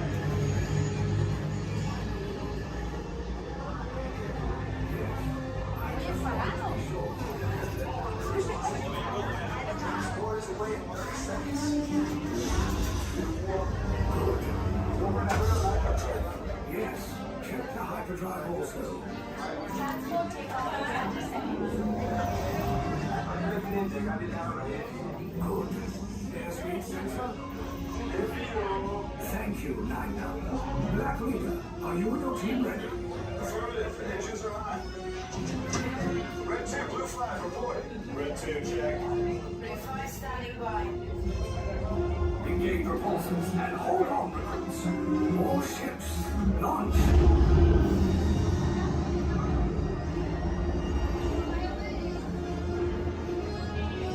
I am Lieutenant Beck. As you heard from Ray, I have been tasked with getting you to Pucara. Red 2, Blue 5, keep tight now. Let's get ready to make that jump to light speed on mark. Black Leader, we're picking up an unusual signal. Are you spotting anything? Yeah, I see it. We'll check it out. BB-8, what do you got? There appear to be a number of small craft heading our way. Raise the shields. We got company. First Order TIE fighters. Reroute. Reroute. Red 2, Blue 5, we got a clear path so transport can make the jump. They're all over us. We lost Red 2, more incoming. Blue 5 taking evasive action. Try to shake him, Blue. I'm trying. We lost Blue 5. I'm gonna try to get out of the way. Copy that. Get us clear so we can make the jump. Be ready. You won't have much time. Where are all those TIE fighters coming from? Star Destroyers.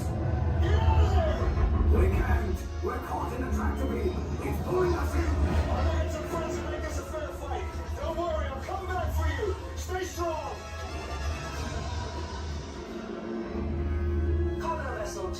TR-141, identify yourselves and prepare to be boarded. This is TR-141. We are a civilian vessel. By whose authority are we being detained? By the authority of the First Order, Resistance scum. Now bring down your shields and prepare to be boarded. They'll want the location of our secret base. Tell them nothing. The future of the Resistance is at stake. I have a bad feeling about this. Stand back from those doors. Attention, passengers of the TR-141. You have been identified as enemies of the First Order. You will disembark immediately and prepare yourself for interrogation. Proceed forward, now.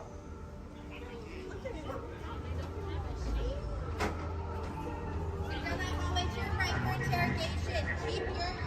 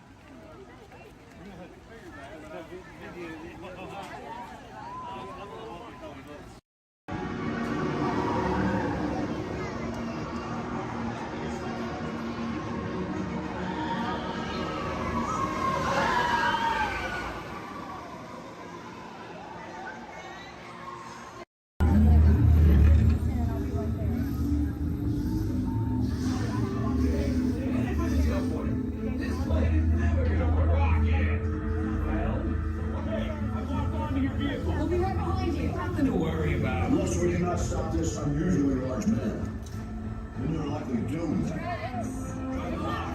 You're gonna need it.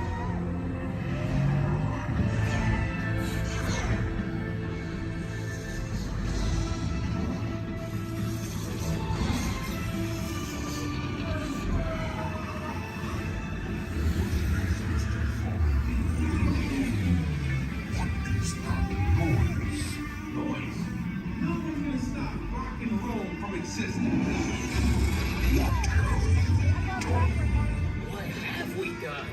I think we're jumping back. All the way. Oh, God. With that the kingdom, the big bang. Let's be bigger. We gotta get that generator. It's the only way back. We got the generator.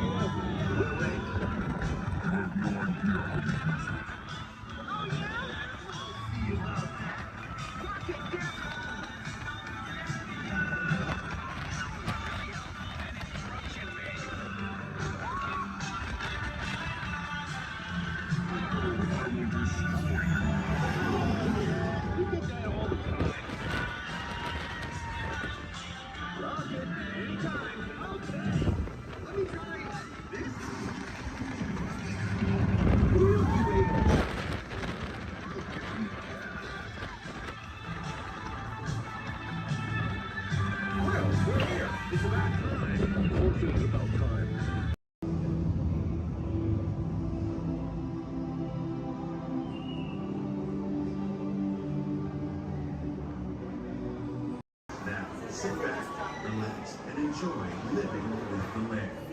Por su seguridad, permanezca sentado con sus manos y brazos, pies y piernas dentro del banco y cuida a los pequeñitos. A manera de recordatorio, no tomar foto con flash y luz de video antes de llegar a Disneyland.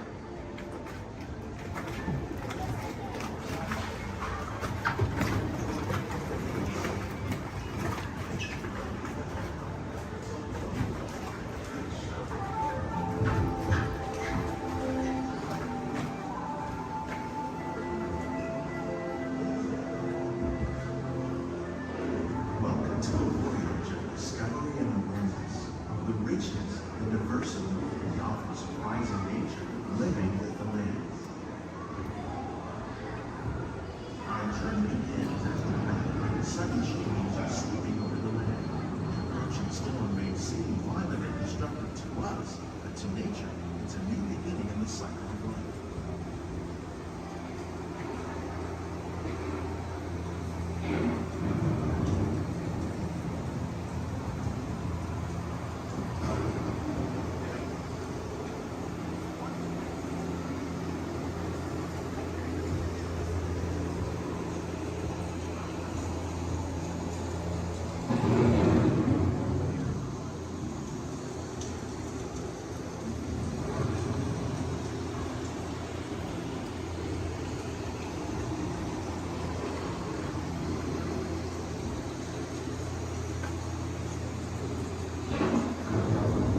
Beneath the surface of the land, roots trap water from the flowing mud, extracting precious nutrients and minerals. These elements, when combined with sunlight, create the diverse living systems above the land.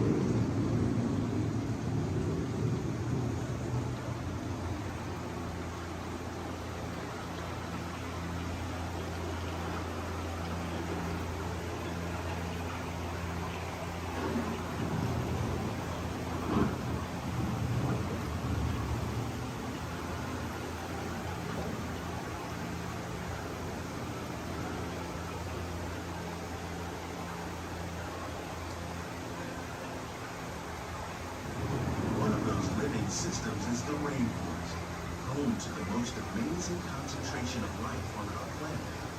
These dense and beautiful forests cover only a tiny portion of the Earth's surface, but they contain more than half of its plant and animal species. Rainforests are also extremely rich and productive living systems, providing us with oxygen, food, medicines, and other elements essential to our lives.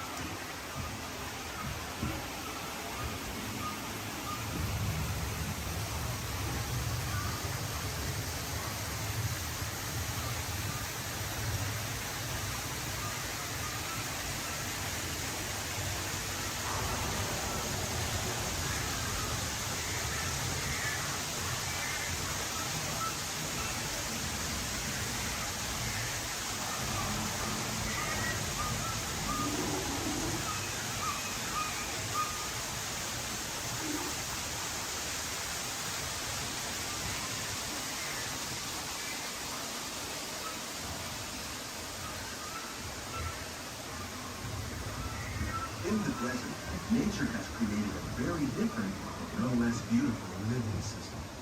And while this arid landscape may seem lifeless, it is very much alive. The plants and animals that have learned to survive in these harsh conditions make use of what little water they can find and avoid the scorching rays of the relentless sun.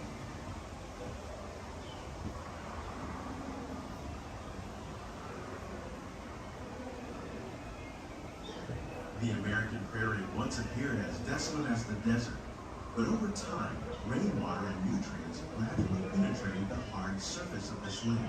Even the hooves of the mighty buffalo helped create the rich soil that would one day become home to the American farm.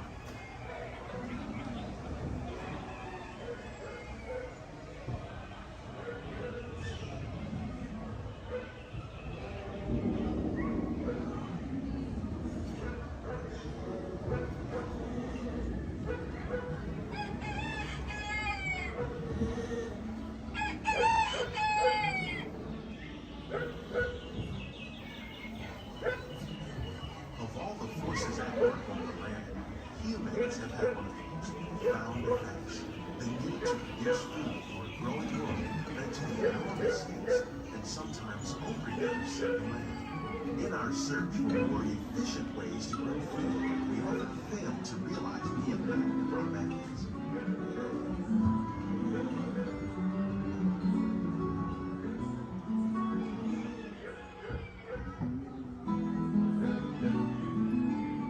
Today, we're learning to live with the land, discovering better ways to grow food that will assure both human and environmental well-being.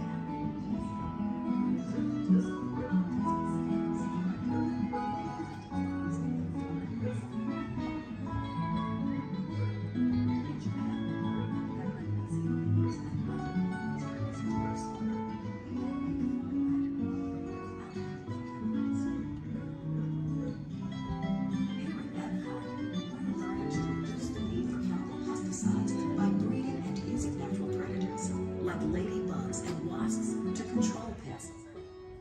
In the farmlands across America, we're learning that by plowing under vegetation containing natural fertilizers, we can enrich the soil without the use of chemicals. In arid regions, we're learning to produce food on desert seacoasts by developing and planting crops that thrive on salt water. In Japan, we're learning that by mixing leaves and other living materials into our soil, we can make farmland more fertile without the need for chemicals. Here at Epcot, we're learning to reduce the need for How will we meet tomorrow's growing needs for food production, yet still respect the needs of the land? Some of the answers are being discovered just ahead. To help us maintain these carefully controlled ecosystems, and for your safety, please remain seated in your boat at all times.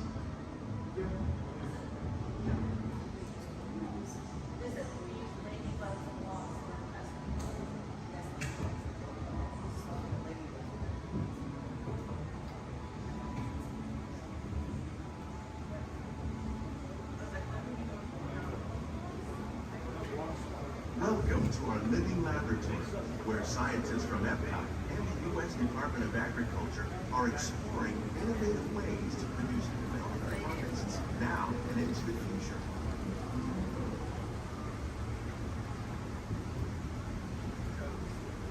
The tropics are home to the greatest diversity of plants on the planet.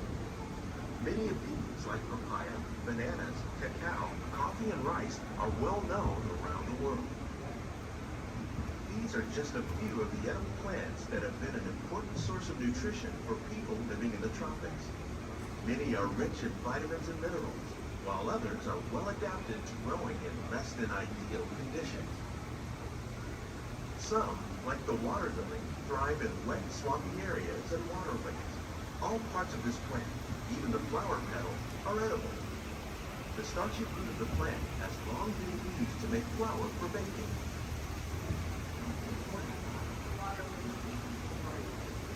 One day, many of these lesser-known tropical plants may be as important as the bananas growing on both sides of the boat. More than 28 million tons of bananas are eaten annually, making it the most popular fruit in the world.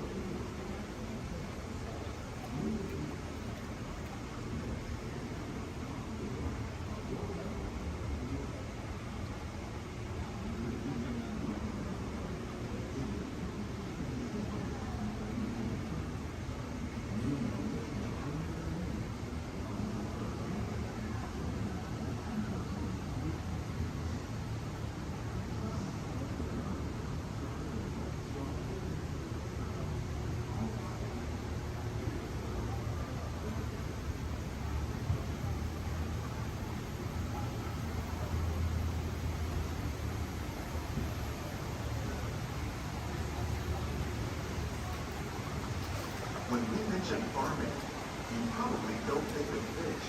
But fish farming, or aquaculture, accounts for nearly half of all the seafood consumed globally.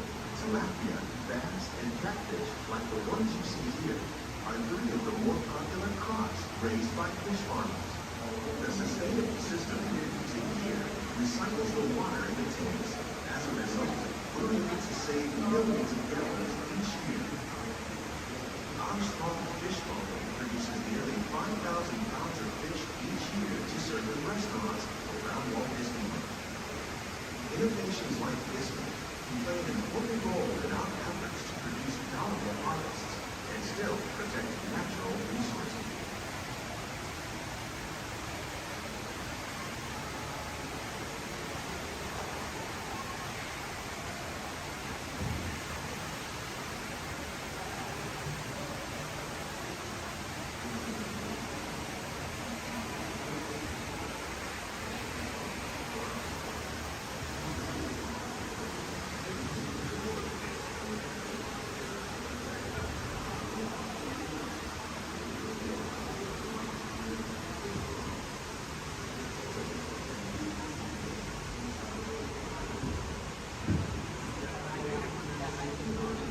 While there are more than 50,000 edible plant species in the world, most of us are only familiar with a handful that make up our everyday diet.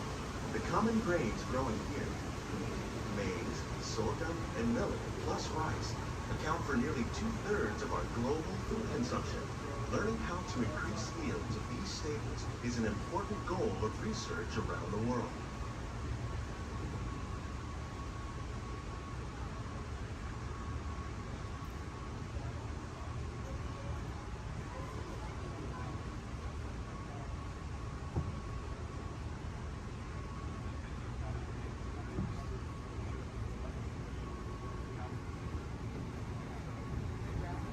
These plants are definitely on their way up. Innovative growing techniques like these increase yields while more efficiently using resources like water, fertilizer, and pesticides. Another innovation at work here is our integrated pest management program. By populating our greenhouses with beneficial insects that prey on harmful pests like aphids and flies, we are significantly reducing our reliance on conventional pesticides. We're growing these crops using our nutrient film system.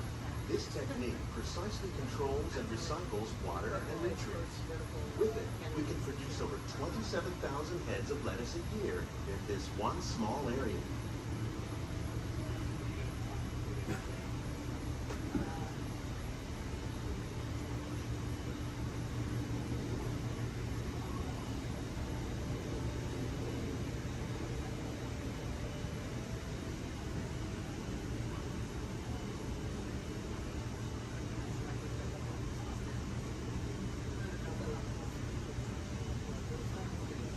Some of our best ideas have been inspired by nature, like these fruit and vegetable trees.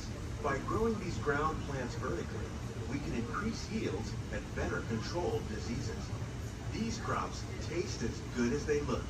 In fact, we serve more than 15 tons of produce from our greenhouses in restaurants here at the Land every year.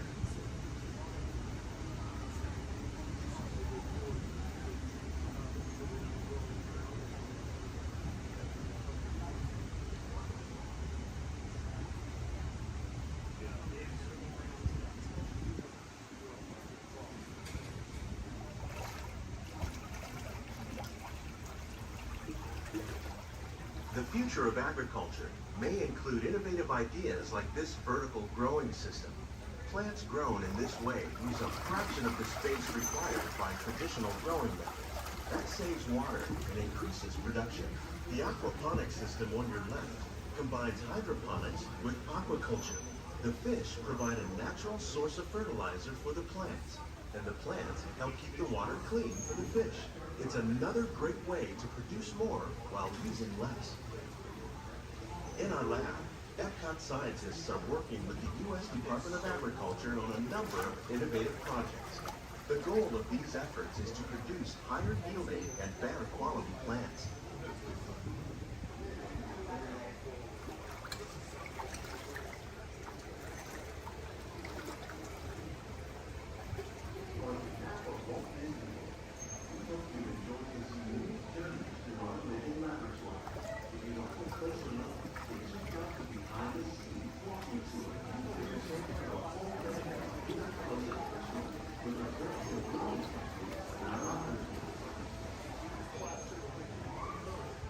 Please keep your hands and feet inside the boat and remain seated until the boat comes swimming on the side.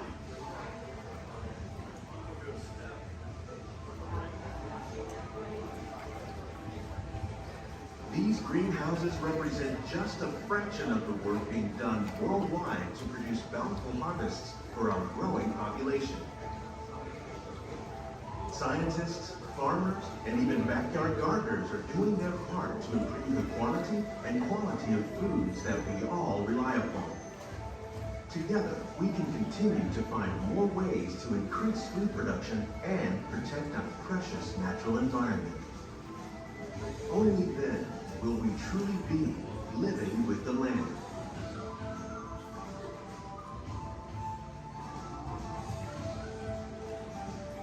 On behalf of Walt Disney World, we hope you've enjoyed this unique journey through our living laboratory. If you'd like a closer look, then check out the behind-the-scenes walking tour. A chance for the whole family to get up close and personal with the plants and growing talents in our laboratories.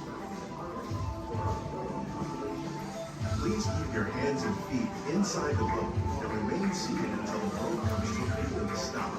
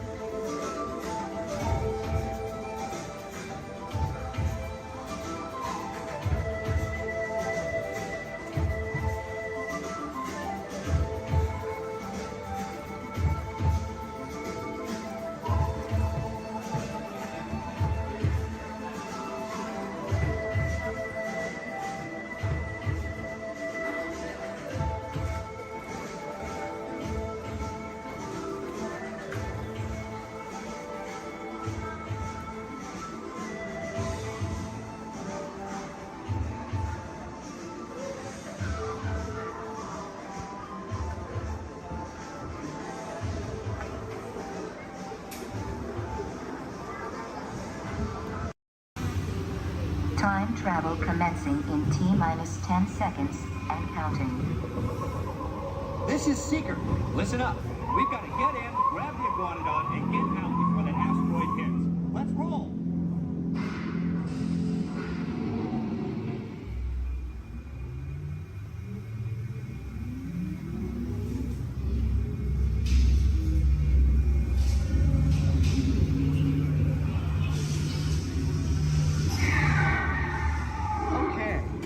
Let's go get that dino. Computer, what are you tracking? Styracosaurus. Not our dino. Warning, meteor shower in range. Just little one. Oleoramus. Hadrosaur. Raptor. Time to get serious. Locking autopilot on homing signal now. Hang on. I'm tracking a big dino on the scope. Could be ours. Computer, full stop. Identify. Carnotaurus.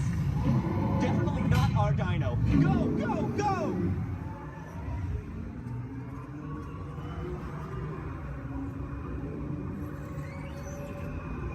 Another big guy coming up.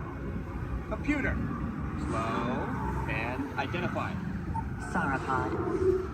Still not our dino, but at least this one's a vegetarian.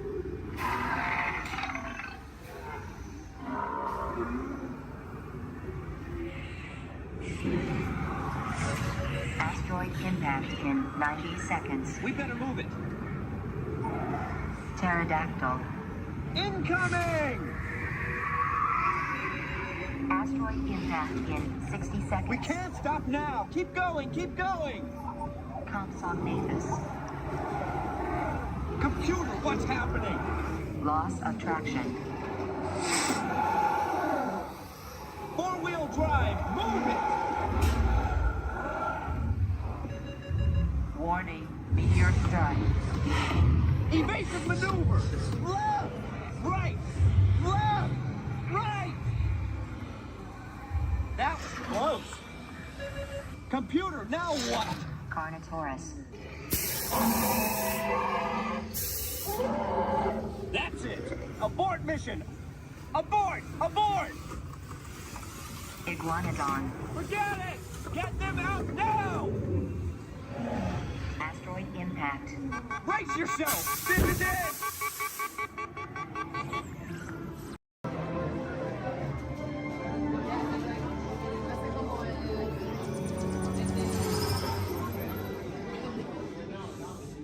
Greetings, Terrans. I am Nova Prime Irani Rayan, commander of the Nova Corps. On behalf of all Xandarians, I hope you have enjoyed exploring the wonders of Xandar.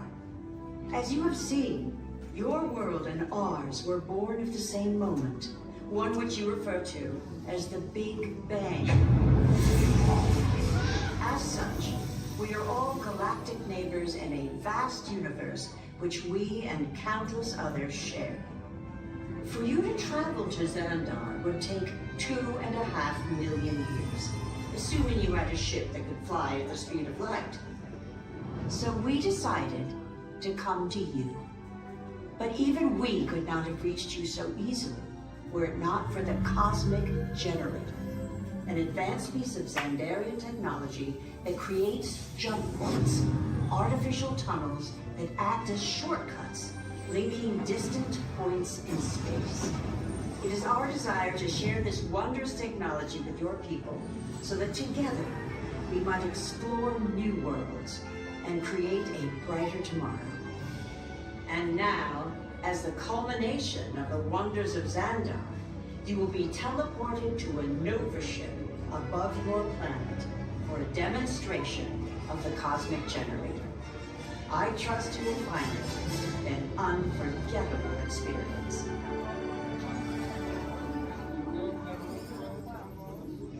Welcome, people of Epcot, Epcoters, Epcotians, citizens of Epcot.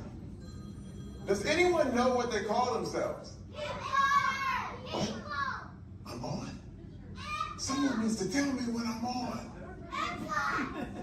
Welcome, Epcot-tarians. I am Centurion Tal Merrick, and we're just about ready to teleport you up to the ship for the demonstration. As you're about to enter a secure Nova area, I must ask you to put away your Terran communication devices at this time. Recording of any type is strictly prohibited. I am very serious about this. Now, please step forward into the chamber. You're gonna love this.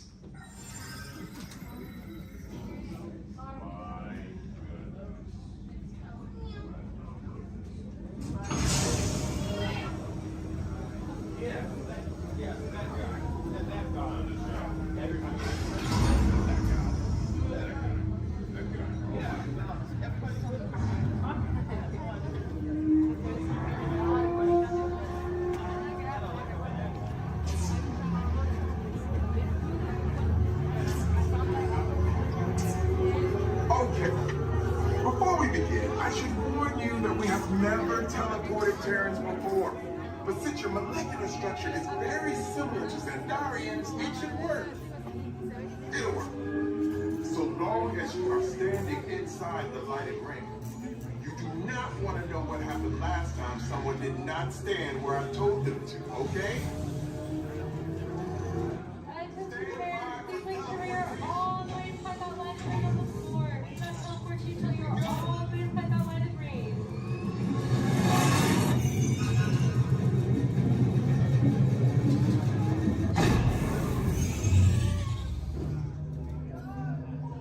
You made it! I mean, of course you did. Nova Prime, they're ready. Excellent. What you see before you is the cosmic generator. And in just a few moments, we'll be activating it so you can experience for yourselves what's happening. I'm not sure. Our power's out. And the cosmic generator is gone. Cheerio, Monarch. Go to Code Red. Prepare the fleet. And call the Guardians. Now. There is no cause for alarm. Turn off that alarm. I've got an important transmission coming in. Hey, what's up, Nova Corps? Our cosmic generator has been stolen. What? How? Why didn't we think of that? That thing's gotta be worth a fortune. I am Groot. Good question. Yeah, who do you think took it? Perhaps that really big man outside your ship. Oh, that is a big man. I need to alert Nova Prime. I have been watching Terrans for dogs. That's not creepy at all. This species has failed. Wait, whoa. We didn't even know there was a test. He's got the cosmic generator. He's creating a new jump point. Jump point to where? Not where. When. It's some kind of mutant jump point. He's going back to the dawn of time. Dawn of time, why? To erase an error. Well, that doesn't sound good. Your time is over. Wait, what do you mean? What do you mean it's so vague? The jump point is closing. Hey, Nova Dude, you're Nova Corps need to follow that whatever it is until we get there. We can't.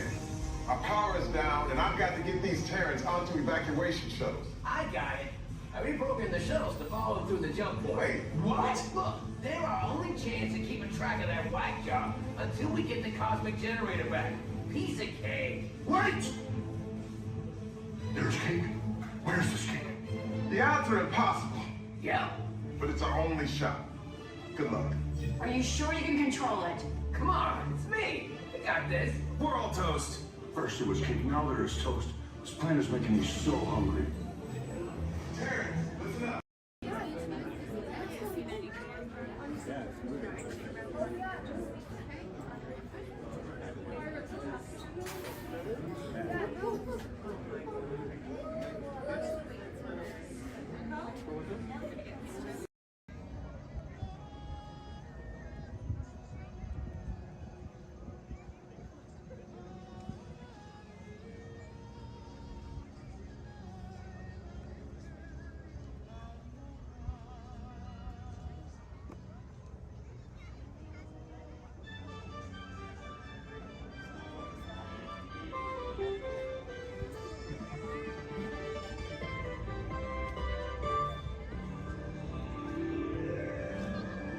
Guests of Disney's Polynesian Village Resort, aloha! Since 1971, the electrical water pageant has lit up the shores of Bay Lake, entertaining generations of dreamers from the young to the young at heart.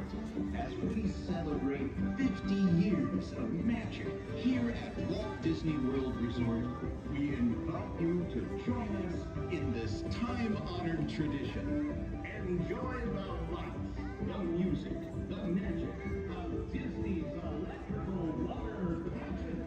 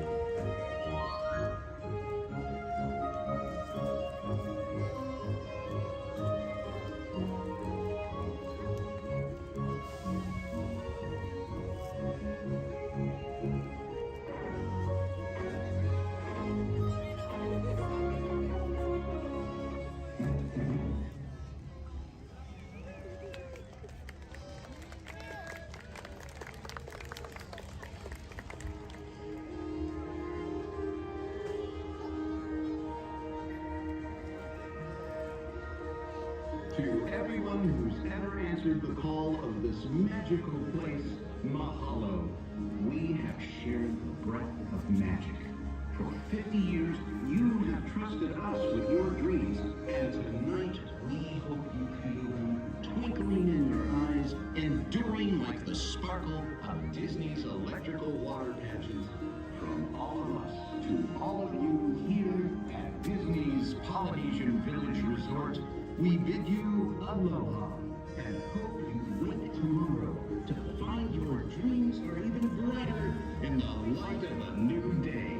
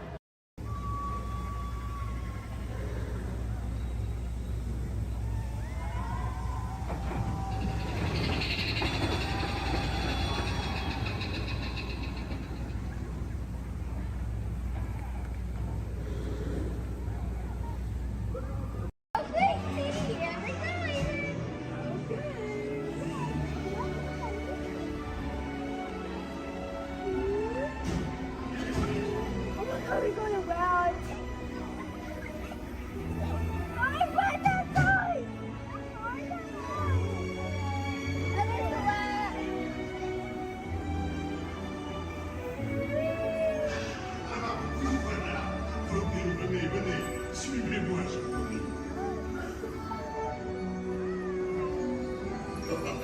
The chef Happy is waiting for you. This way. Qu'attendez-vous?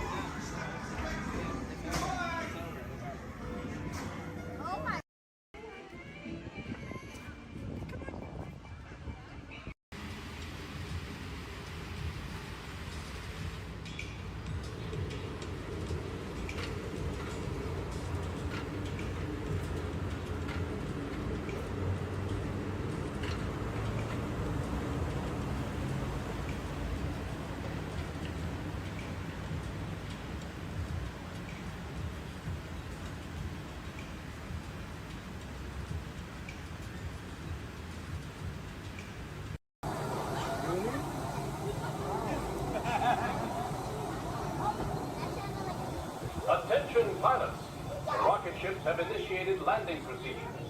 Please remain seated until your rocket ship comes to a complete stop. Then, follow the arrows to the flight deck. Happy landings! You wanna go along?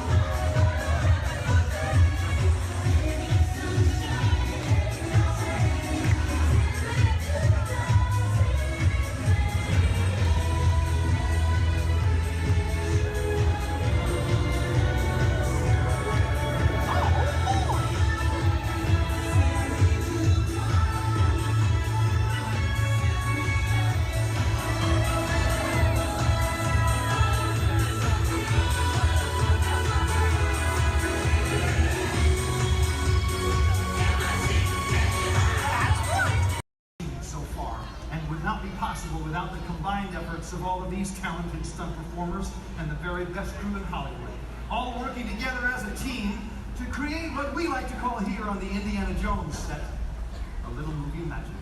Right, guys? Let's do it. You got it, boss. All right. Ready to hill. Thank you very much, Chaz. You set? We're good, John. Cameras ready, Jason? Standing by. Quiet and set, everybody, please. Roll cameras. Rolling and speed. 16-3 Charlie, is your flight? Take one mark. Playback.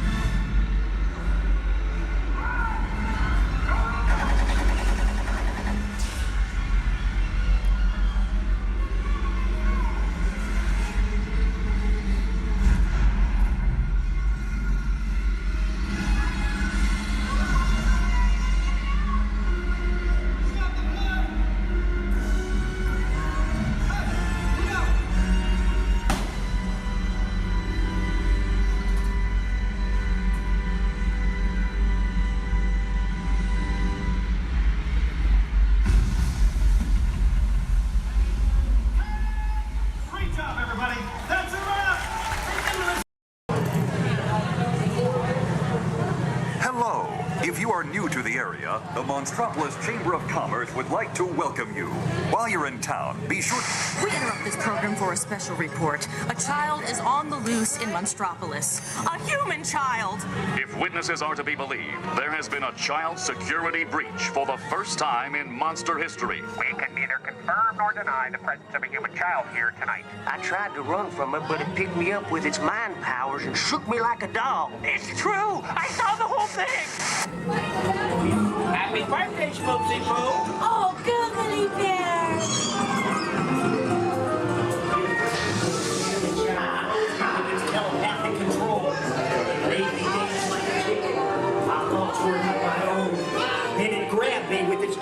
your tongue and rolled me up and down like a show. Oh, we gotta get you home.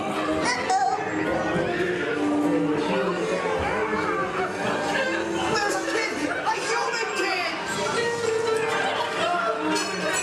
Sea monster in the sky! Michael Wazowski, and on my birthday, I thought you cared about me. Celia, try to understand. Come on, this way. We are at the scene, number 1. Decon unit, in position. Run out and lock it down. There's nothing down here. Number 1.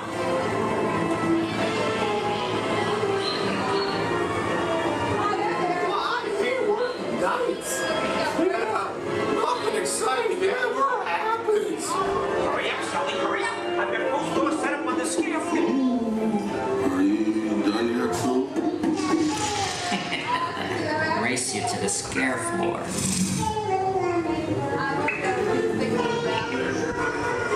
Almost there.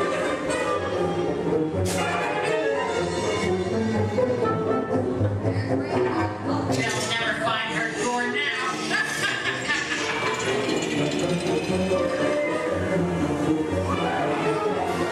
Oh, there's your door. We're almost there, kiddo.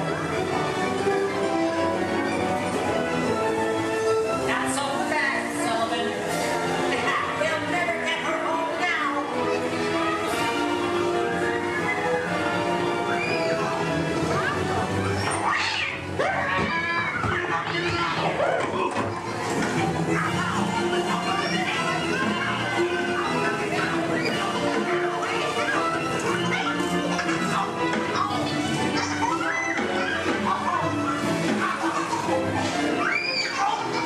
It's been the most terrifying day of my life.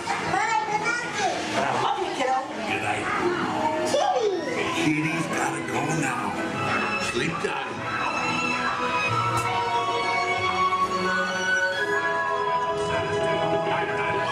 Get ready, folks. We have to decontaminate you. Sorry, Eddie. We have to do this for your own good.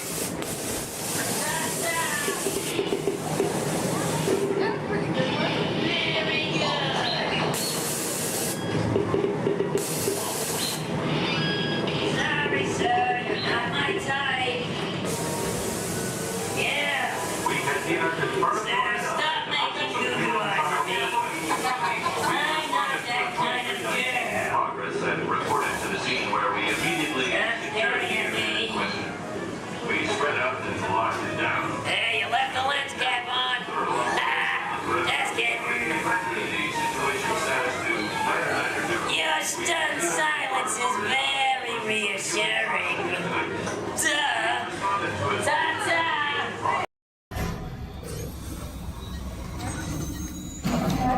Engineers. Automatic repair engaged.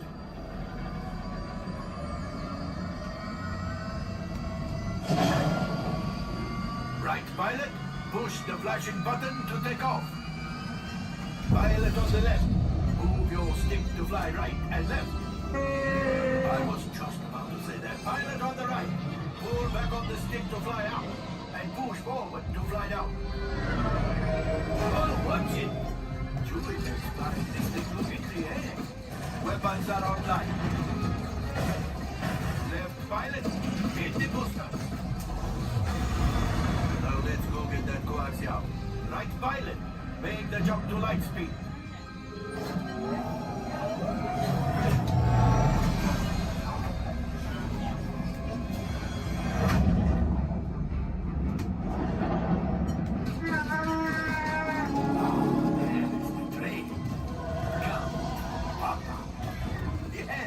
Yes, keep shooting. They've locked onto us. Take evasive action.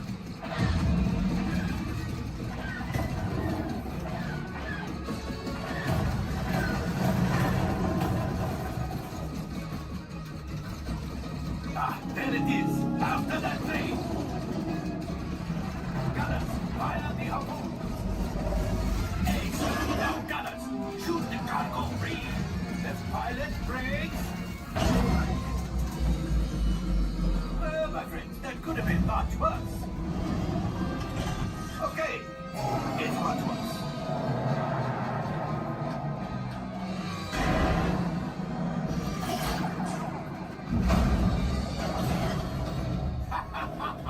Yes, you got one. Excellent, my friends. Now power up the ship. Well, I grabbed the gold axiom. You see, just as I promised, my friend, now that the resistance has what they need, maybe a little something for Hondo. Pilots, line up behind the train so we can harpoon that last car. Gunners, fire the harpoon. Gunners, shoot the train. The cargo is breaking free. Keep shooting. Good job, my friends. Yes, yes, yes. We got the coaxium. I will grab it. You keep up to the train.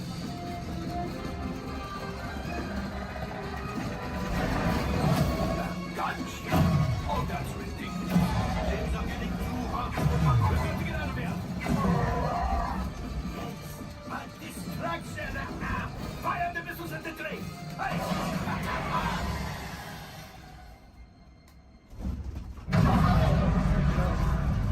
Watch out. The Star Destroyer is collapsing. The pilot hit the boosters. Boost. We made it. I don't believe it, but we made it. Now, let's get out of here.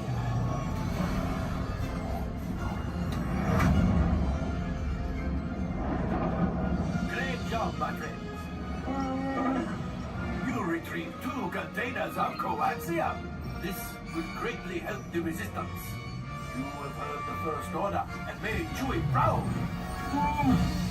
Now, after my modest profit, your cut minus what you owe me for damaging the Falcon is... Hey, not bad.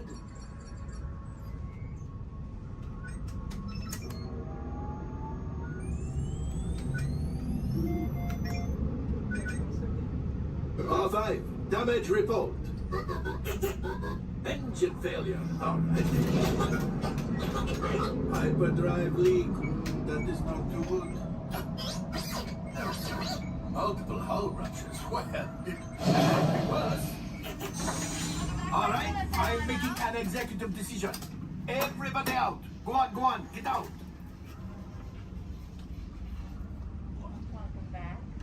All available techs, we have a Corellian freighter that needs immediate transport back to the maintenance bay. This thing has seen better days. Better fix all that before the Wookiee sees it.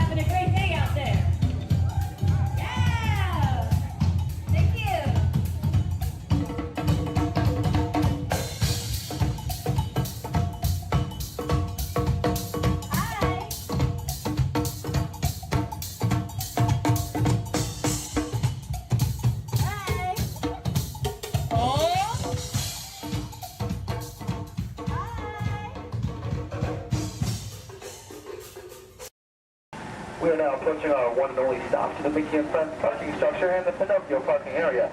For your safety, we ask you please remain seated until the tram has come to a full and a complete stop.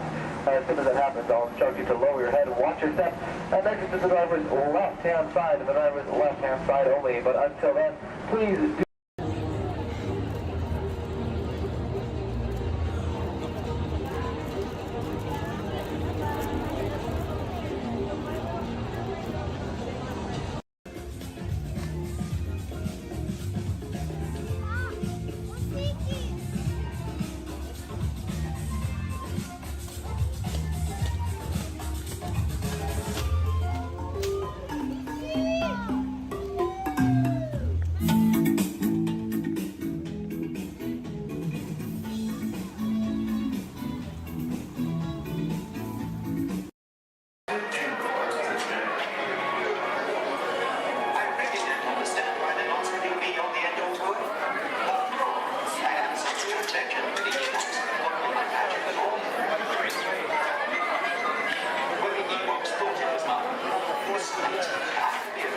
distance is determined.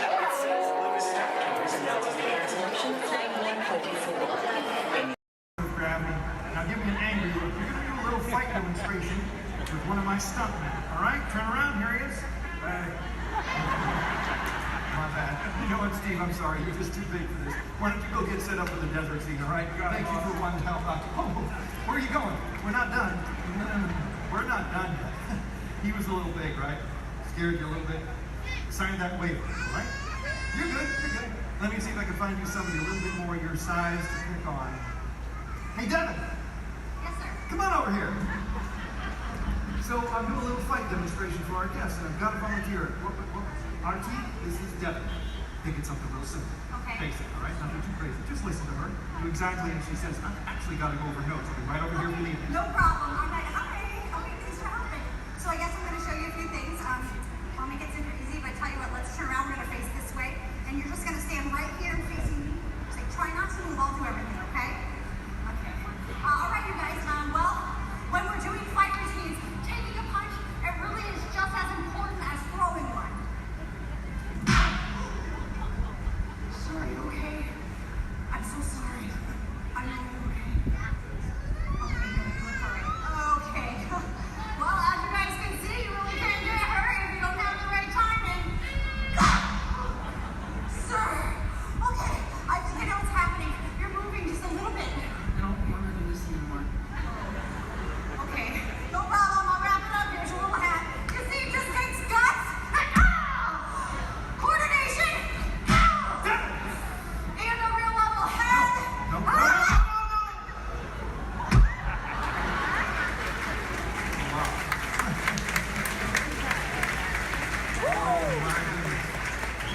Not at all what I had in mind.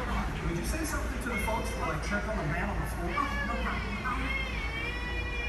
So obviously something like this does take a lot of practice. Yeah, or a lot of extras. Let me try it again, boss. Oh, no. Stay away from those nice folks and help this poor man up off the floor, please. Sir.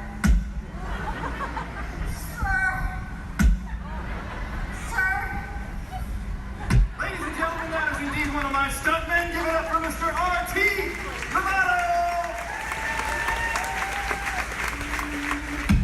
Keep that applause going for all of our background extras! Everybody make sure we're staying seated. Sante Sun Award, and that's just me. Thank you. There's another word we like to say out here in Harambe, which is Tuwende, and Tuwende means let's go. Jumbo, everyone. My name is Julia, and I will be your safari guide today. A few quick safety reminders before we head on in. Just make sure to keep your hands, arms, feet, and legs inside the truck, and make sure everyone is staying seated for the entire safari ride. Above you, you'll see that animal spotting guide. That'll help you identify some of the animals that we might be seeing out there today. So go ahead and look it over for a quick second, see if you can find any of your favorites. That's also a great time to get any cameras or phones out and ready, as the roads are going to be pretty bumpy and we won't be able to stop for every animal.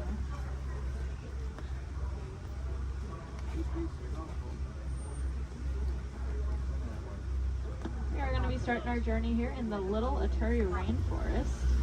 The animals that live out here are going to be more shy and reclusive, so keep your eyes open for any stripes or camouflage.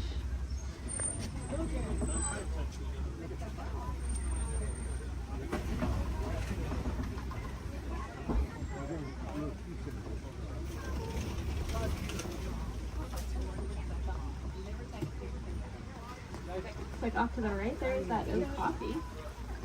That reddish brown animal with the zebra party pants. However, they are not related to the zebra. They are the only living relatives of the giraffe. Just like a giraffe, they have a very long tongue. Theirs are so long they can lick their own eyes. And if you look down to the left, you'll see a bird standing on a nest. There's actually a couple eggs, I believe, in there, maybe. That is a saddle-billed stork. They're about 5 feet tall, and their wingspan is about 9 feet long. And if you look up at that canopy above your head, that is also just about 9 feet long. Put that in perspective for you. Now, if we look back at the okapi over there, I said they're related to the giraffe. Just like a giraffe, they have ossicones, which are those stubby horn things on their heads. But that one that we're seeing doesn't have any ossicones. That's because she's a female. Only male okapi will have them, whereas all giraffes will have them. Up on the hill to the right are the greater kudu. And we can tell they are female. That's because they don't have any horns on them. The males will have horns that can spiral backwards up to 6 feet long. If you look off to the left against this cable wall here, you'll see a black rhinoceros. Kind of looks like one of those boulders, just a lot smoother. Now, these black rhinos are unfortunately critically endangered. There are less than 10,000 individuals left in the whole world, and that's including the one we are looking at. They don't have any natural predators, though. That is all due to the poaching of their horns. Their horns are thought to have medicinal value to them, so they'll be rounded up and used in medicine. However, those horns are made entirely out of keratin, which is the exact same thing that our hair and our fingernails are made out of.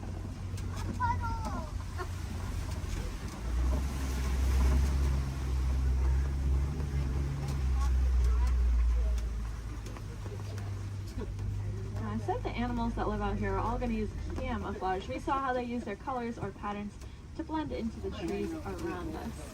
That's why it's really important that we use our paper products responsibly, since our paper comes from the trees that these animals' lives depend on. Looks like we are getting to the edge of the forest here. We're going to make our way down towards the Swampy River. The animals that live here naturally spend most of their time underwater, which will keep them cool and camouflaged, so keep your eyes open on the surface for any bubbles or ripples that you might see. Looks like off to the right there are some pink-backed pelicans. I get that name for that slight pink coloring on their back. That'll be there all year round. It'll get brighter during mating season though. I like to say it's because they're putting on their blush. And if you look off to the left, you'll see a belote of the Nile hippopotamus. Make sure we're staying seated, friends. Make sure we're all staying seated. These hippos can hold their breath anywhere from 5 to 8 minutes at a time, which is going to allow them to sleep underwater. They'll float up to the surface every couple minutes, take a big breath of air, and then sink back down and fall completely asleep. They are herbivores, meaning they only eat plants. They'll come out towards nighttime and graze on about 80 pounds worth of grasses. And they'll go back in the water.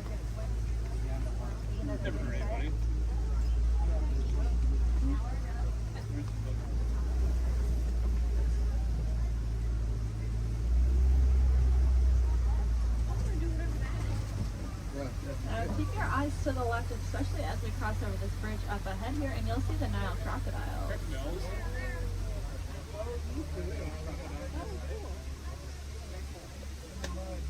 Three of them.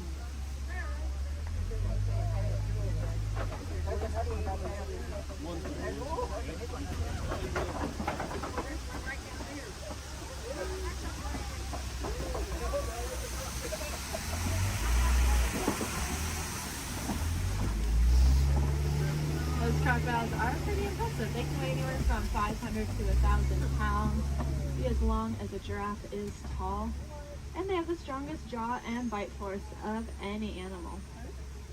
Being said, they are really amazing parents. They're going to take their eggs, put them in their mouth, and roll them around very, very gently. That'll help break up the shell, making it a lot easier for those babies to hatch. It sounds like there is an animal in the road up ahead, so I think we're going to hang tight here for just a second. This is their home, and they can go wherever they want, and sometimes they choose the middle of the road. But we'll just wait for them.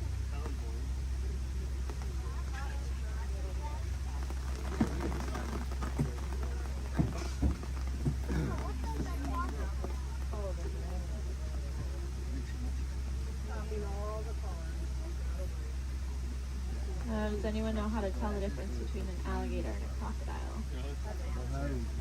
Yeah, a lot of people say the shape of their snout, which is true. That personally confuses me though, because it's the opposite of what you think it would be. So what I do is I look at their teeth. When their mouths are closed, if you see teeth sticking up and out, then it's a crocodile. And if you don't see any teeth when their mouth is closed, it's an alligator.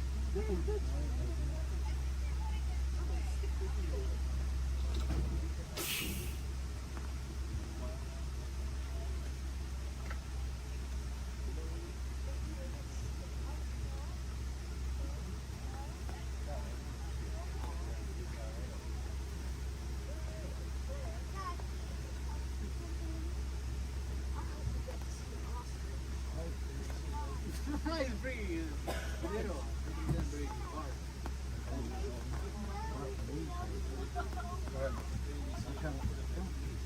Well, thanks for your patience here. Hopefully the animals move soon.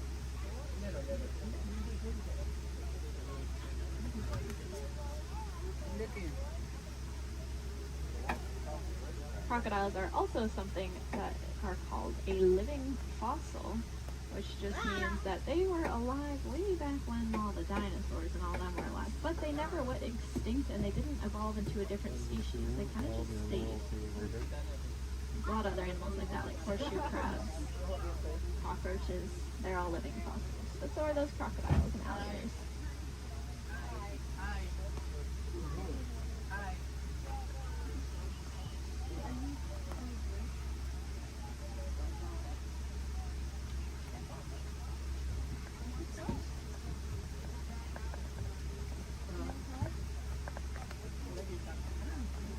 Sounds like there are some giraffes that just keep walking in the road. This is just what we call a giraffic jam. Now you can say you went to Disney World and got stuck behind a giraffe.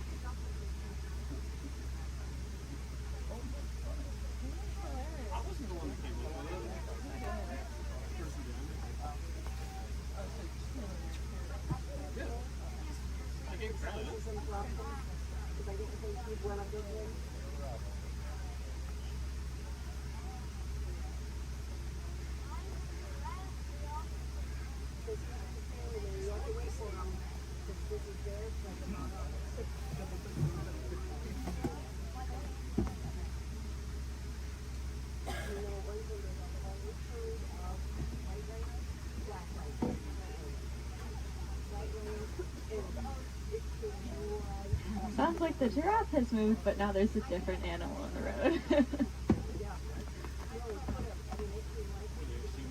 The animals really like the rain, so they are very active.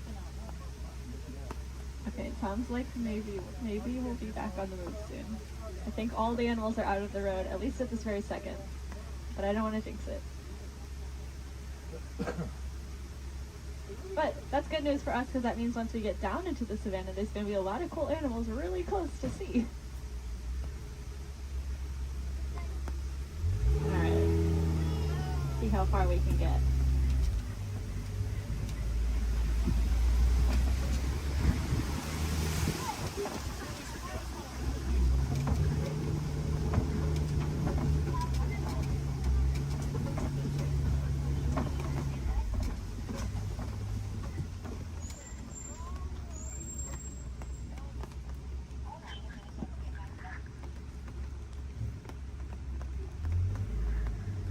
Now this might sound really ironic considering that it is raining, but we are leaving the river and heading towards a much drier area where it really does not rain as much. And I say that because the baobab tree that's off on the right there, it is going to be leafless about 9 months out of the year just to conserve water. Some people call it the upside down tree because, well, it looks like the roots are on the top. It's also known as the tree of life. That's because it stores a lot of water in its trunk there. So other animals will use it as water source. We can even use the bark as medicine. One of my favorite things about the baobab tree is that it does have flowers, but they only bloom at night because they're pollinated by bats. Alright. Looks like we are finally able to head here into the savannah.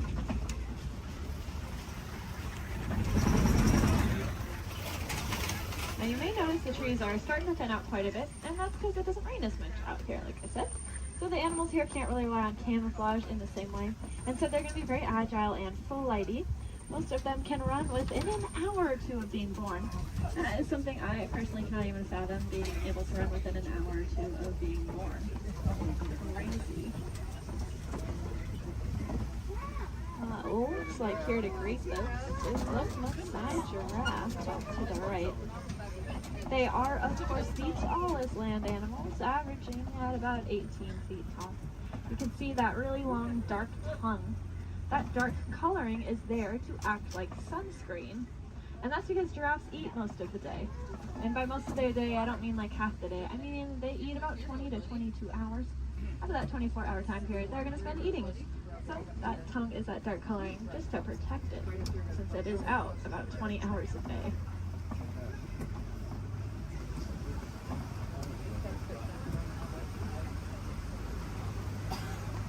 Off to the left here in this den, you'll see some African painted dogs. They are the most successful hunters out here with an 80 to 90% success rate. That is so successful that their young, sick, and elderly will eat first, and the healthiest adult will wait and eat last. What makes them so successful is that they are so cooperative. As a pack, they're not going to move on until everyone's got the chance to eat. Those painted dogs are there on the left. On the right, you'll see another giraffe, as well as some Ankole cattle. I think these two were the culprits that were in the road earlier.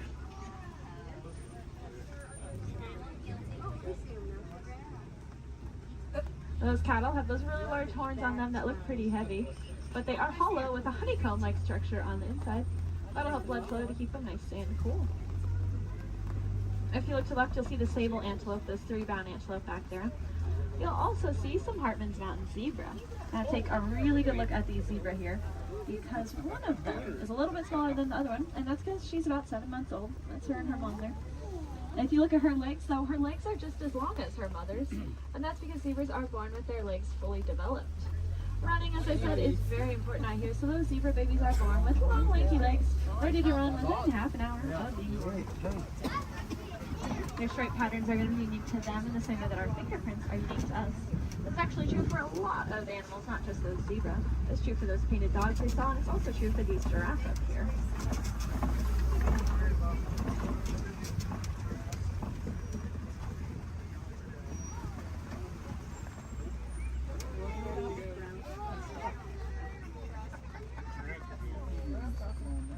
See, I told you they just go wherever they want. Oh, look, the zebras are in the road now. Over here they're not too.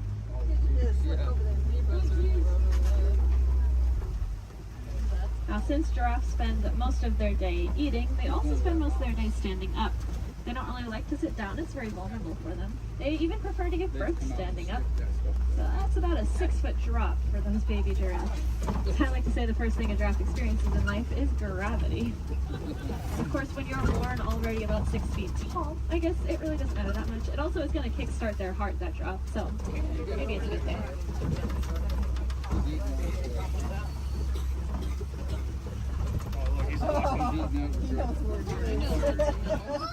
Gotta steal some more goodies.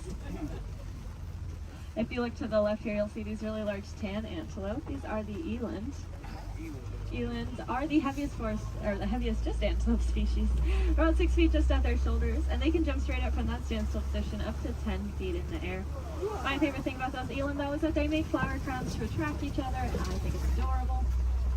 The males will gather up a bunch of branches and twigs and leaves and even flowers and decorate his horns with them and then walk around proudly to attract all of the females. I would highly recommend looking up a picture of that if you have never seen it before. It is, like I said, adorable.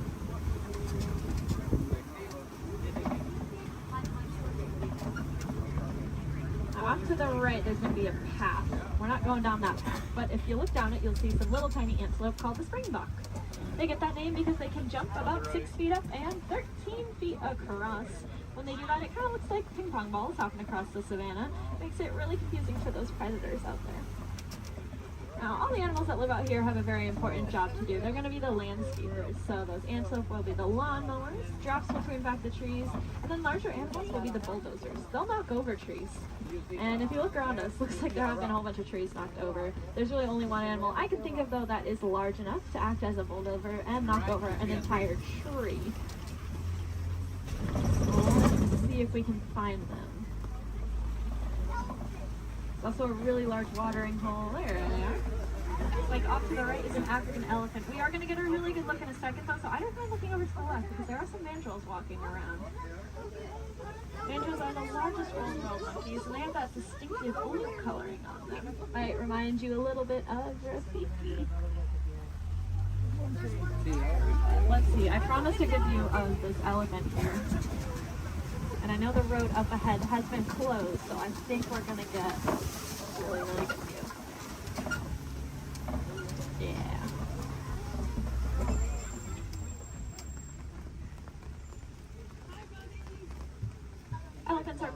largest land animals. Also very, very intelligent. You can see him using that trunk. They have about 40,000 muscles in that one trunk. To put that in perspective for you, we have a couple hundred different muscles in our entire bodies. They have 40,000 in that one trunk. That is kind of unbelievable to me. And it's going to allow them to do a lot of really cool things though. You see them eat with it. They also drink water, kind of like a straw. And then sometimes they'll suck up a bunch of dirt or mud and then spray it on their backs to help protect their skin from all those natural elements.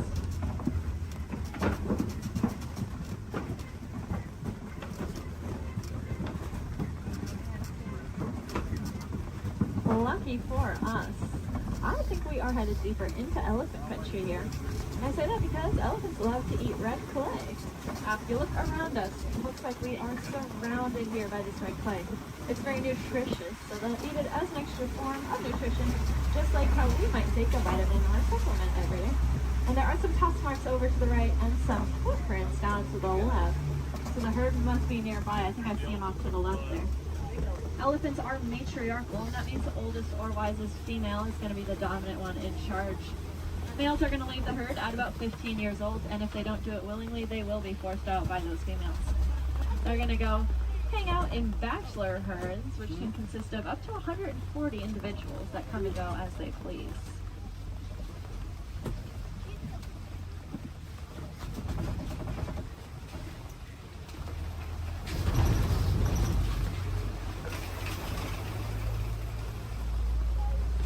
Keep your eyes to the left and get some pretty good sights here. Unfortunately, though, elephants are running into a lot of different conflicts out there in the wild. They are losing their homes for various reasons and getting forced closer and closer to people, specifically farmers and their crops. Not knowing any better being elephants, they see those crops as yummy treats and they eat them, or they stomp all over them, which of course upsets the farmers, putting the elephants in danger. Luckily, we did some research recently and learned that elephants are afraid of bees. They have very sensitive skin and do not like to be stung. So now out in Kenya, farmers are building fences out of beehives. That scares off the elephants, which keeps them safe, and in turn keeps the crop safe and the farmer's livelihood. And the farmer gains a new crop, which is, of course, the honey from the bees. And if you like honey, you can look up the Elephant Safe Honey Project and learn a little bit more about how you can support that. If you look to the left here, you'll see the greater flamingos. They are the largest flamingo species, but the lightest in coloring. They're going to get that pink coloring from the brine shrimp that they eat. There's a protein in there called beta-carotene, and that's what will turn them pink. It's the same thing that's in carrots. They're going to get their food by doing something called filter feeding. So if you can picture a pasta strainer, the noodles get stuck inside and the water comes out. That's how their beaks work. They take a big mouthful of water, the food gets caught inside, and the rest of the water flows right on out. That's why it's super, super important that we keep our waterways clean, because if we have plastic or trash floating around in that water, they could take a big mouthful of that. And we don't want any of our trash ending up in those flamingo beaks.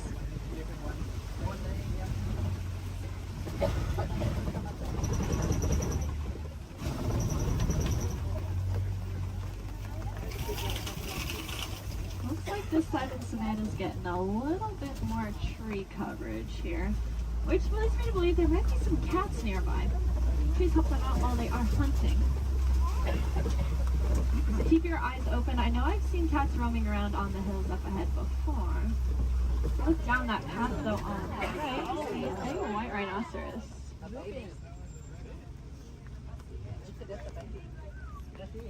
White rhinos are the most social of the 5 rhino species. They're usually always in a group with their buddies, so that one's friends probably aren't too far behind. They have a really, really good hearing too. Their ears will wiggle independently of each other, and they look like funnels, which helps them pinpoint the exact location a sound is coming from.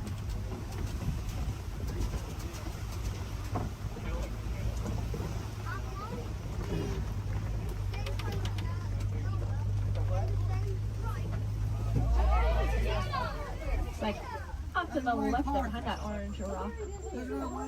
See a cheetah. Cheetahs are the fastest land animals. They can go from 0 to 60 miles per hour in 30 seconds or less. They're going to use their tails to help them steer, very similar to a boat's rudder. And they're the only cats that are going to hunt during the day instead of at night. that's just because they don't have very good eyesight at night. So if you can picture what we see at night, that's about the same as what a cheetah can see at night. To help them out though, they have that black stripe under their eye that acts like built-in sunglasses, helping protect their eyes from the sun. Looks like up ahead are some Kopi rocks. And on top of those Kopi rocks, looks like a female lion up there.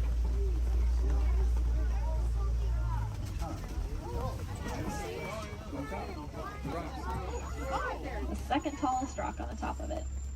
She's laying up there. Females are going to be the ones that go out and hunt. The males are going to stay behind to protect their territory and any cubs they may have. Males have a mane on them, which is about 20 pounds of hair, just protecting his neck in case of any of those conflicts. Male lions also have the loudest roar of any animal. You can be heard up to 6 miles away.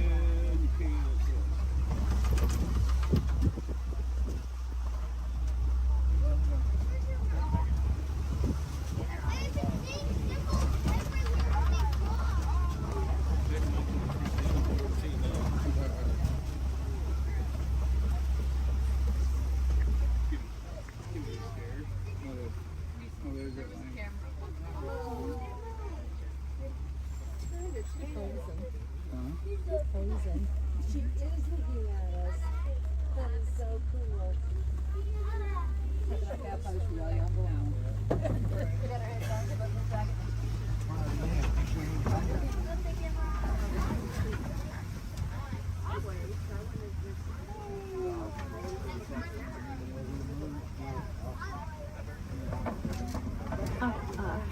Looks like there are a couple ostriches walking around.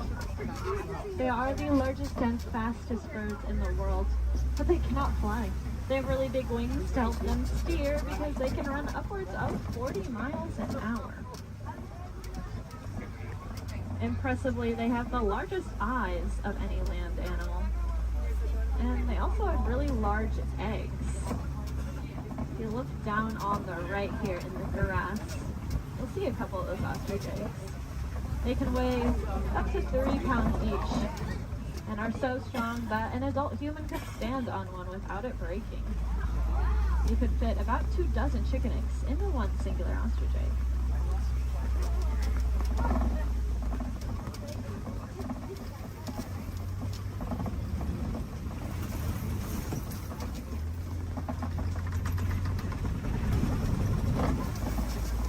Up ahead is the warden's post. The warden takes care of all the animals out there on the reserve. There's some special ones up here with them. I bet they're all hiding under this porch from the rain though. These are the Nigerian dwarf goats. They look like cute little babies, but this is them full-grown adults. They really do not like that rain. They have a very sweet and nutritious milk that is high value in Africa, so in return for that milk, we'll give them a nice place to live and some yummy food to eat. It just goes to show that we can peacefully coexist with a lot of amazing animals.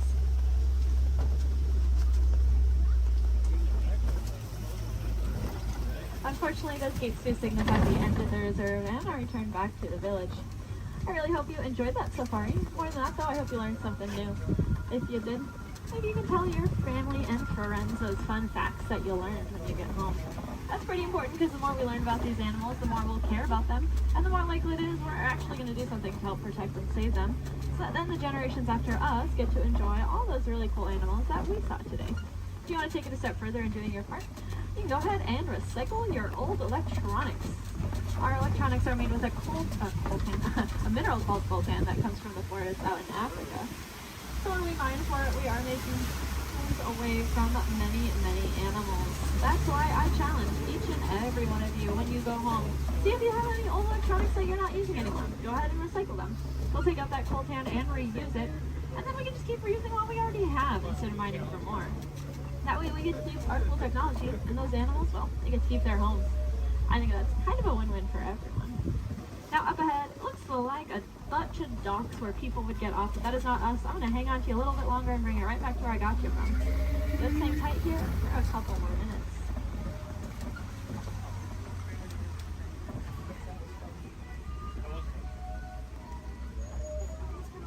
He's people watching.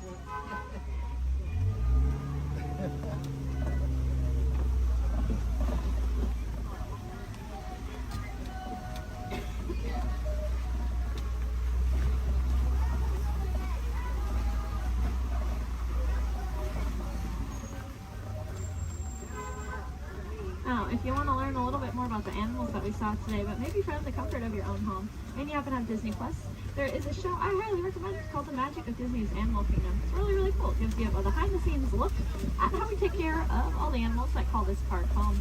It is one of my favorite shows, but I am, of course, not biased at all. If you want to see some more animals while you're in the park today, I'd recommend heading over to the Gorilla Falls Exploration Trail. Lucky for us, it's going to be right where I drop you off. Once you get off my truck, you'll go down a ramp, and if you take a right, you'll just be exiting the area. If you take a left, though, you are magically already on that trail. It's about a 10 to 15 minute walking path, where you can see a bunch more African animals, including, of course, those gorillas. If you head over to Asia, there's an Asian version of that trail as well called the Maharaja Jungle Trek, and they have all those Asian animals that we love, like bats, Komodo dragons, and tigers. It's also an aviary in both of those trails. If I had any wilderness explorers on board, you're riding the Simba 1. That is the code you'll need to get your safari badge, the Simba 1.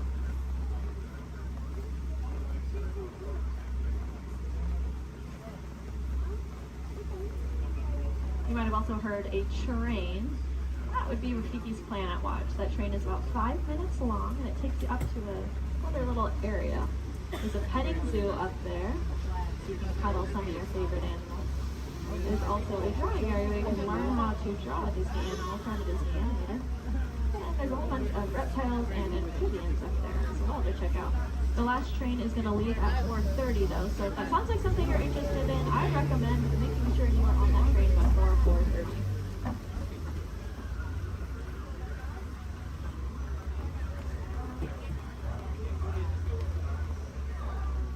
Looks like we are almost there. Thank you for your patience.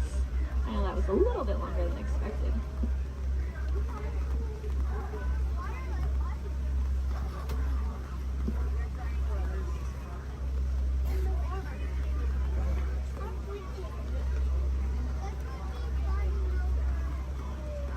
Now's a great time to gather up any personal belongings that you might have.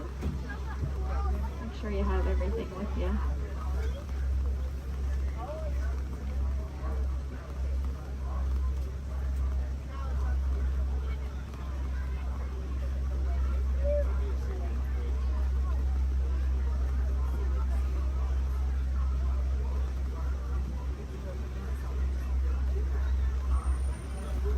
Here in Harambe, we do not like to say goodbye because it is far too sad and final. Instead, we say Kwaherini, which means to go well. So Kwaherini, my friends. Again, my name was Julia from Fort Collins, Colorado. I really hope that y'all had just as much fun out there as I did.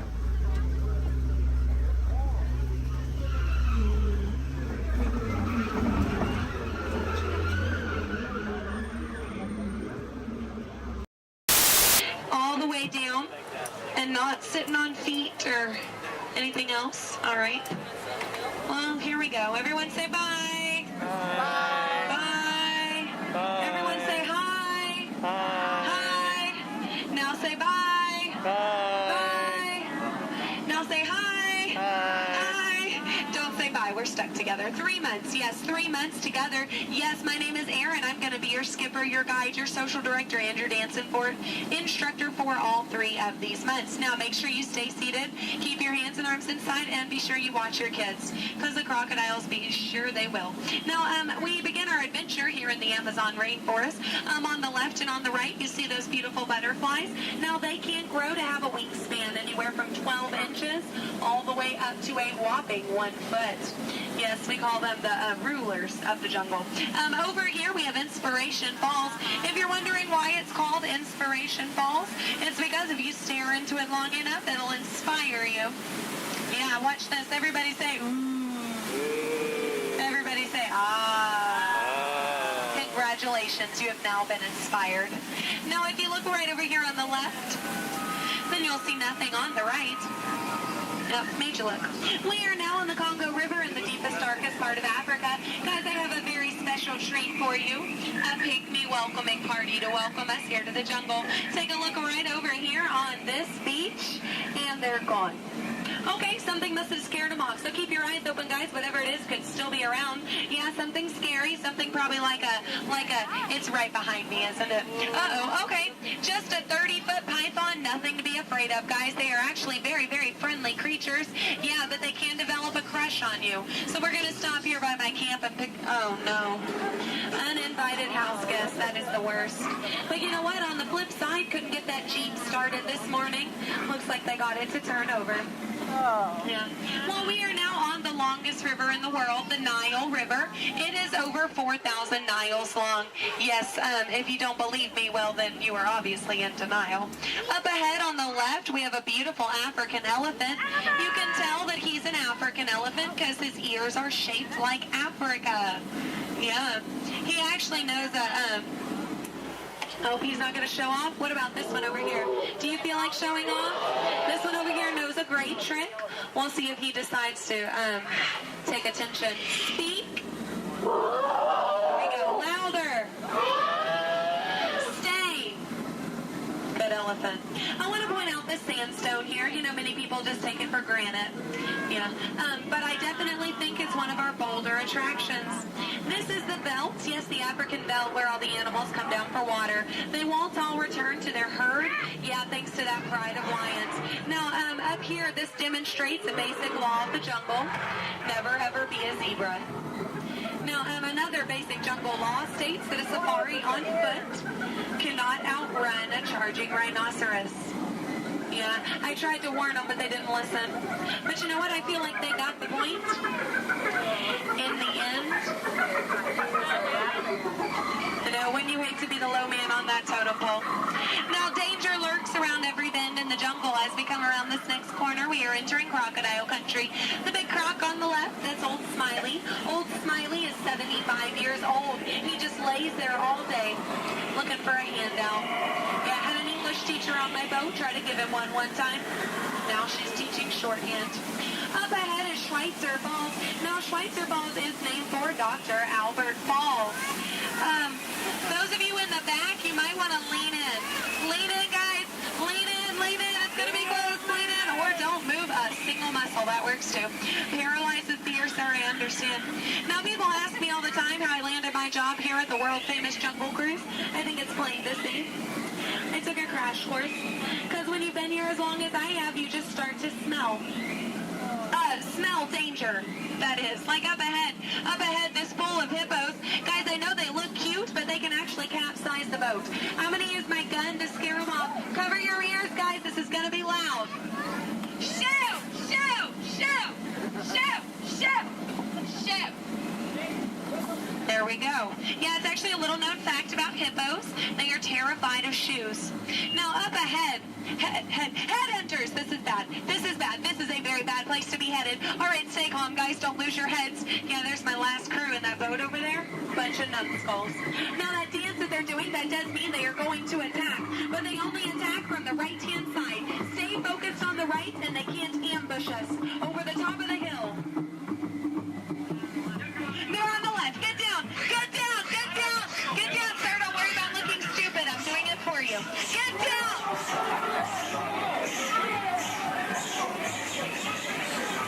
All right, we're safe. We made it.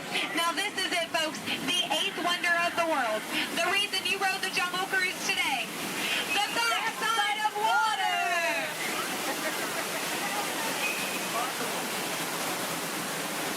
Woo! Yeah, you feel that mist? Kind of nice, kind of cool.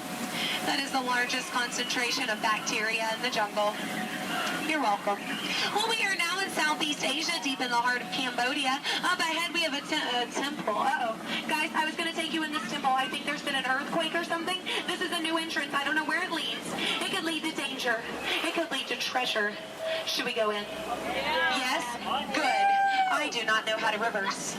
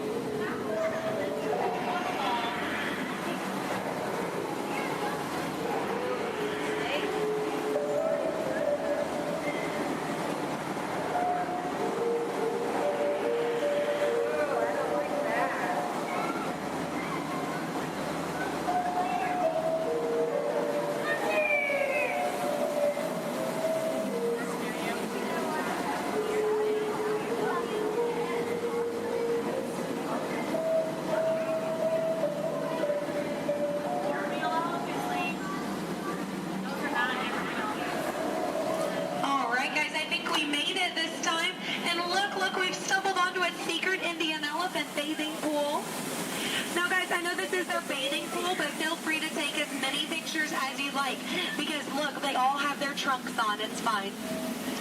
Now, some of these elephants are very, very friendly, and they might try to spray the boat. So we are just going to scoot on through. Oh, no, up ahead. Up ahead. Get down. Duck, duck, duck. Goose. All right. No, oh, no. Oh, no. Both sides. Oh, no. Get down. You fell for it twice. Yeah. No, that one over there, don't worry. He always forgets to pack his trunk. Now, guys, I'm going to take this time to point out some of my favorite jungle plants. That one. That one. And that one. There we go. Those are my favorites. Any questions? No? Good. Over here on the left, you'll see our dear friend Trader Sam. Trader Sam is actually our resident head salesman here in the jungle. Yeah, due to the economy lately, sales have been shrinking. But he is offering a special, 2 of his heads for just 1 of yours. Yeah, think about it, because, you know, any way you slice it or dice it, you're going to come out ahead. Yeah. All joking aside, Sam is a really lucky guy. He was the only man from his entire tribe to go to college. Yeah, he actually got kicked out, though, before getting his degree. He got caught trying to butter up one of his professors. Yeah. But he's a nice guy. He actually threw a dinner party last night. Yeah, he invited all the skippers. I got there 20 minutes late, though. All I got was the cold shoulder. Nothing left but finger foods. Yeah, and I was looking forward to it. I mean, his wife makes a great stew. I told him so, and he said, I know. I'm going to miss her. Yeah. You know what Sam's favorite Disney song is? You Got a Friend in Me. Yeah. I'm not making these up, guys. They're actually written in the script. Yeah. Yeah.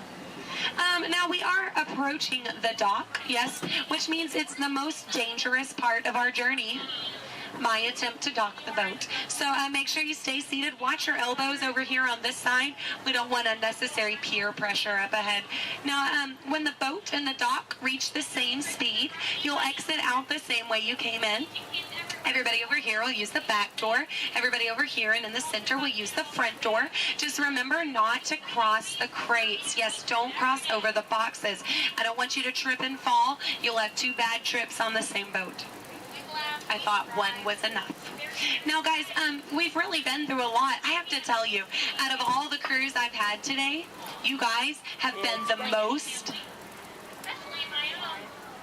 recent. There we go. No, really, that is an honor only a few thousand people get a day. So you should feel very, very special. No, really, guys, if you find yourself passing by the Jungle Cruise later, I understand. Yeah. But if you want to stop and say hi, I'll be around. And around. And around. Stay in school.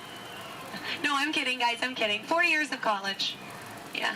My mom is so proud of my brother. He's a doctor. I tried to be a doctor, I really did, but I don't have the patience. Yeah, no, is that... Those are raindrops I hear hitting the top of the boat. So, yeah, it looks like we're going to get a little wet. Just a reminder, our dock is made out of pure hickory. Yes, so as you exit, you will be stepping out onto a slippery hickory dock.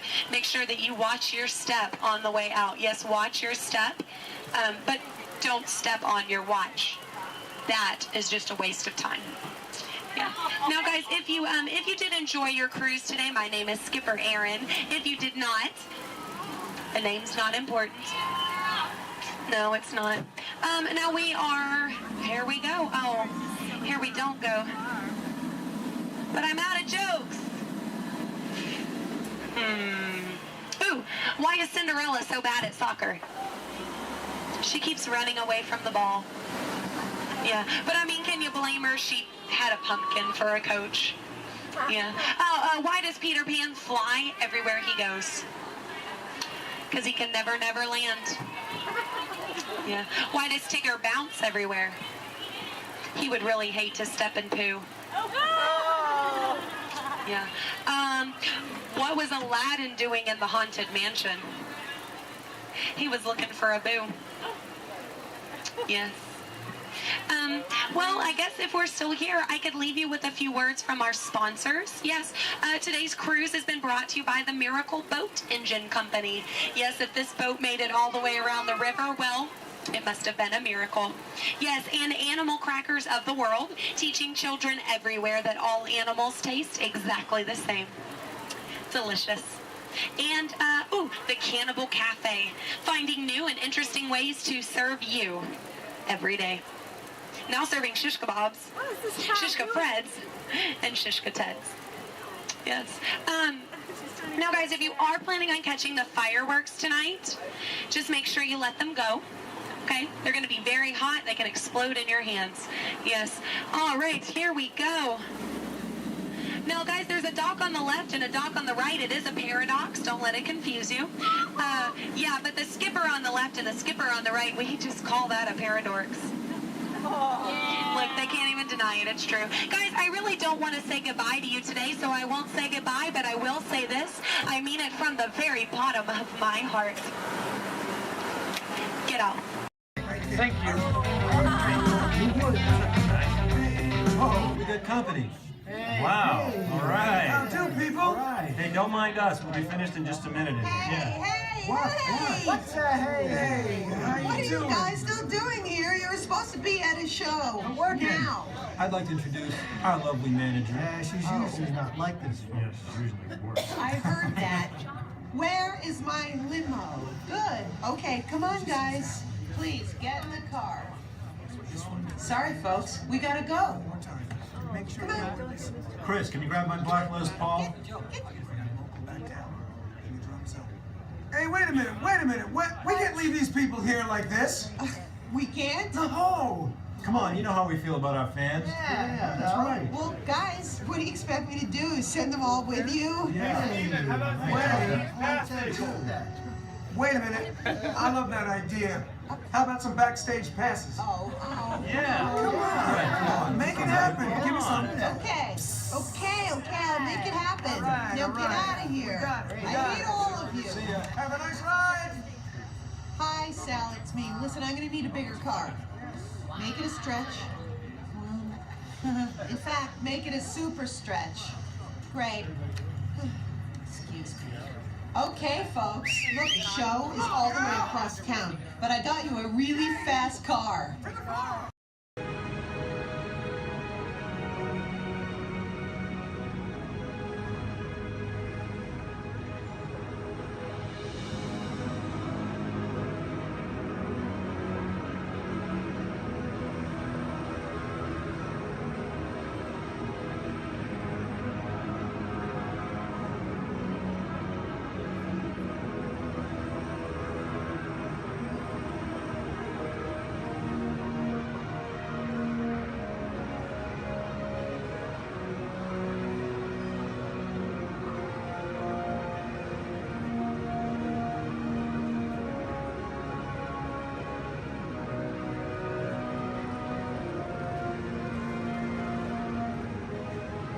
Step into the car. For your safety, remain seated at all times, keeping hands, arms, feet, legs, and other appendages inside your car. And please supervise younger beings. Stay clear of the doors, which will open and close automatically. Enjoy your journey. Para su seguridad, permanezca sentado y mantenga sus manos, brazos, pies y piernas dentro del vehículo. Y cuide a sus niños. Gracias. Please step carefully onto the moving platform, then step into the car. For your safety, remain seated at all times. This is the TTA Blue Line, non-stop service around Tomorrowland.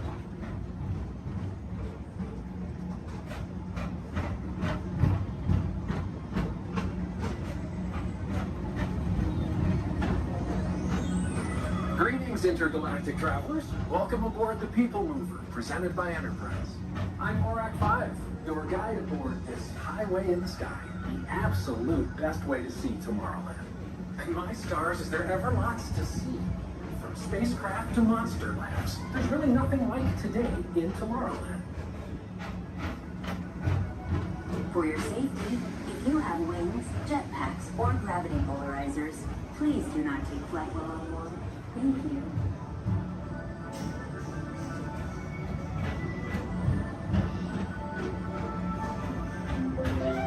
The next station is Tomorrowland Urban Planning and Star Traders. Transfer to the green and red lines. Don't worry, your express train keeps on rolling through the future, right by two of my favorite spots.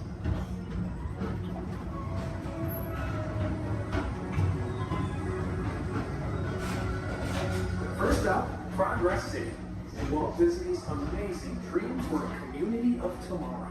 Did you know Progress City inspired Epcot and a lot of the visionary ideas throughout Walt Disney World? Look, there's even a tiny people mover. I wonder if that means there's a tiny ORAC.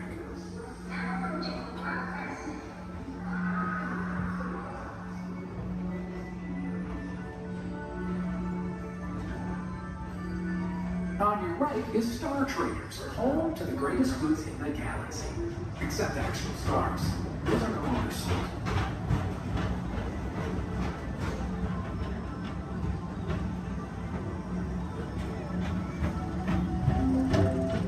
Now approaching Tomorrowland Speedway and Tron Light Cycle Run. I love a good circuit, and these are two of the best tracks in the cosmos for a bit of light, speedy competition.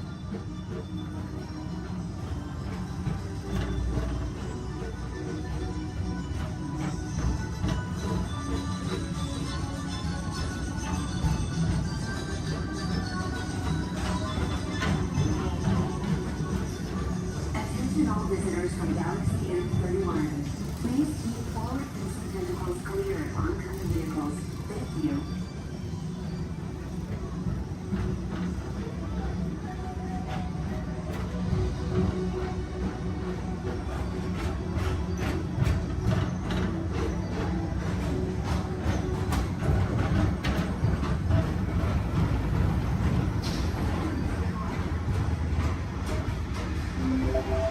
This is Starboard 75. Or as we always call it, Space Mountain. Our high-speed rocket port to distant deep space destinations.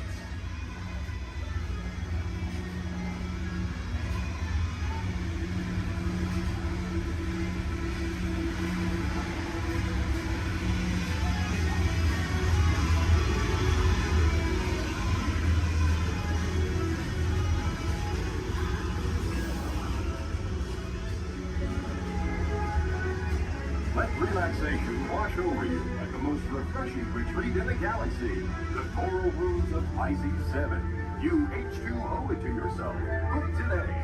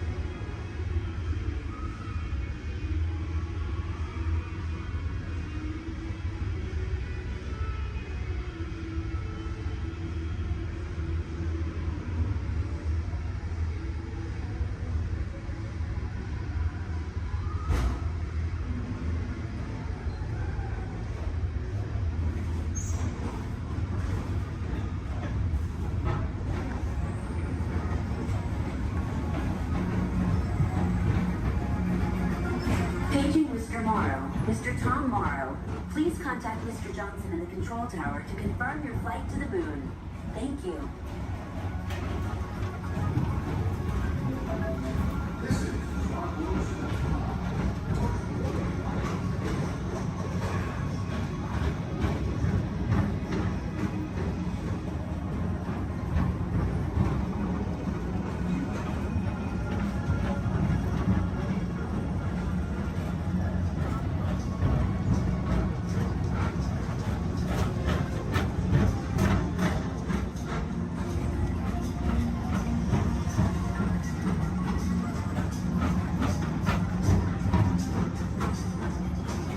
Attention all visitors. To your right is the Astrobarometer, our celestial symbol of interplanetary harmony and fellowship. Hop aboard and launch high above Tomorrowland for a spin amongst the planets.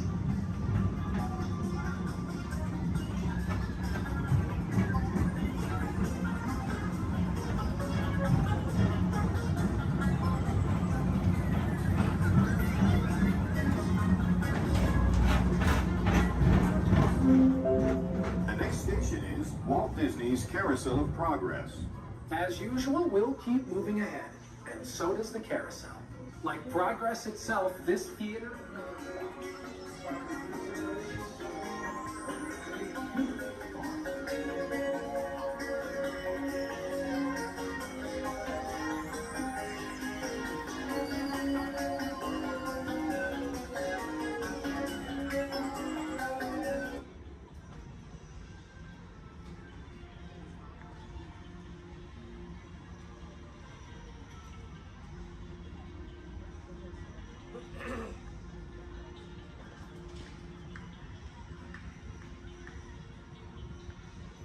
Attention on the people mover, please stay seated.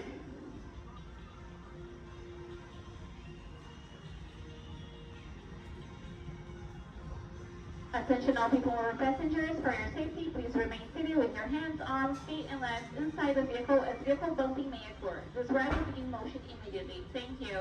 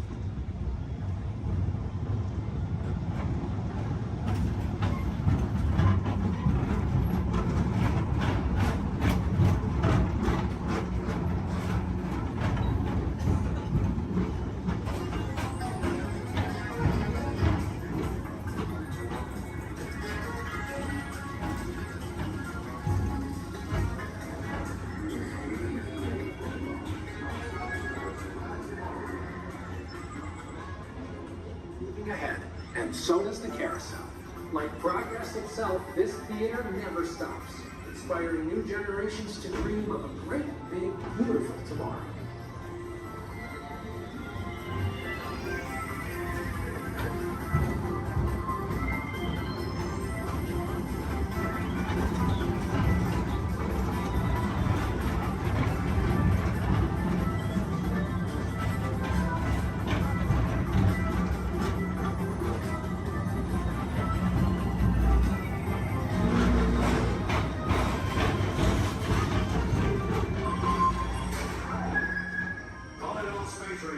Report to your star cruiser and join me on this daring space mission against the evil on reserve. Affirmative. We run it, Buzz. You can count on us.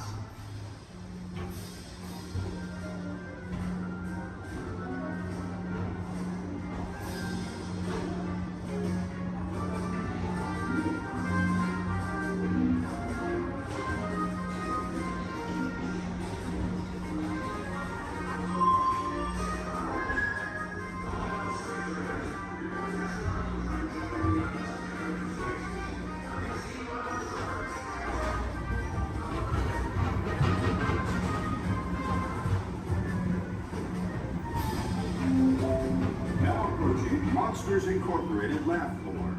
Mike Wazowski has brought in some real monsters of comedy. Whether you have one eye or 9, take the time to see this show. Now approaching Tomorrowland Transit Authority Station. My fellow sentient life forms, our people mover journey has nearly come full orbit. Thanks for riding with us. It's been a pleasure to have you aboard. And even though we're concluding, this is always my favorite part. Because now is the time, now is the best time to go out and explore tomorrow, today.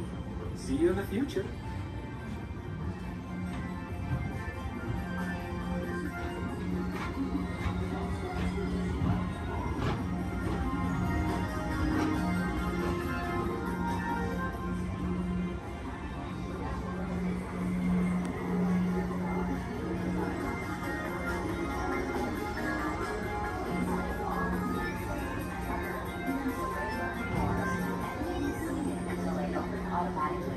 Step onto the moving platform with caution and exit by stepping away from the car.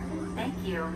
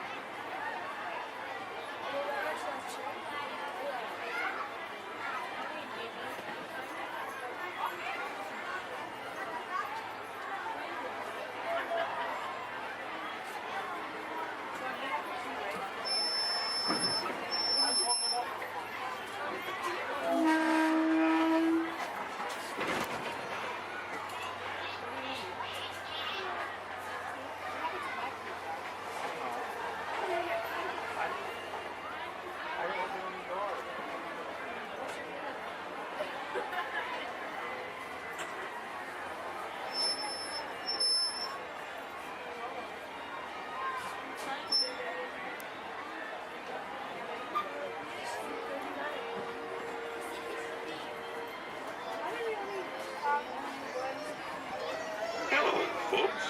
Welcome aboard the Disneyland Railroad. We're now embarking on a grand circle tour of the Magic Kingdom, with stops at New Orleans Square, Mickey's Toontown, and Tomorrowland, followed by a visit to the Grand Canyon and Primeval World. We got a lot of traveling ahead of us, so remember, for a safe trip, you need to stay seated, keeping your hands, arms, feet, and legs inside the train. And please, watch your children. Bienvenidos a bordo del Disneyland Railroad. Para su seguridad, permanezca sentado y mantenga las manos, brazos, pies y piernas dentro del tren. Y cuide a los pequeños. Gracias.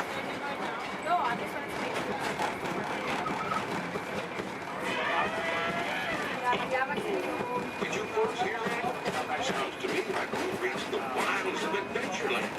We just might run into a lot of savage critters out there, including lions and tigers and tiki birds. Everybody best be on the lookout. You never know just what may show up. We're approaching our first stop, New Orleans Square Station. This station serves Frontierland, New Orleans Square, and Union Country. If you'll be leaving us here, remain seated until the train comes to a complete stop. Then watch your step while getting off. Have a good time at the frontier, you hear? For those of you continuing on, we'll resume our trip in just a moment.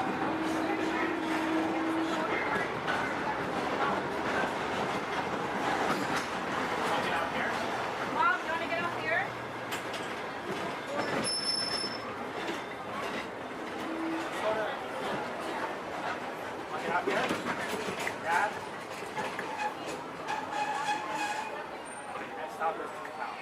Next stop is Toontown. And please supervise children. Thank you. La estación de control de cinturones de seguridad está a la vuelta de la esquina. Por su seguridad, mantenga sus manos, brazos, pies Automated driving technology activated. Welcome to the sim track.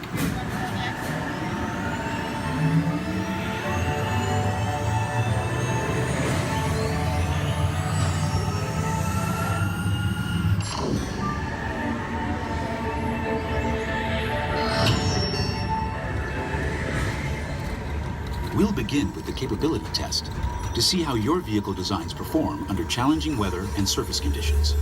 Monitoring road surface. Connecting to OnStar. SIM car performance data acquired.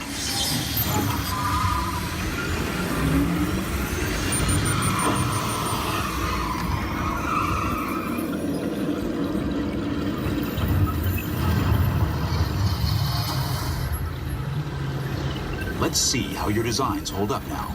Commencing SIM car off-road and extreme weather sequence.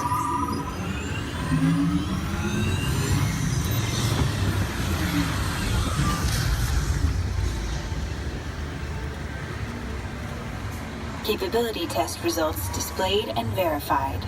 Now let's see how your vehicles compare when it comes to their efficiency. Scanning SIM car for optimal eco-efficiency.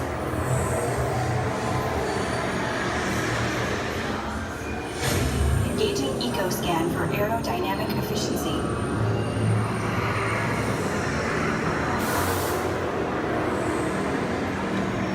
Drive systems analysis. Hyperspectral imaging in progress. Calculating total enviro impact.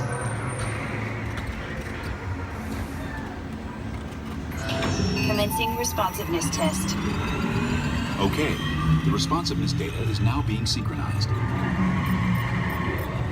Automated driving technology verified and active.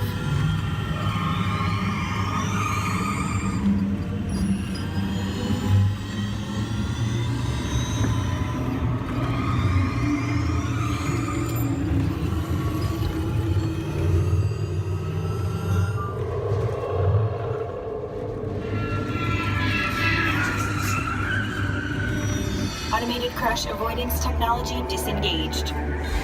Displaying responsiveness data. Here comes the final test. Energizing for power test.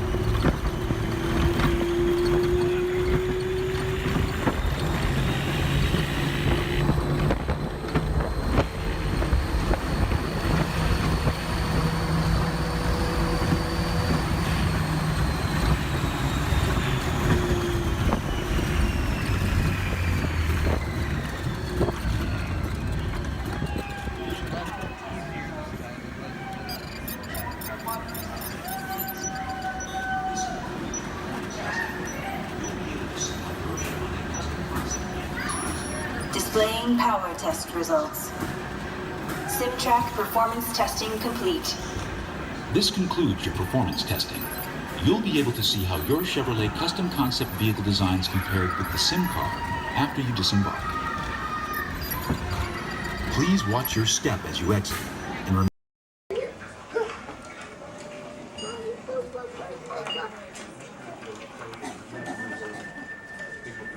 Sorry. Mommy, you wanted me to ride with you? Only if you want to. 'Cause otherwise, nobody's going to be there to hold your hand. You want to be able to hold my hand? Yeah. The next group's ready. Put my hands up in the car. You got to get Hi, everybody. Welcome to the test track. My name is Bill McHale. I'm up here in the control center. In just a couple of minutes, you're going to be out there on that track. But first, let's put together your test schedule. These are the same kinds of tests that are run at GM test facilities all over the world. Let's put up the 26-8 grade. You got it. Okay, we're going to start you off on an accelerated hill climb. Now, these steep grades give us a chance to evaluate the effects of heat and stress on your engine and on the transmission. Twisted jar blocks. Let's put up the blocks, German and Belgian. Next, your vehicle is going to go over a variety of rough road surfaces. These are designed to test the integrity of the suspension and the chassis. It's going to get a bit bumpy. Yeah. Next, you're going to see and feel what it's like when your brakes lock up.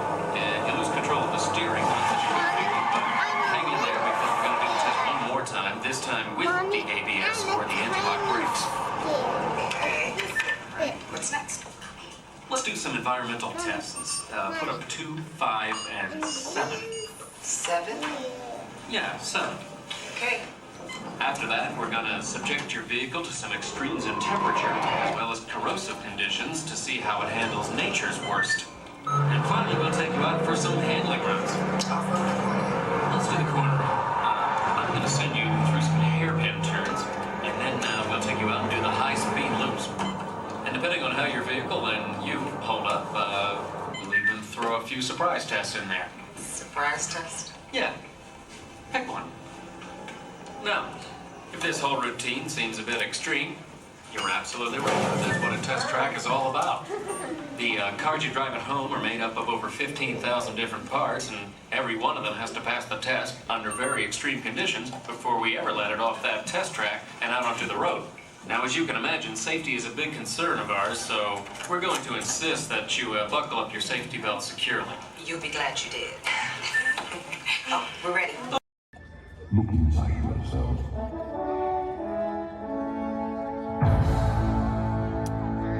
You are more than what you have become.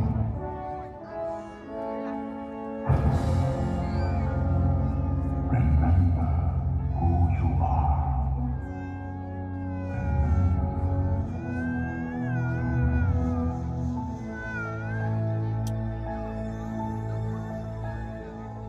I have often dreamed of a far place where a hero's welcome would be waiting for me.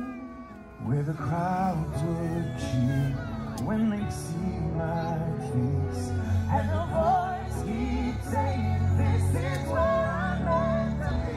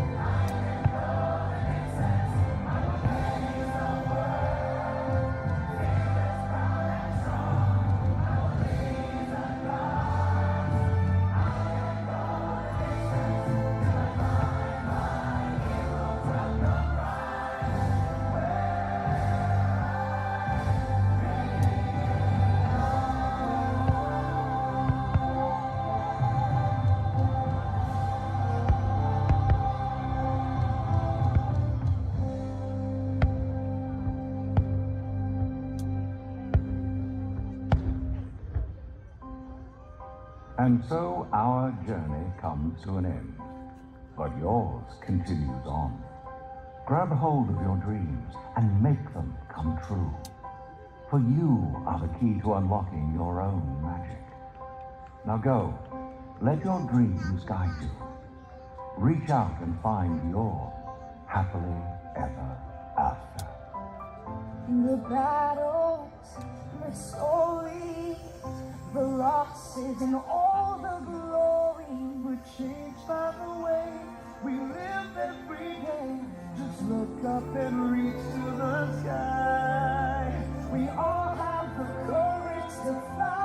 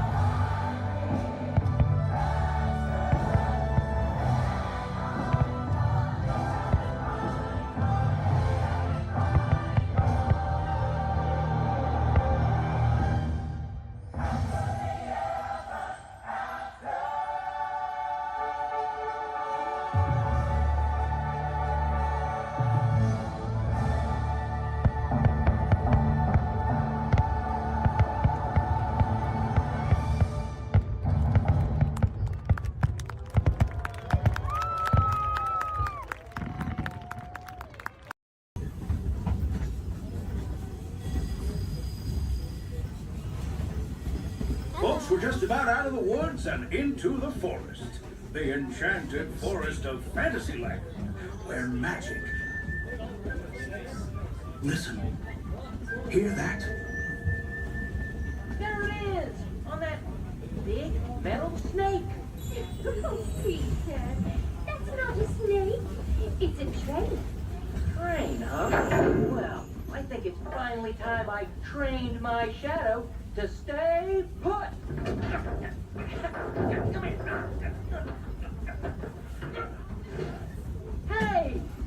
Get back here, Shadow! Shadow! Oh, Tinkerbell, we really must find some stronger thread. Told you it's enchanted, and not just the forest. From the tips of castle spires to the sands under the sea, magic and happily ever afters await around every corner in Fantasyland.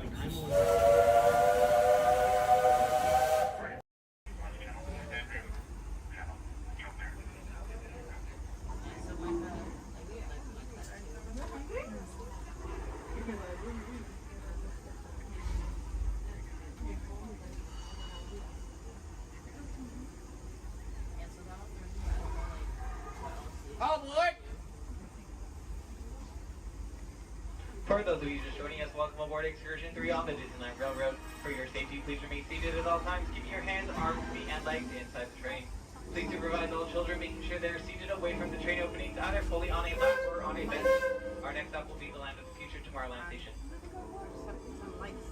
Oh, they're doing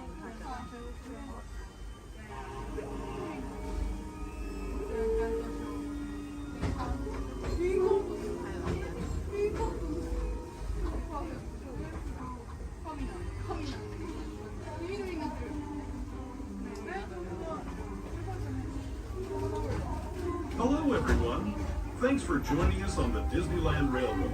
For a safe ride, remember to stay seated with your hands, arms, feet, and legs inside the train. And please watch your kids. ¿Qué tal, amigos? Y bienvenidos a bordo. Para su seguridad, permanezca sentado y mantenga las manos, brazos, pies y piernas dentro del tren y cuide a los pequeños. Gracias.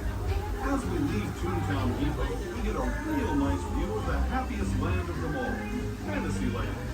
You can see people stepping onto It's a Small World just below us. And, off in the distance, majestic Matterhorn Mountain.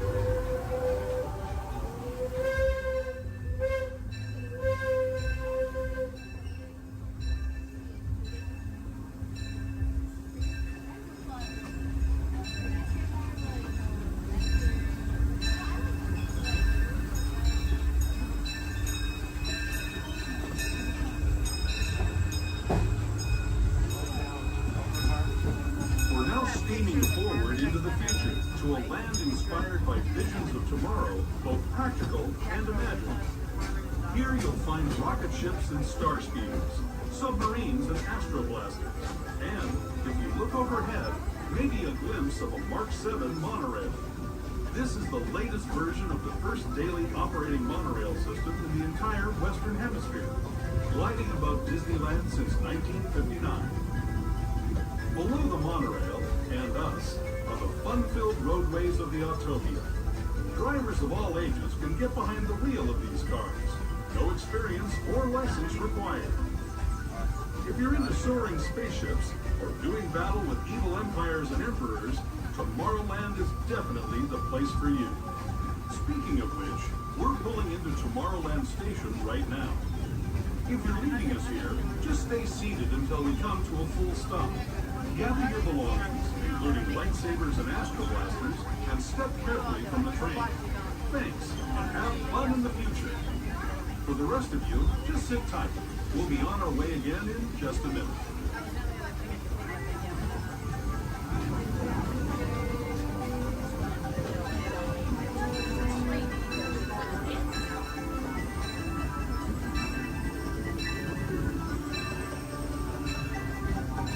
As we make our way into Tomorrowland Station, we do ask that you please remain fully seated until the train has come to a full and complete stop.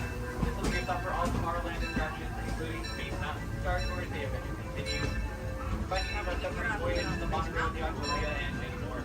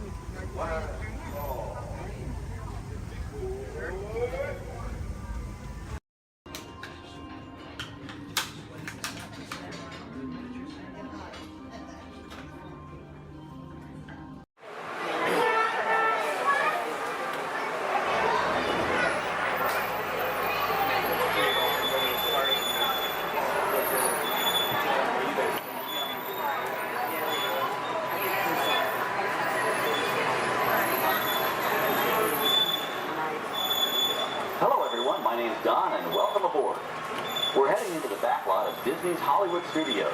This production area was built in 1988 as a Florida counterpart to the Walt Disney Studios in Burbank, California. We included sound stages, recording studios, high-tech editing rooms, all the tools needed to create movies, TV shows, and radio broadcasts. We've even got our very own water tower, too. It's up ahead on the left side of our shuttle. We call it the Earful Tower. It's inspired by the water tower Walt Disney had built for his Burbank studio in 1939. Our Florida tower stands a lucky 13 stories high, and we added our own creative touch, a giant set of Mickey Mouse ears. If you wanted to wear those ears, you'd have to have a hat size of 342 3/8. Up ahead, after the next bend in the road, you'll have a perfect opportunity to take a picture of this famous icon.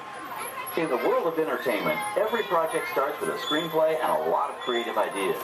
A production studio is where the ideas of writers, producers, and directors are transformed into an on-screen reality.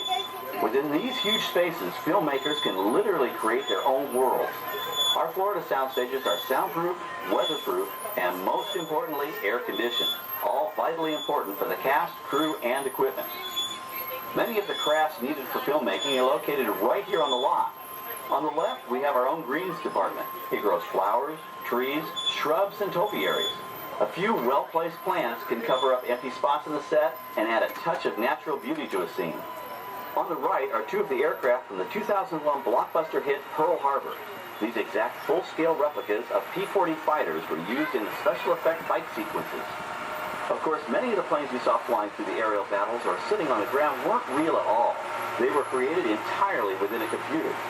Oh, keep your cameras focused to the right. We're coming up on that perfect angle of the Earful Tower I told you about. It's a true masterpiece.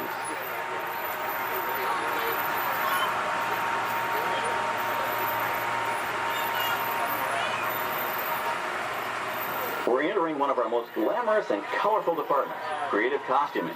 Every star has to have just the right wardrobe, and it all begins here with a designer's sketch. Our team of designers, seamstresses, and tailors can turn 1.5 million yards of fabric into over 25,000 costumes every year. Many of these costumes will become part of the shows and attractions of the Walt Disney World Resort. In fact, here in Florida, we have the largest working wardrobe department in the world. Why, Mickey Mouse alone has over 175 different outfits to choose from, while Minnie Mouse keeps more than 200 unique costumes in her wardrobe. On the left are costumes worn by the stars in recent studio productions. You'll probably recognize some of those costumes from the big screen. Every story needs a setting, and our design staff can create just about any place a script calls for, from an urban city street to a remote desert canyon. On the left is our scenic shop where large-scale sets and props are built. Our team of set designers, carpenters, artists, and engineers has created caves and caverns, game show sets, even replicas of the U.S. Supreme Court and NASA's Mission Control, all on our sound stages. The shop also provides sets and props for our shows and parades here at Walt Disney World. The same skill and craftsmanship that goes into a movie set can also be used to create magic for our parks. Either way, it's all about making dreams come true.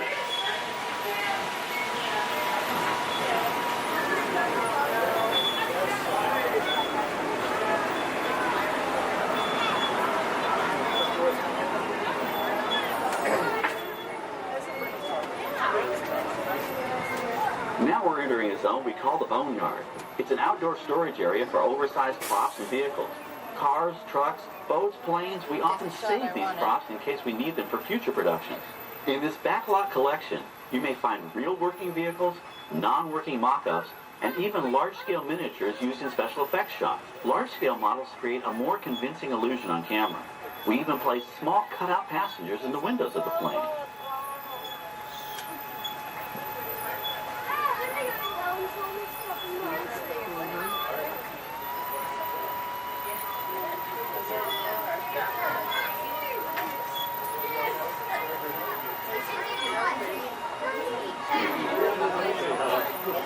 We're now passing by the sets for our Lights, Motors, Action Extreme Stunt Show. On the left, you may catch a glimpse of the Mediterranean fishing village that sets the stage for this thrilling attraction. We'll get a closer look at it soon, but for now, we're approaching one of the largest standing sets on our back lot. It's over on the right. It may not look like much from this angle, but it's pretty spectacular on the other side.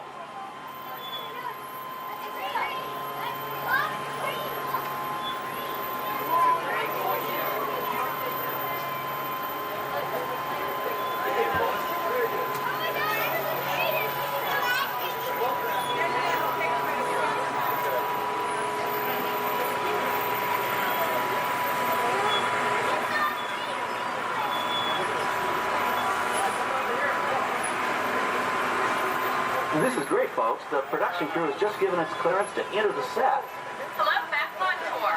I'm Amy, a production coordinator here at the studios. I can see your shuttle heading toward our canyon set. I've given your driver permission to come in and take a look around. I'm up here with our effects crew, and we're getting ready to shoot a test sequence. Oh, on the way in, you're going to be crossing a wooden bridge, and things may get a little bumpy, so please, hold on to your belongings, especially hats, cameras, and glasses, and keep an eye on any small children in your party. And of course, please remain seated at all times. Welcome to the set. As you can see, we brought the bare, dry deserts of Southern California to green, typically humid Central Florida. This set is based on real locations that our production designer took pictures of. Our set crew spent about 6 months building the canyon, but we've used it for a number of TV shows and specials over the years. For our upcoming production, the script called for a tanker truck. We found this one in our boneyard, but it was too big to drive into place. So we picked it up with a crane and set it down here. We're up on the overhead platforms, and I see our director has arrived. As soon as the rain effect is ready, we'll begin the sequence. This set and shower is really just a special effect. We rigged up a series of water nozzles just above your trail. The water sprays in a crisscross pattern to create a sense of depth. But this storm only covers the first few feet.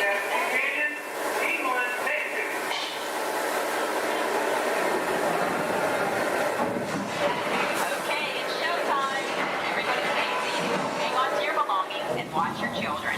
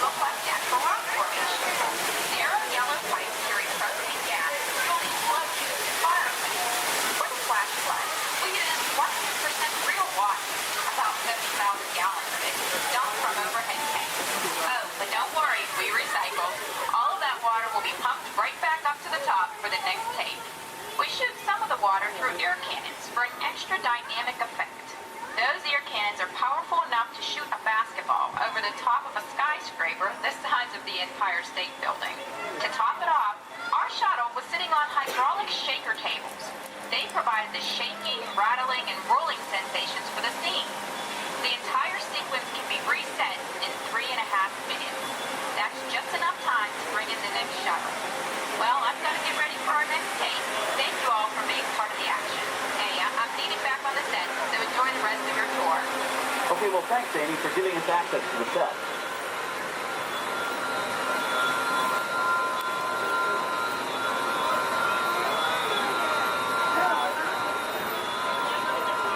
On the right, we have an authentic piece of Disney history. That Gulfstream 1 was known at airports across the country as November 234 Mickey Mouse, but we just call it the Mouse. In 1964, Walt Disney and his hand-picked team used this plane to scout locations for what he called the Florida Project. Soon, they secretly began purchasing thousands of acres of land, which became the Walt Disney World Resort in 1971. During the creation of the resort and later Epcot, the Mouse shuttled studio executives and Imagineers between Burbank and Orlando, making it the most used executive aircraft in the country. Appropriately, the Mouse retired here in 1992. As Walt used to say, it was all started by a mouse. In this case, the 234 Mickey Mouse. On our right, we once again sweep past the magnificent Mediterranean village of our lights, motors, action extreme stunt show. This high-octane attraction is based on the hit show from the Walt Disney Studios Park in France. In this action-packed production, you'll feel like you're right there on the set during the filming of a spy thriller, complete with custom-built cars, motorcycles, even jet skis. You'll experience the split-second timing, coordinated driving, and fiery special effects that make action movies a real blast.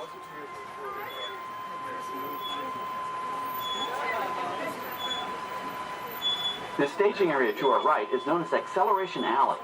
Here, the custom-built stunt show vehicles rev their engines up to 70 miles an hour before making their high-speed entrances onto the stage for our lights, motors, action extreme stunt show. Of course, these are professional stunt drivers. We hope you'll enjoy their daring driving skills, but please, don't try them yourself.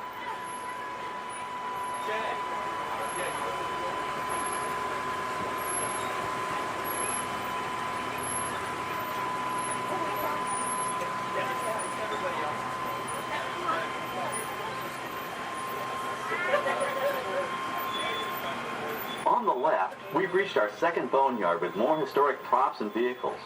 When we reuse older props in a new production, they're often refitted with custom parts and given a whole new color scheme. You might not even recognize them the next time you see them on screen. For instance, coming up is our friend Herbie the Love Bug. He went through a special demolition derby makeover. Those dents and dings were added on purpose, but he can be polished up as good as new for his next starring role.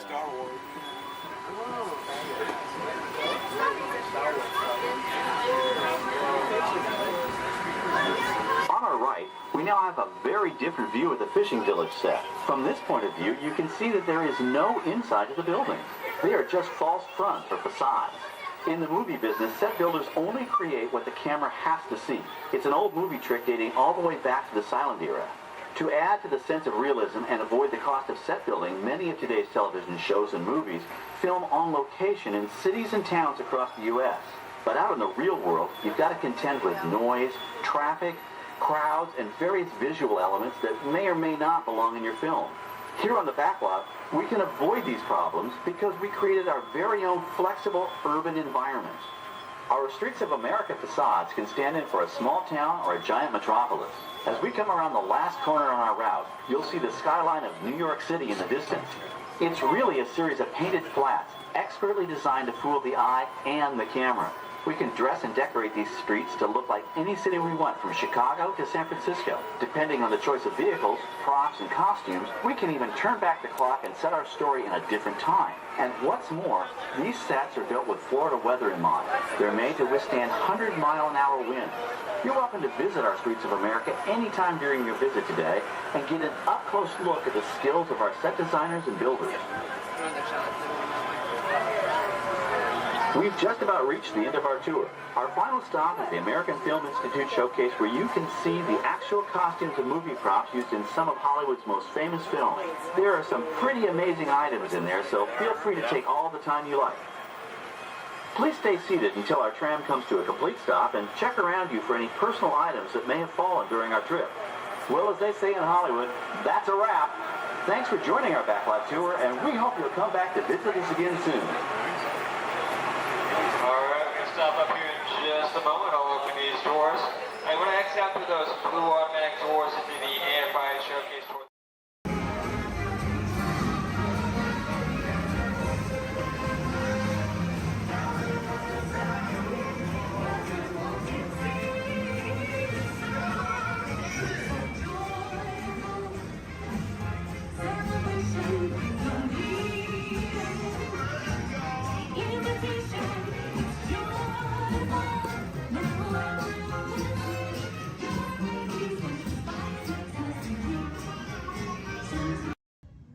Welcome to Turtle Talk. My name's Andrew. Before we get started, there are a few things that I would like to go over with everyone.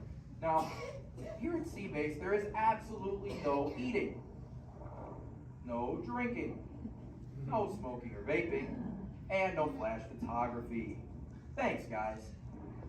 Now this piece of equipment here is known as a hydrophone. It allows us to hear sounds from beneath the sea, and it's also going to allow us to hear from our very special guest today. Does everybody know who our special guest is? Please shout it out.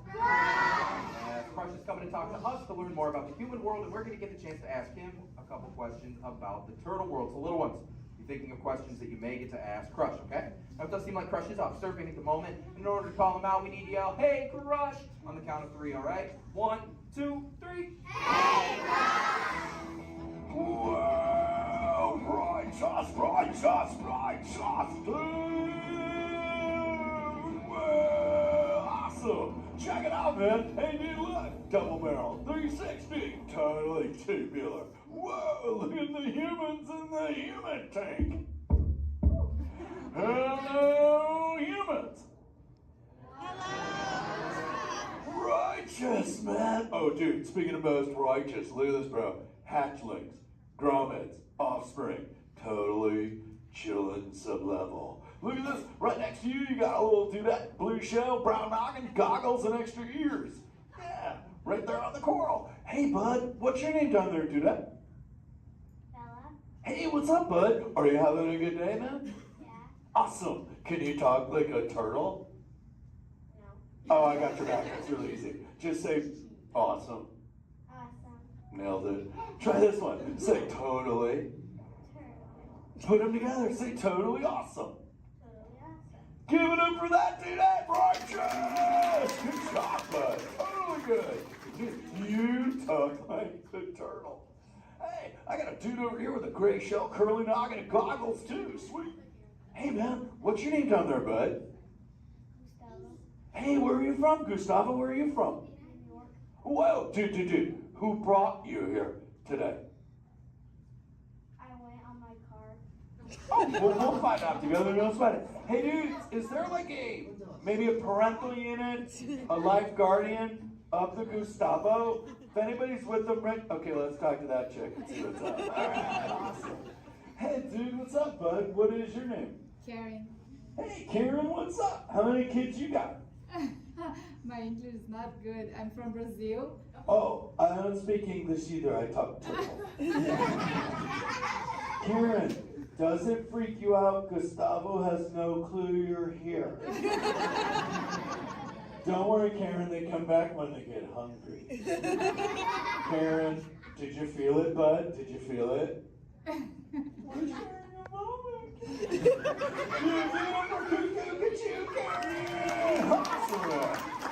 Dude, my son Squirt, he's like this. He goes, Dad,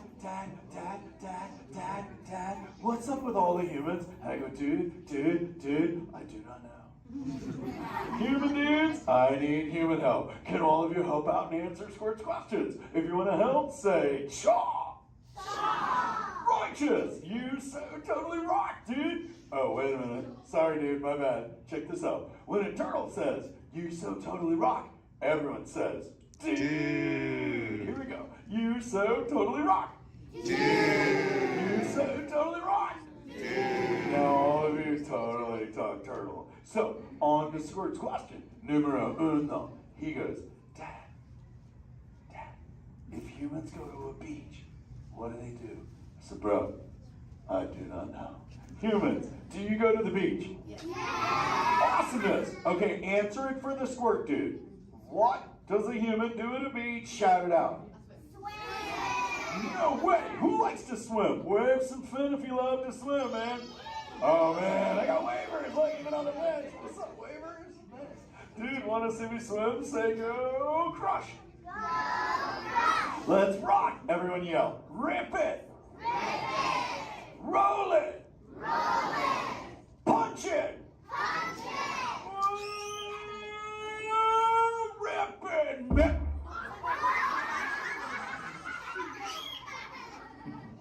Hey, Crush, watch out for the glass. Hey, dude, thanks, Hank.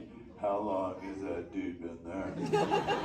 Oh, no, man. My bad, bro, my bad. Where are the manners? I've been asking the questions. Dudes, do any humans have a question about being a turtle? Raise a fin. Hi, if you have a question about turtles. Cool. Got a chick over here, aisle style, red shell, brown knock, hanging loose. Hello, bud. What's your name? Hey, bud. What's your question? What turtles eat? Oh, dude, we're chowing green seagrass and green sea kelp. Big dudes, you're sitting on green seagrass benches. But check it out, Harper. We only eat green stuff, and so it actually turned this green. So, like, I'm green, and my kids are green, and my parents are green. Oh, and my wife's green, and my favorite color ever, purple. He's pulling your fin. It's green. Hey, there's a purple chick over here with like a jellyfish lid. Let's talk at this one on this side. Hey, bud, what's your name down low? Hey, cool name, Scarlett. What's your question? My name's not Scarlett. Oh, wait, what's your name? It's Charlotte.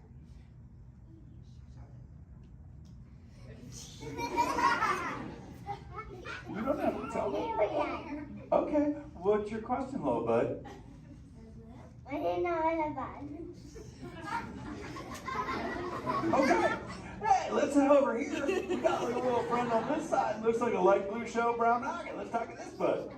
Hey, what's your name, dude? My name's Marley. Hey, Marley, what's up? What's your question? What's your favorite food? Oh, dude, besides eating green seagrass and green sea kelp, we totally chow on the jellies. Yeah, they're like so tasty. Hey, wait, Marley, do you eat food and sleep and stuff? Yeah. Do you know how to swim? Yeah. You're a turtle. Because all we do every day is eat, sleep, and surf. Hey, we got a bud by the bench. He's got a red shell curly noggin. Let's talk to that guy. Sweet. Hey, big man. What's your name, dude? Ezekiel. Hey, Ezekiel. What's your question, friend? How does turtles breathe? Okay, here's the deal. We have to go up every 15 minutes, bud, because I'm like you. I breathe oxygen. But here's the deal. We have to go up every 15. But when I sleep, Ezekiel, we can go in this little cave right there. See the green shell sticking out over there? We got to tuck under, and we can sleep 5 hours straight and absorb oxygen out of water when we're underwater. Who else has a question? This is kind of cool. Oh, whoa, dude, check it out. We got like a little friend chilling on this side by the bench. Looks like a grayish blue shell, brown ox sitting on her own flips. Dude, what's your name over there, bud? Abby. Hey, Abs, what's your question, Abby? How many babies can a turtle have? Well, mommy turtles, man, they go to a beach, but it's the same beach every time. And they drop off like 90 to 100 eggs. But here's the cool part. When the sand is really warm, Abby, everybody is a dudette. And when it's cold, they're all dudes. So we say, dudes are cool and chicks are hot. Yeah. This is awesome, humans. Hey, the Jelly Man. I was talking about you, buddy. Oh, Crush. Hey, man. I'm trying to get away from a turtle pile. Marlin, turtle piles are a celebration. Everyone yell, turtle pile!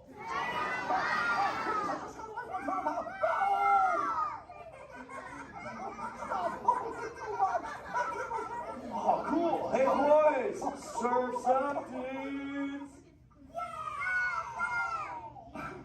Thanks a lot, Crush. For what? The turtle pile? Shout it out, humans!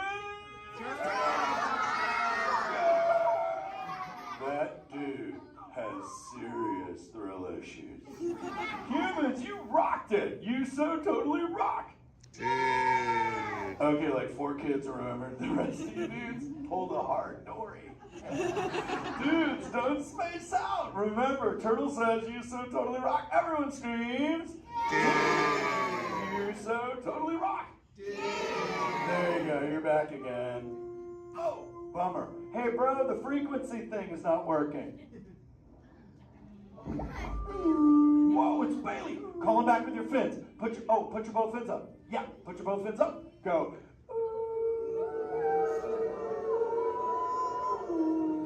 Crush! Hey! Bailey, look at my friends. They're humans. Oh my goodness. Funny looking humans, huh? Hey, dude, stop. That's not cool. Those are my friends. They can hear you. No, they can't. Watch this. Hi, humans. Oh, okay. Why didn't you tell me? Dude, I tried, man. You got stoked out. Wait. Yeah, that thing. I'm getting something. Ooh, wow. Some of you have 4 ears. Weird. I'm not judging. Humans. Later, Crush. Later, Bailey. Everyone say, later, Bailey, dude. Bailey's echolocation's awesome. We're gonna do it. Everyone, both fins up, go. Okay, sub-level, really good. Back bench, solid. Grandma, in the corner, this is where we put our fins up. Good job, Grandma. Good job. Fins up, eyes closed, go. How many fins am I holding up now? No, you gotta go. Yeah, you so totally rock.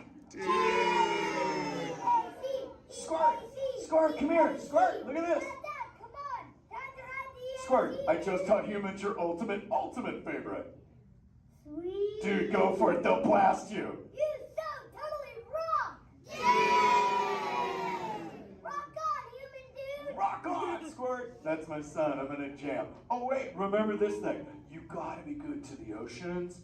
And the oceans will be good to you. And slap the fins together for my man Andrew. Rockin' the mic, man. Oh, righteous. Love you. Use the word dude all day long because your parents will love you. Hey, Karen. You're welcome, Karen. Let's go. You so totally rock. Let's give it up for Crush. If you would like to learn more about Crush and his friends like green sea turtles, manatees, or sharks, you can do so up on the second floor of Sea Base. Now, little ones, don't move until your adult comes to get you. Adults, please collect your belongings, collect your children, head on up to those two right direction doors. Or if you're safety, please don't stand up.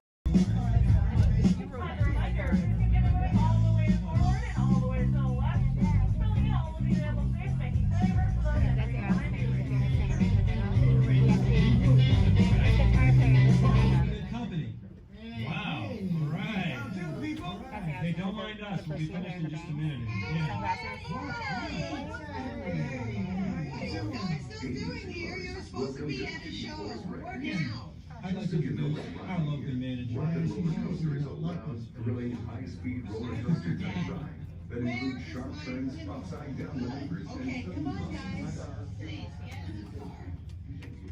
Sorry, folks. We gotta go. Chris, can you grab my black Les Paul? Hey, wait a minute. We can't leave these people here like this. We can't? No! Come on, you know how we feel about our fans. Yeah, that's right. Well, guys, what do you expect me to do? Is send them all with you? Yeah. Hey. Wait a minute. I love that idea. How about some backstage passes? Yeah. Come on. Make it happen. Okay. I'll make it happen. Now get out of here. I hate all of you. See ya. Have a nice ride. Hi, Sal, it's me. Listen, I'm gonna need a bigger car. Make it a stretch. In fact, make it a super stretch. Right. Okay, folks. The show is all the way across town, but I got you a really fast car. Okay, wait, it's out in the alley. Congratulations on those backstage passes. Now please, walk this way out of the alley, keeping up with that party in front of you.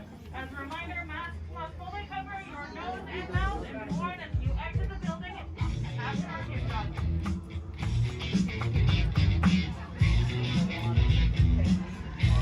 On my desk, everyone, so please remain seated throughout the show. And please keep your hands, arms, feet, and legs inside the vehicle at all times.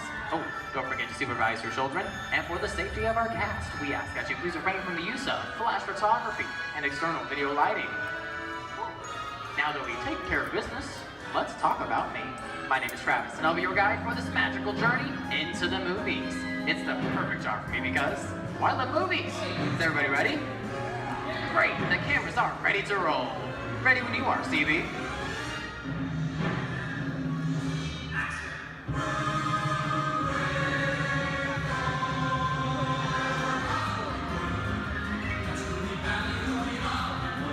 And we are rolling.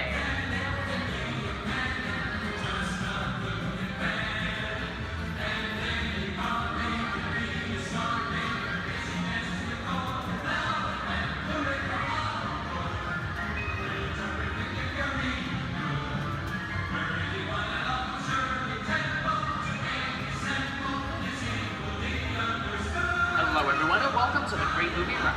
Once again, my name is Travis, and on behalf of Disney's Hollywood Studios and Turner Classic Movies, please welcome our host for this one of a tour, Robert Osborne. Thank you. We're ready for Hollywood indeed. What better way to start our journey? From the Old West to the rooftops of London and along the Yellow Brick Road, there really is no place like the movies. One of Hollywood's significant contributions to the world of film were great musicals. This scene is from one of my favorites, the 1933 Busby Berkeley spectacular, Footlight Parade.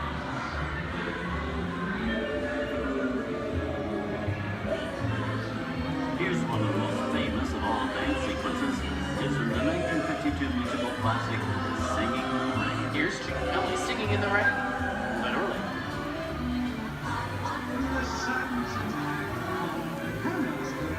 Here's one of the quintessential Disney musicals, Mary Poppins, starring Julie Andrews and Dick Van Dyke. This classic earned 13 Academy Award nominations. I love this song. Sing along.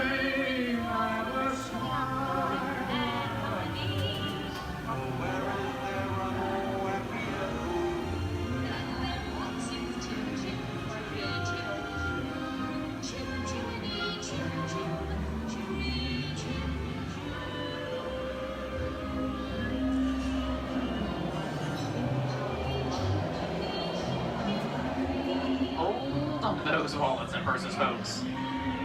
This doesn't look like a very good neighborhood. Here's the birthplace of the gangster film, the seedy underbelly of Chicago from The Public Enemy, starring James Cagney.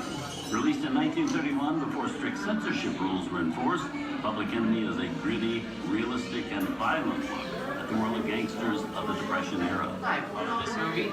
In one famous scene, James Cagney shoves a grapefruit in Mae Clark's face. She can never look at breakfast in the same way again. These tough guys could turn anything into a weapon.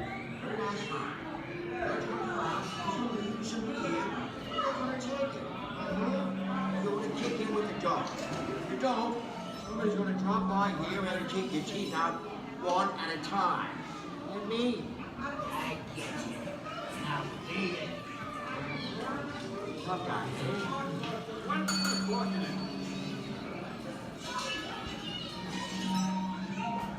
Sorry about the delay, folks. I don't want to run a red light, even in the movies. I don't let her leave my vehicle. I think it's time for a visit to a concession stand. Bye. So Osborne, wait. Okay, Muggsy, whatever you say. Hey, how'd you know my name anyways?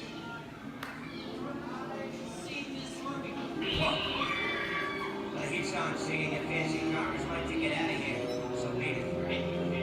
I said square out of here or you're gonna get hurt. Here they come, Bus!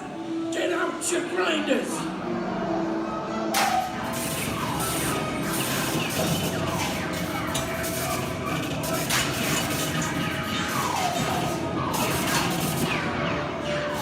I'm hit! I'm hit! Muggsy! They got spin! Muggsy! Muggsy! Where's his head? His head!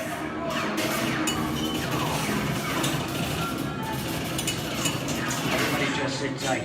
Running my lights against the law. I will never break the law. Hey, watch this. No more red light. Muggsy!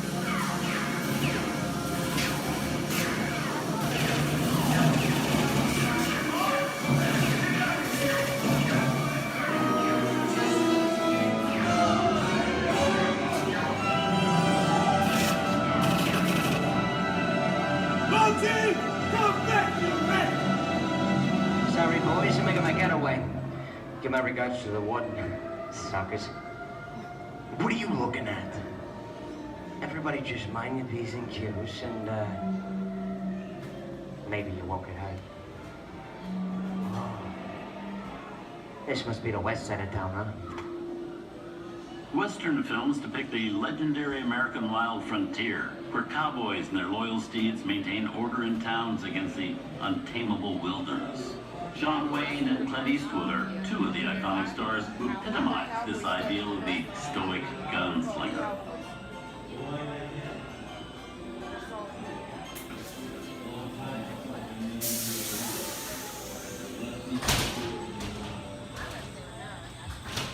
sleepy little bug, ain't it? That's some mighty tough territory you're heading into, Pilgrim. I'd think about turning back if I was you.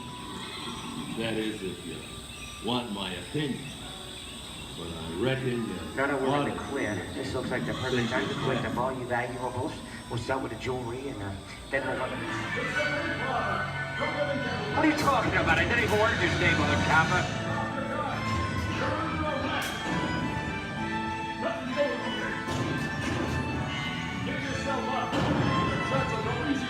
This is nuts. Nuts for this. Look at it this way.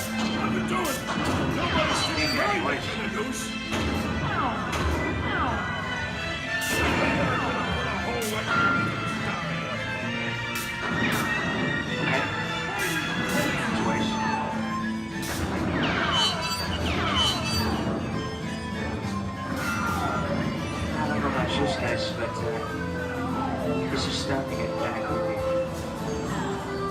Where are we? Jason? Science fiction has been a staple of classic movies, from George Méliès's A Trip to the Moon to George Lucas's Star Wars. In 1979, director Ridley Scott and Sigourney Weaver made audiences believe that in space, no one can hear you scream. This is Alien. Hey, you get down, face. How do we get out of here? Warning, remain in your vehicle. The area you are entering is extremely dangerous. Proceed with caution.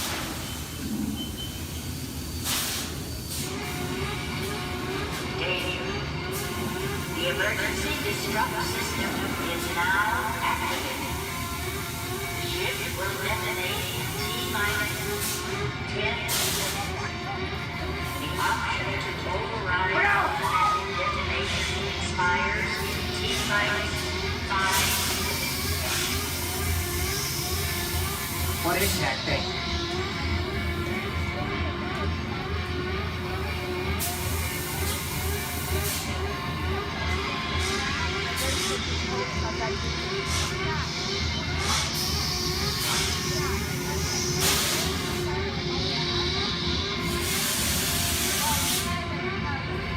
Get it together.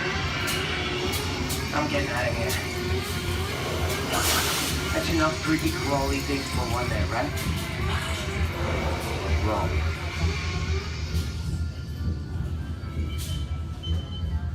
Steven Spielberg and George Lucas cemented their status as the blockbuster boys with their first partnership. Here from that legendary collaboration is Harrison Ford as archaeologist Indiana Jones in Raiders of the Lost Ark. Snakes. Why did it have to be snakes? Some of the biggest horror stars of Hollywood appeared in the ancient story of a cursed Egyptian temple, a priceless jewel that beckons to all, but be warned, temptation always leads to destruction. Get a load of that show, guys. Time for me to get back to work. Good thing I don't believe in ghost stories. Don't nobody move while I go get the goods. I don't think they'd notice a few extra bodies around here. If you know what I mean.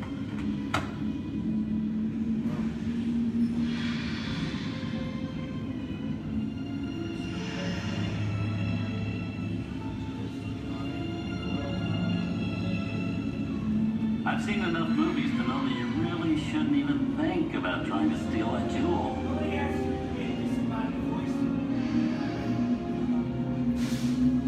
Halt, unbeliever. Disturb the treasure of the gods, and you shall all pay with your lives.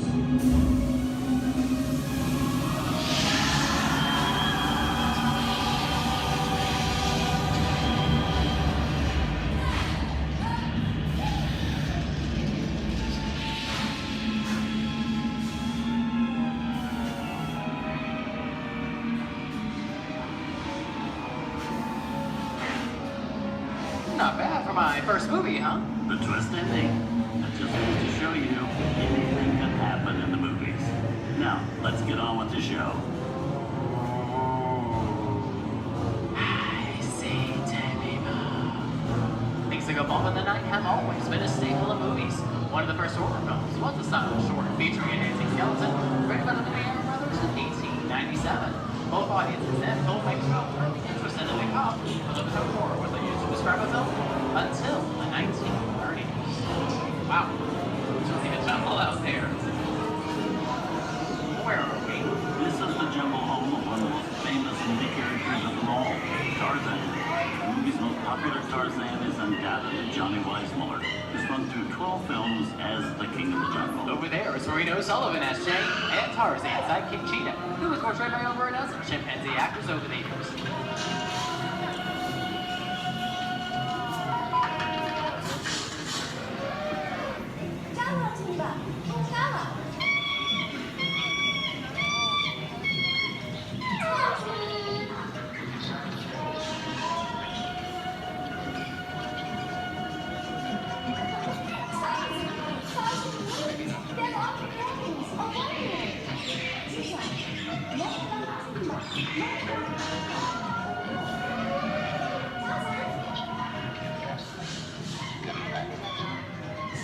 Here's Humphrey Bogart in his most famous film role.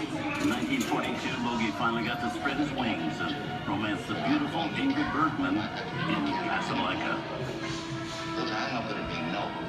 It doesn't take much to see that the powers of 3 little people don't amount to a hill of beans in this crazy world. Someday you'll understand that.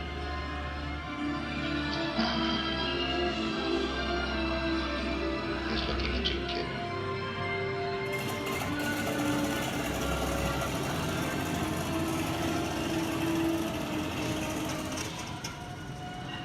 Inside of us, we both know you belong to Victor.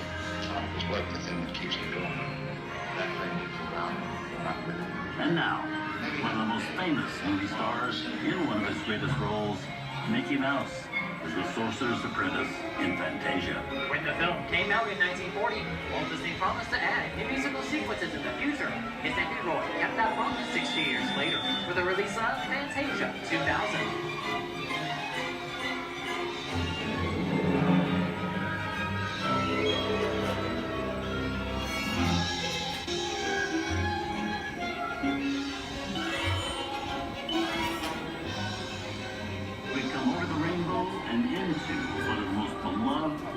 Watched films in movie history. The Wizard of Oz. Toto, I have a feeling we're not in Kansas anymore.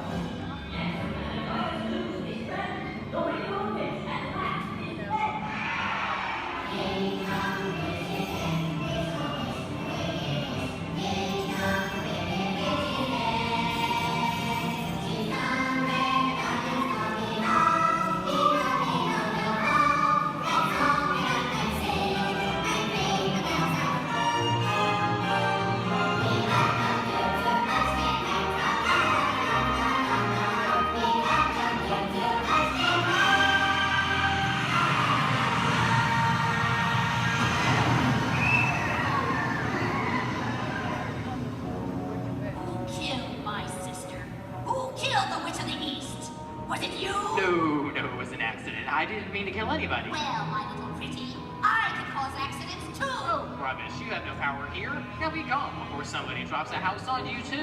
Very well. I'll bide my time. But just try to stay out of my way. Just try. I'll get you, my pretty, and your little dog too. I wonder how we get out of here. What do you folks think? Which way do we go?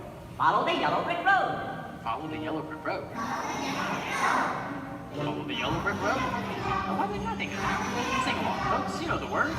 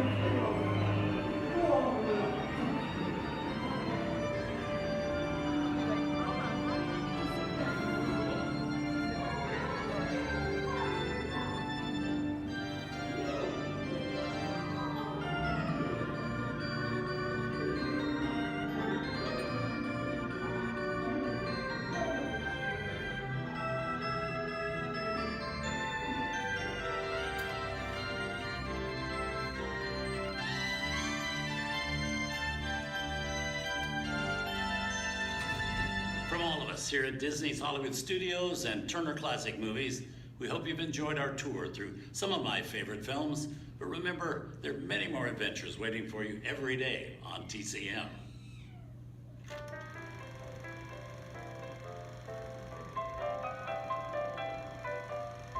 We didn't need dialogue. We had faces. Wait a minute. You ain't heard nothing yet. Step in time!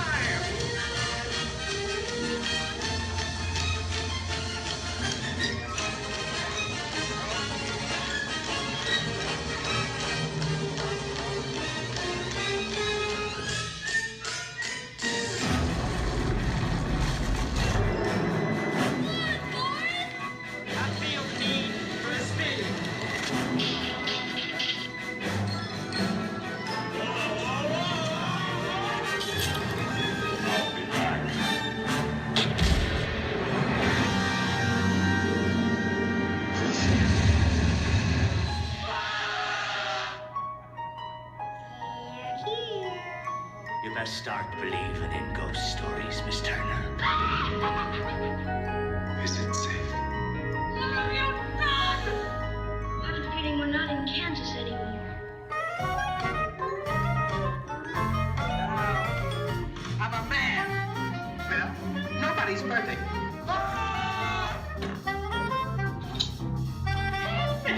Shut up.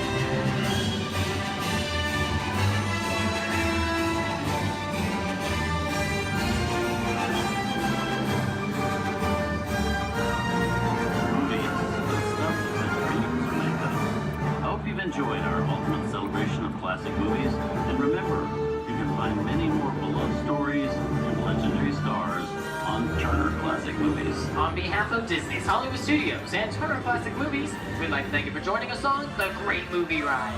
Now please remain seated until the vehicle comes to a complete stop. Please take small children by the hand and gather your personal belongings. And once these doors have opened, rise dramatically to your feet and make a grand exit towards the rear of the vehicle. Oh, and one more thing. When I yell action, don't forget the thunderous applause for yours truly. Okay, please, everybody, and action! Thank you. Having a wonderful afternoon at Disney's Hollywood Studios. You are the passengers of an ocean-common elevator about to ascend into your very own episode of the Twilight Zone.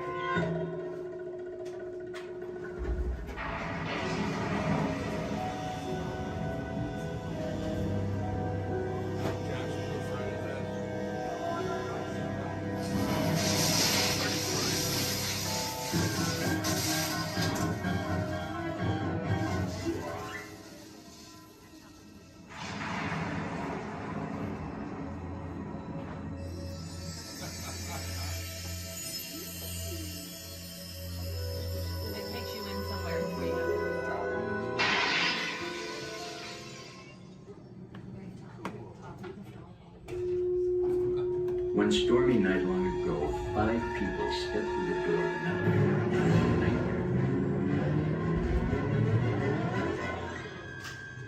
That door is opening once again. This time.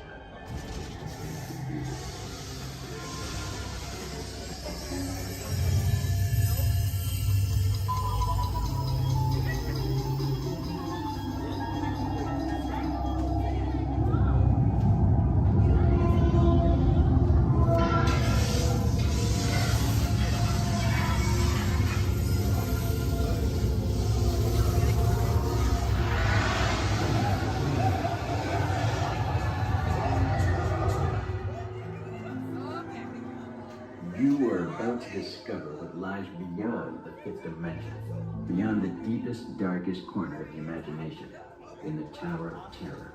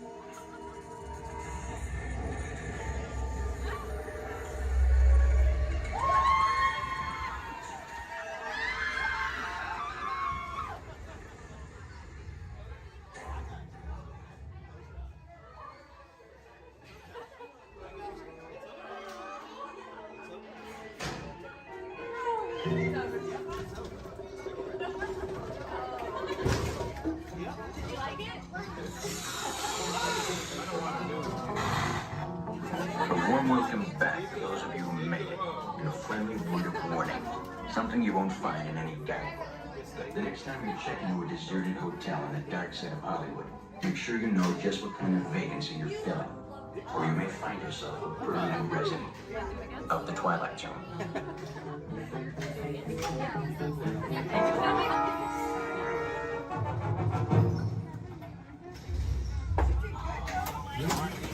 Welcome back, everyone.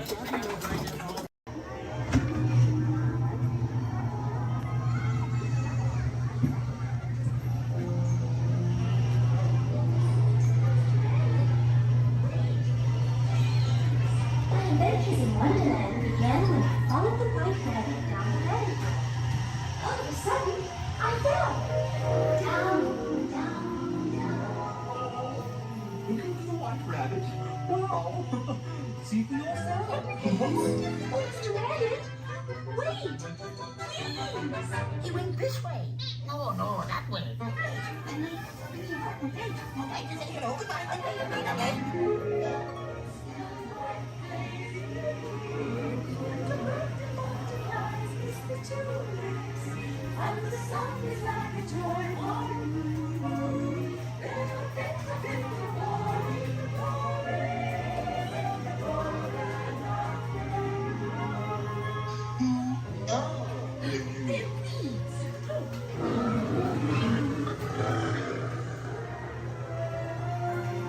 Now this is curious. I wonder if the rabbit came in here. I'm not sure.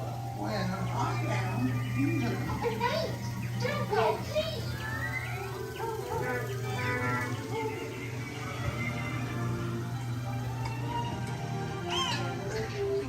Try this way. We're making a gorgeous red and making a cheery shade. Because we know they'll cease to grow. In fact, they'll soon be dead. Oh, and yet we go ahead making a gorgeous red. Royal Majesty, the Queen of Hearts, and the King. Shall we play croquet? Rule 42, the Queen always wins.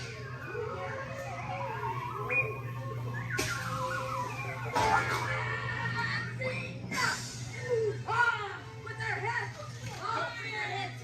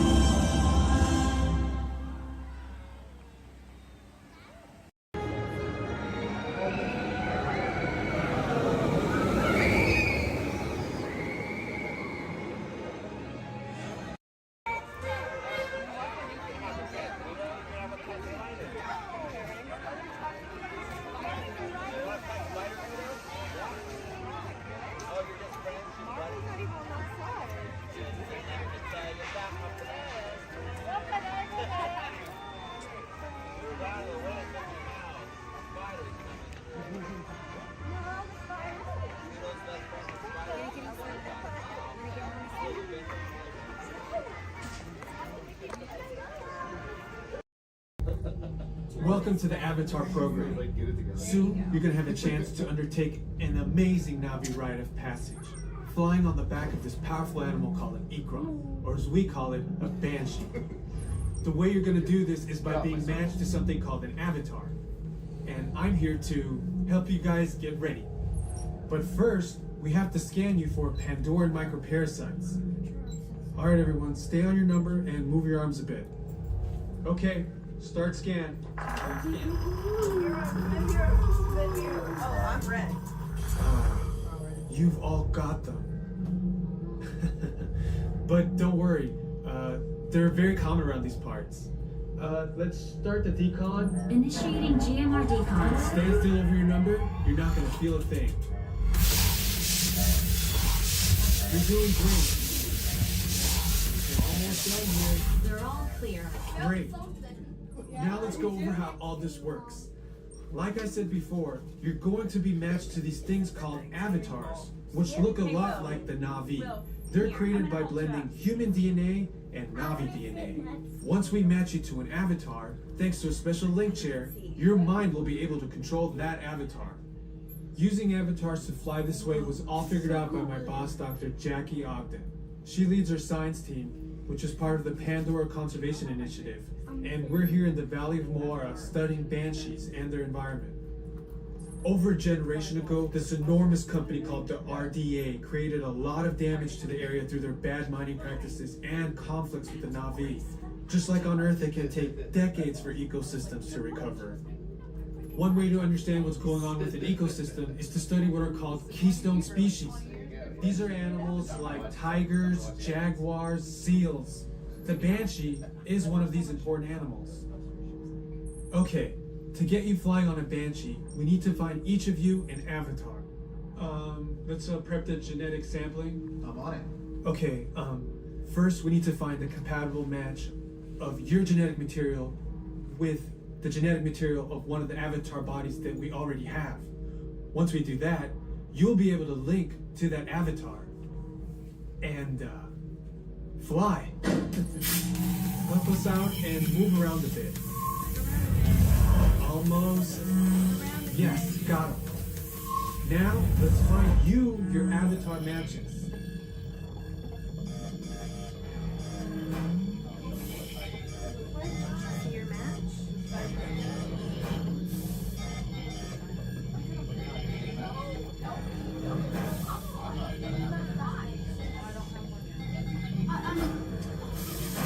All right, you've all been matched with avatars.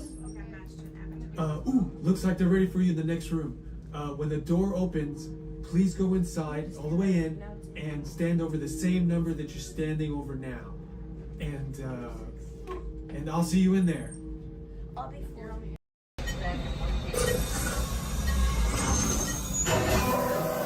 Flight engineer, repair test. Hit your flashing buttons. You better be faster when you're in real trouble. Whenever the light green, press them. Right, pilot, push the flashing button to take off. Pilot on the left. Move your stick to fly right and left. I was just pilot on the right. Pull back on the stick to fly up. And push forward to fly down. Oh, watch it! Surely makes flying on the stick look easy, eh? Weapons are online. Left pilot, hit the construct. Now let's go get that coaxium. Right pilot, make the jump to light speed.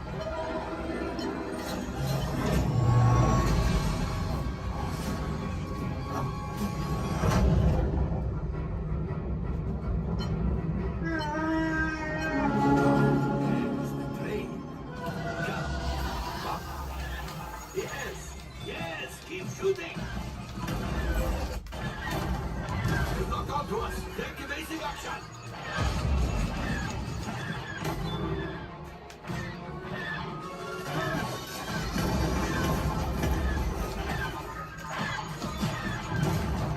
There it is. After that plane.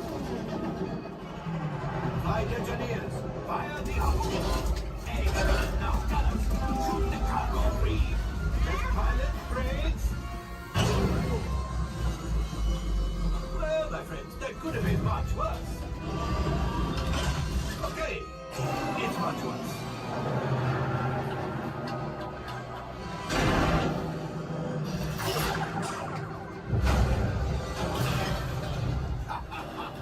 Yes, you got one. Excellent, my friends. All right, sir. Well, I have the coaxium. You see, just as I promised, my friend, now that the resistance has already made it something for Paldo. Pilot, line up behind the train so we can harpoon that last car. First, shoot the train. Yes, keep mashing those controls. Oh, so close. Keep reeling.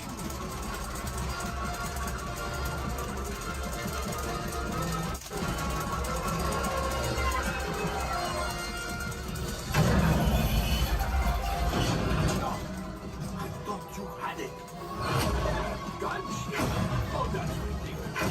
Things are getting too hot. We've got to get out of here.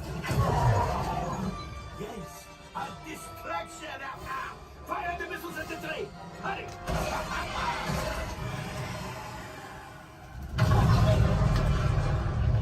It's coming down. Left pilot, hit the boosters. Boost. Look, we did not die. Let's get out of here!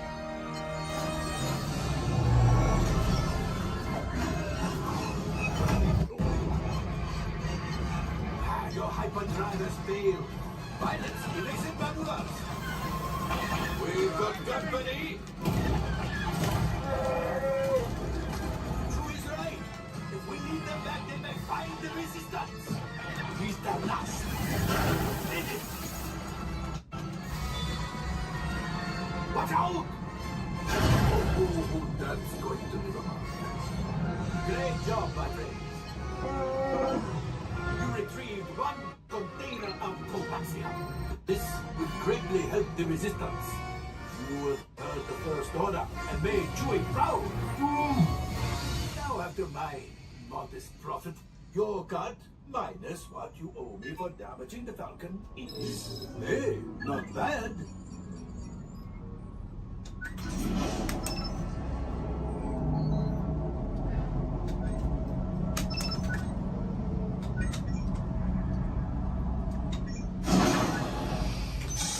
All right, I'm making an executive decision. Everybody out. Go on, get out.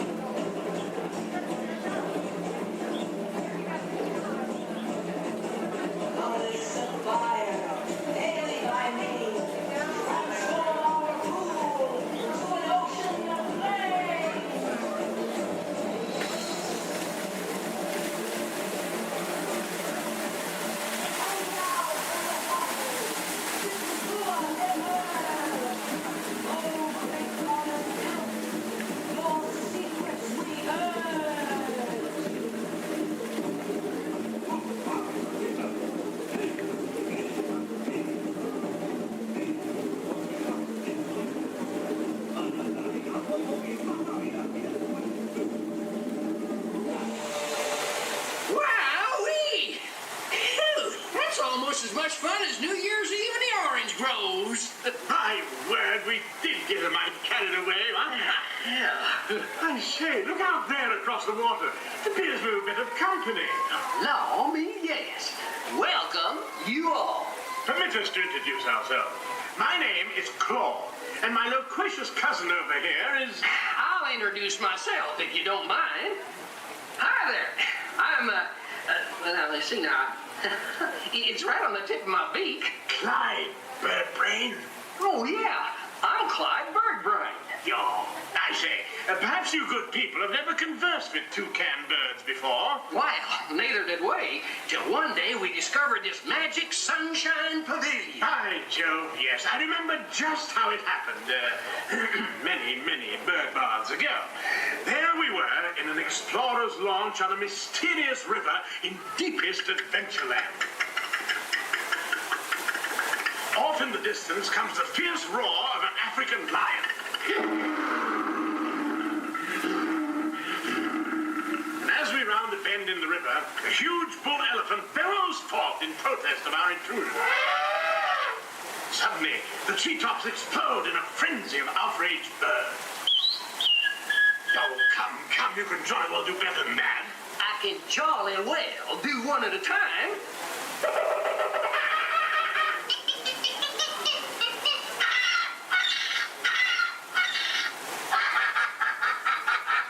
Meanwhile, shifty-eyed crocodiles lurk by the water's edge. Lurk, lurk, lurk. And the giant python slithers down from an overhanging limb. What's happened? What's wrong? I can't stand snakes. Don't be ridiculous. I'm only relating a story. All right, Clyde, enough is enough. That wasn't me. I never even opened my beak. Huh? Excuse me, I hate to interrupt with an exciting story, but they're calling us to the show. Land's sakes, it's already showtime? Land's sakes, yes, it's already time for the show. And Claude, I do believe it's your turn to make the announcement. Righto. Ladies and gentlemen, boys and girls, gather up all your cameras, purses, and other articles, and now turn to your left towards the tall doors. When the drums begin, they'll open magically to lead you right into the Sunshine Pavilion. Is everybody ready? Automated driving technology activated. Welcome to the Sea Track.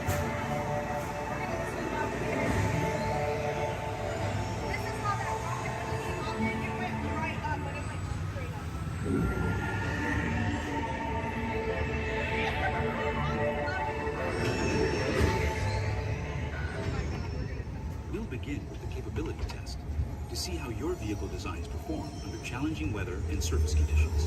Monitoring road surface.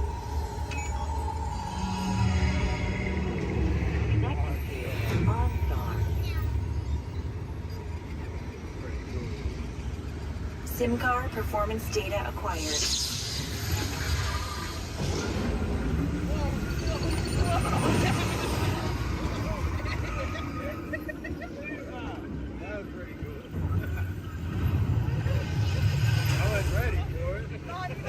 Let's see how your designs hold up now. Commencing SIM-car off-road and extreme weather sequence.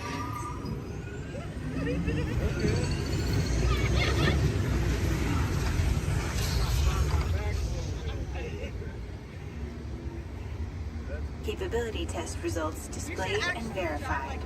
Now let's see how your vehicles compare when it comes to their efficiency. Scanning SIM-car for optimal eco-efficiency.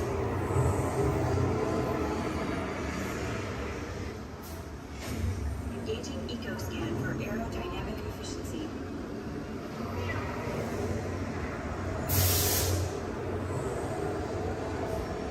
Drive systems analysis.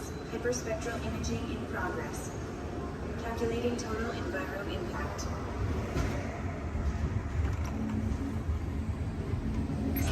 Commencing responsiveness test. Okay, the responsiveness data is now being synchronized.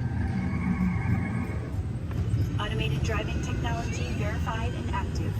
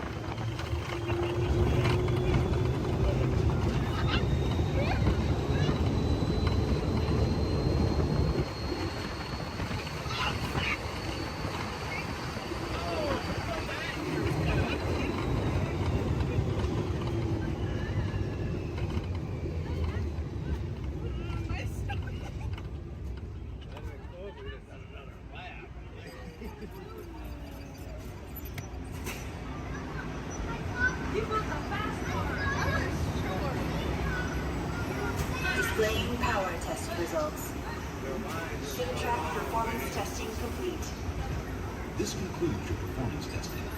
You'll be able to see how your Chevrolet custom concept vehicle designs compare with the sim car after you disembark.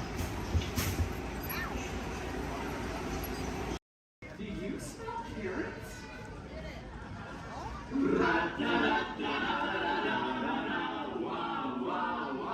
Hey! What? What do you call an old snowman? What? Water.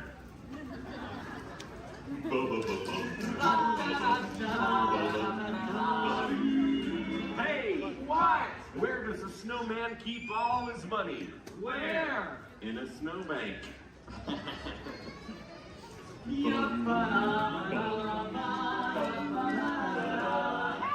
What? Who's the snowman's favorite relative? Who? His Antarctica.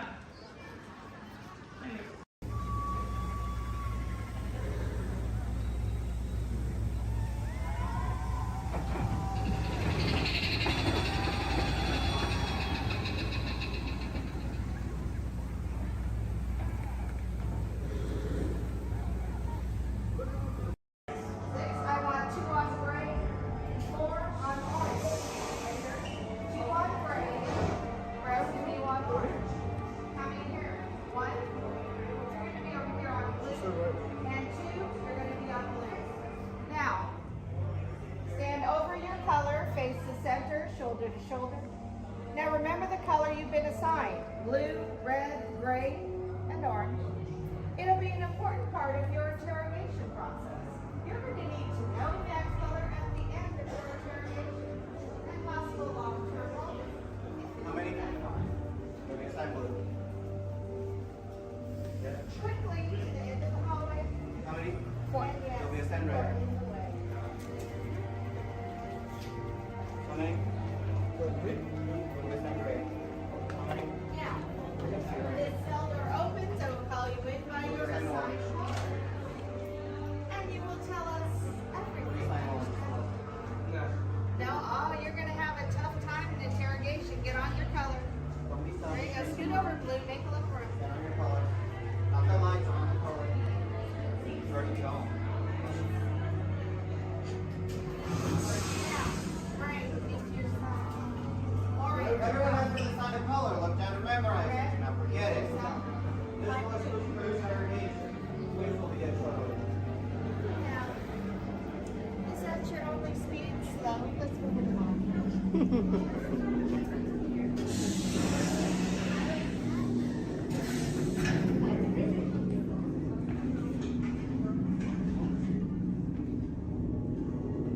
Leave us. Yes, General. Enemies of the First Order. We will soon snuff out your meager resistance. You chose the wrong side, and now you will pay. The Resistance prisoners. You have what I want. You know the location of the secret base, and I will take it from you. We are needed on the bridge. Keep the prisoners here. I will return to finish this personally.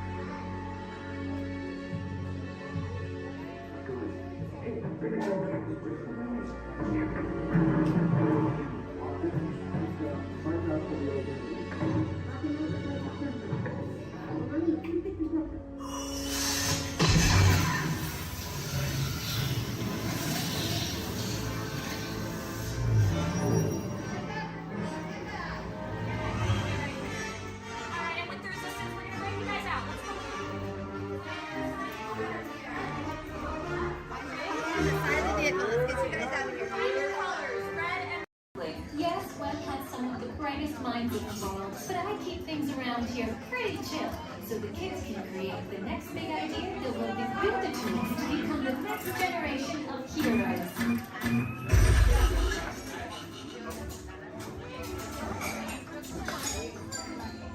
We hope you have a great time on your visit to the Worldwide Engineering Brigade Open House.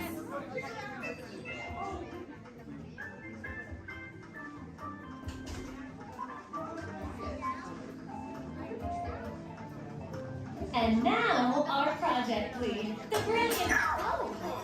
Oh, Peter Parker. Hey, what's up? I'm Peter Parker.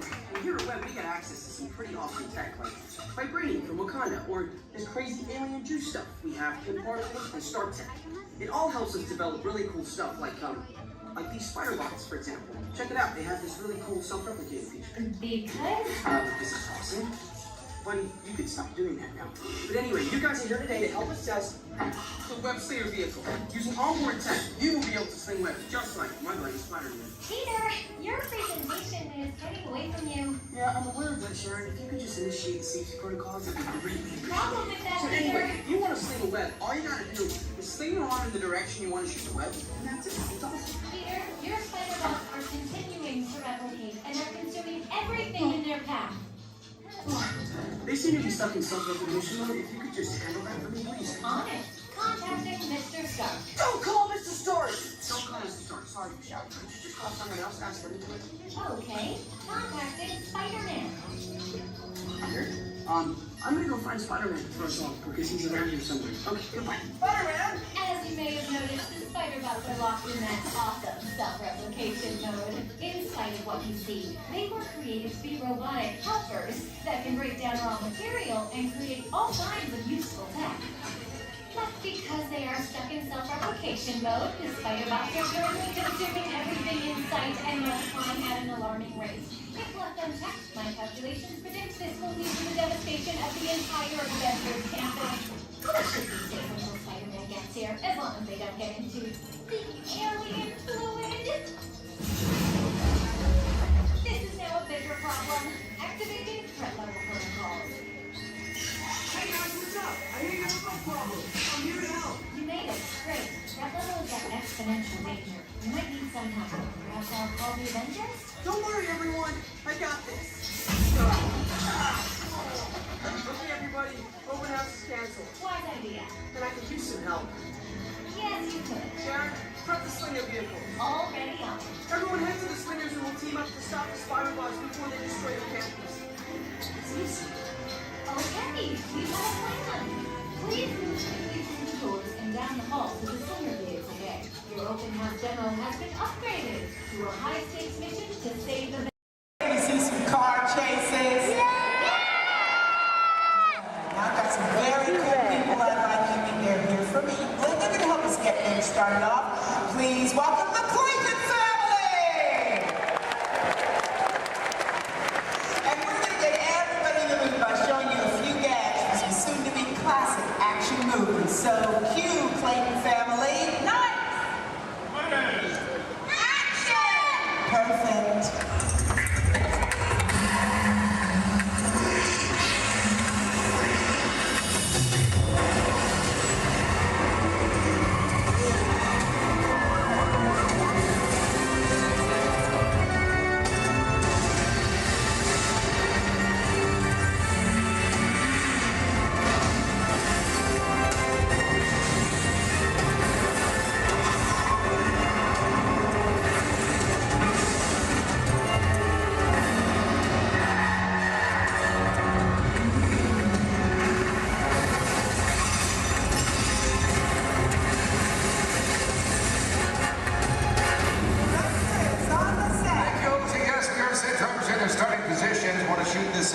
First scene as quick as possible. Just need to know, is everybody fired up? Are you ready? Yes, got a lot of action coming your way. Logan, let's check with drivers, make sure we're good. All right, today, ladies and gentlemen, we're shooting a big chase sequence similar to the ones you've just seen on the big screen, only we're shooting a brand new action-adventure film set in the south of France. All you need to know right now is that our hero is in a red car and he has this top secret envelope with him. Now, everybody else is just trying to prevent him from leaving town with it.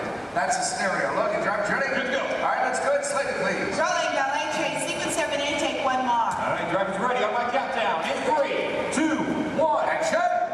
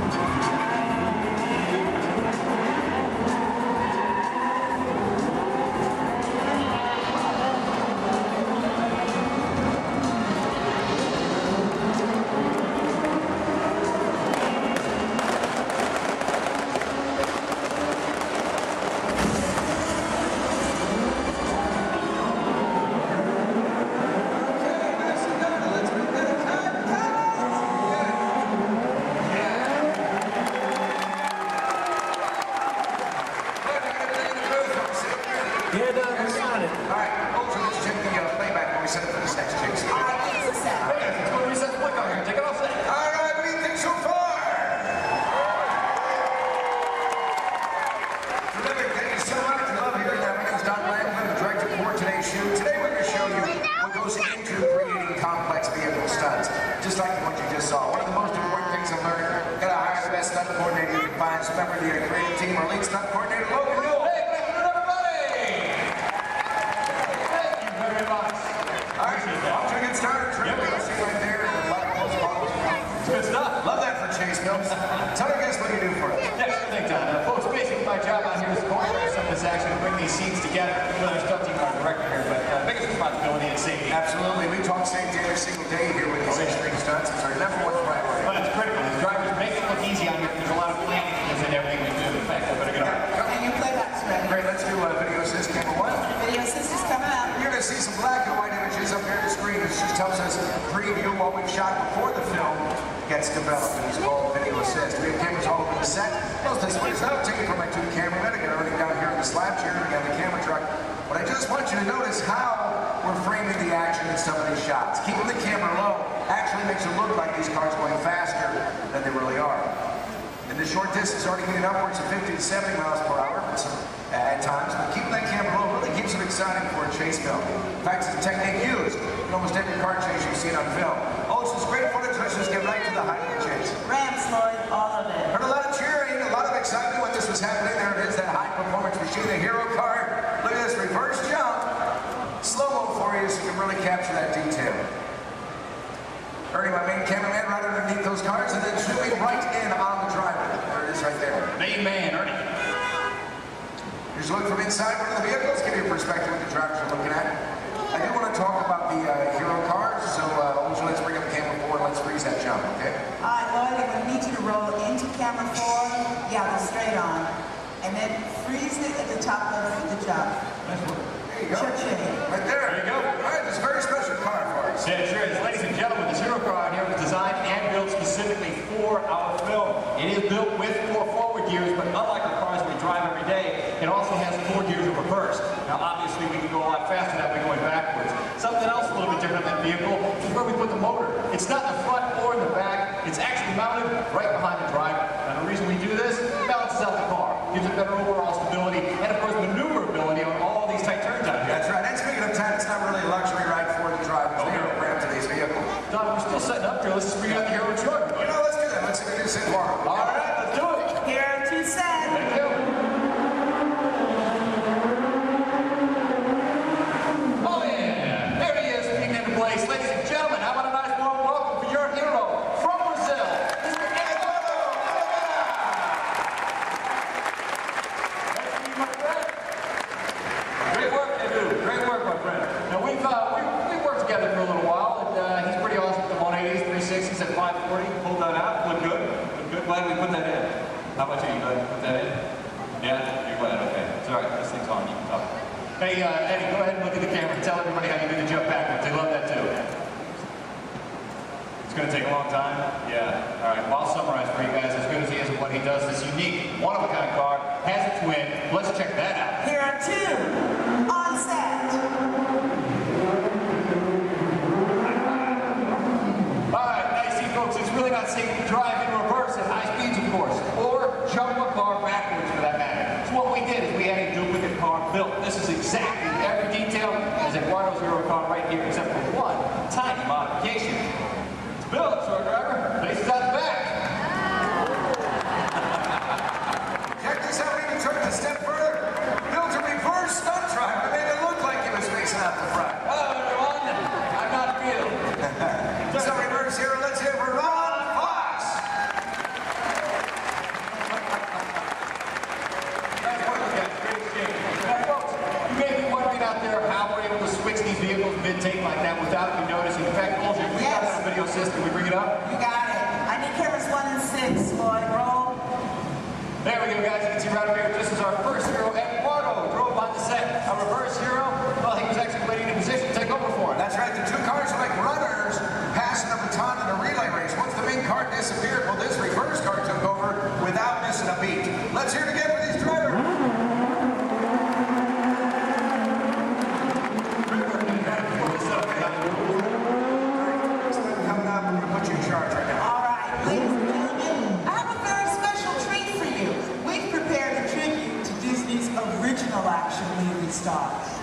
a lot of films for the studio. He's lovable, cute as a bug, and I understand he does all of his own stunts. Do you know what I'm talking about? Yeah, so let's check him out in action. Roll film for me, Lloyd. Thank you.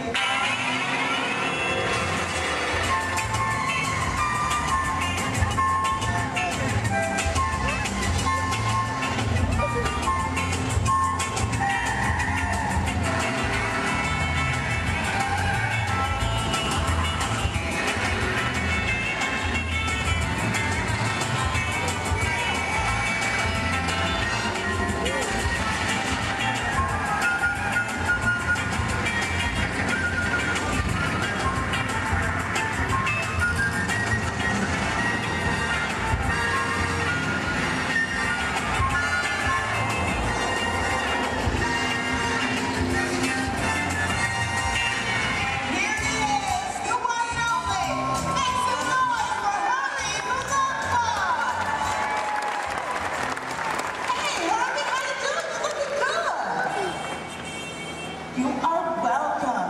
And I gotta tell you, man, I love your movies. The comedy, your stunts, the romance, and hey, you're leading ladies. What's it like working with them, huh?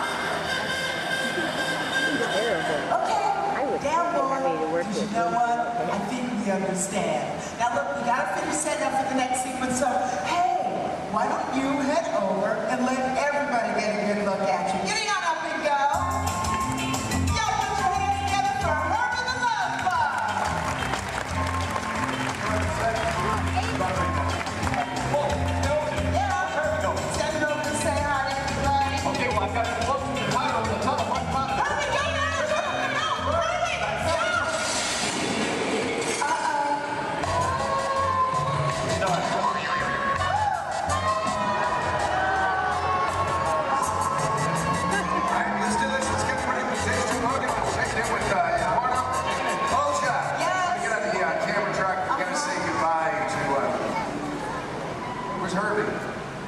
He had to split.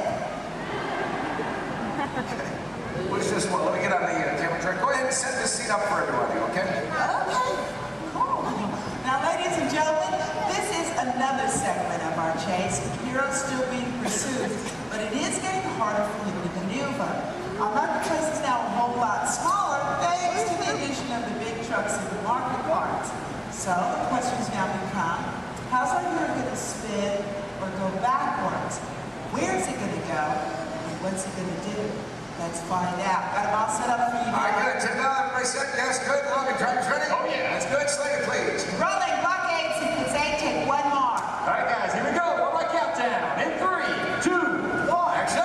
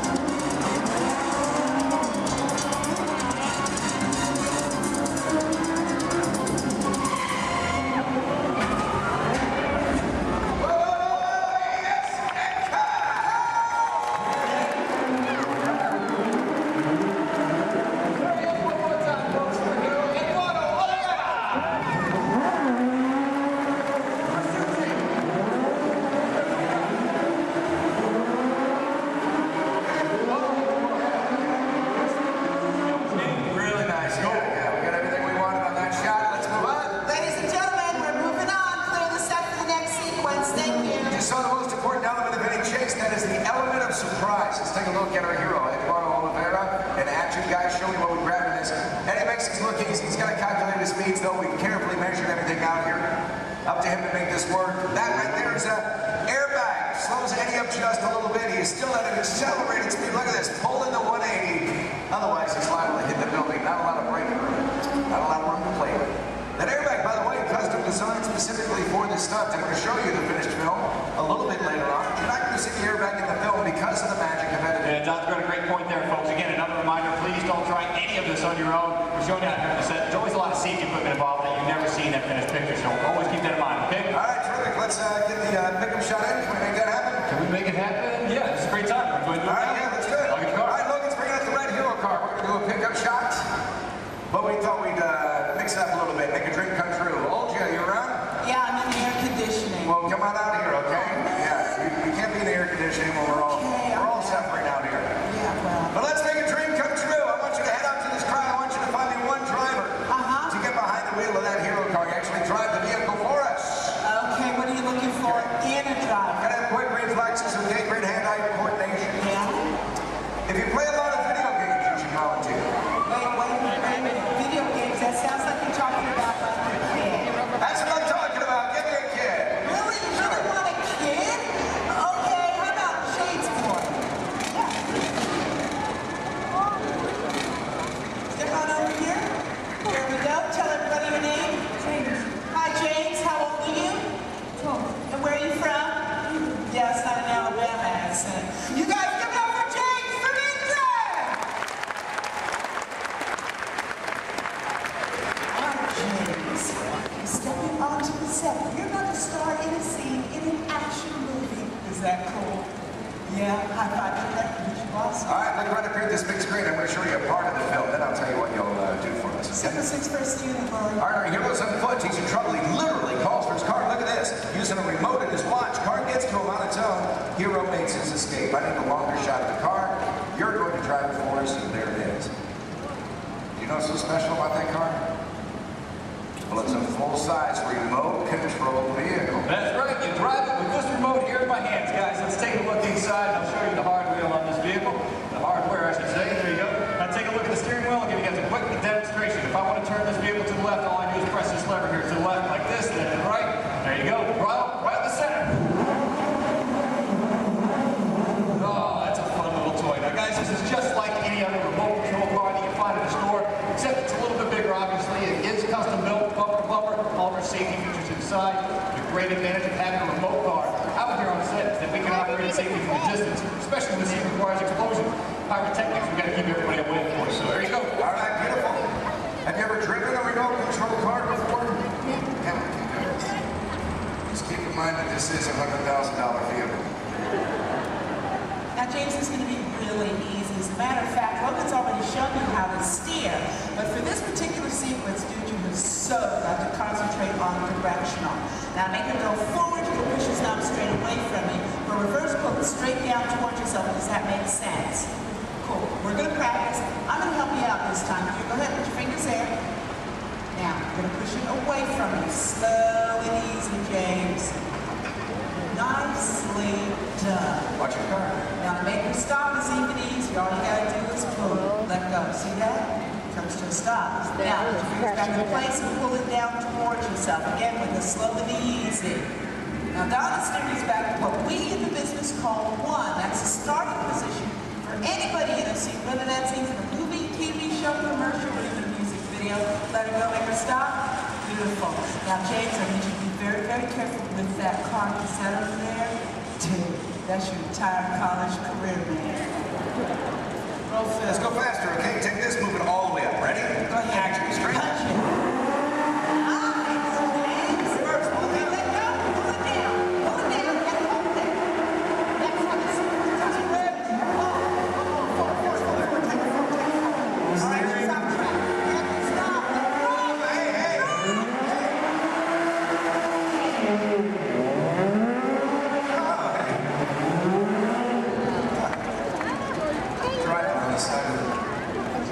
They do special. Are you released?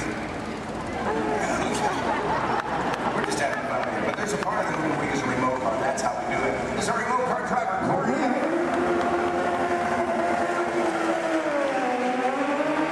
We're actually driving the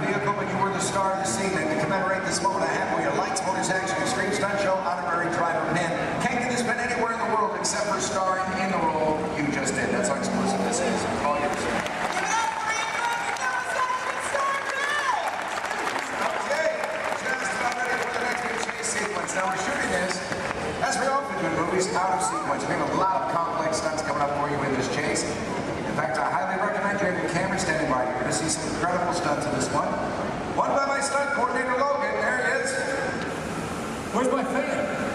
They're all out here. 5,000 from Logan. Well, all right, that was almost good there, Don. Thanks. Guys, right up here, we got a great team coming your way. Full of more action, I promise you that. Working in the stunt business, guys, it's a lot of fun. A lot of responsibility, too, but for me, every day changes. One day I might double for our hero. Next thing you know, shooting at him, it just all depends on what our director needs. I'm pretty sure by now you guys all figured out how to get down, right? Pretty obvious? Yep, I'm standing just over 40 feet high during the sheet, falling into that pattern. We're going to kick it off here momentarily. So, Don, when you guys are ready. We are shooting the very beginning of the film. This is where you see the hero for the first time. He's in a great jacket, just picked up this top secret envelope. This, of course, you met him earlier, our hero, Eduardo Olivera. And he's done a lot of stunt driving for the film already, but for this scene, he's playing the role of stunt double. Then we'll bring out a moto, so you're going to see a motorcycle chase. Ready to go? All right, let's go. Hold your slater, please. Rolling, motorcycle chase, sequence 3, take one more. On the countdown, in 3, 2, 1, action!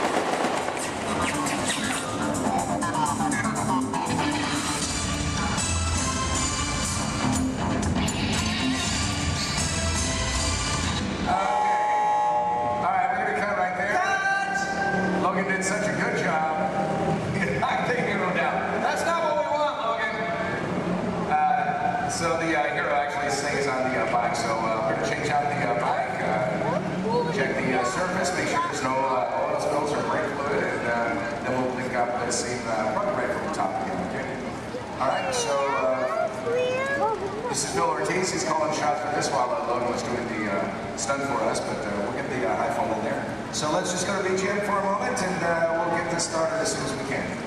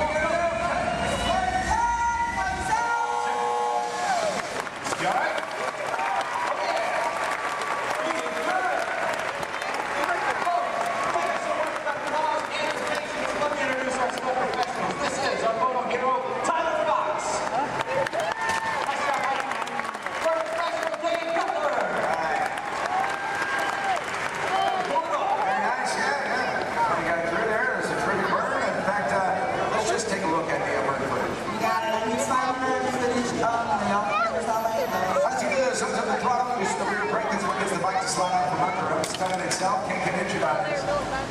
Glides right through that trench, just touches the fire, that's all we need. He's already engulfed in flames right when he's at his feet. 1 second that took. Yeah, it didn't take long. Yeah. There you go. Good job. It's nice right there. A lot of this one's going to end up in the fire. Right there in the background. Love the hero. Background there. 10 seconds in, Nick starts feeling the intensity. You know what, as soon as he goes down, our crew right there to put him out. Absolutely. Never wait for his thumbs up. Make sure he's not feeling any hot spots over any part of his body. Which we get right there. Yeah. For stunts like this, we use as many different cameras and angles as possible. Well, folks, we have to. It's a big stunt, a lot of safety. We need it in one take. That's right. Elaborate stunt. A lot of prep time involved. That's exactly right. A good half an hour of preparation just for Dave, our bird guy alone, folks. He is wearing 5 different layers. Now, the first layer that we put on him is a dry layer of Nomex, extra fire retardant material. Then we throw on some pads, of course, for the impact of that fall. Another layer of Nomex.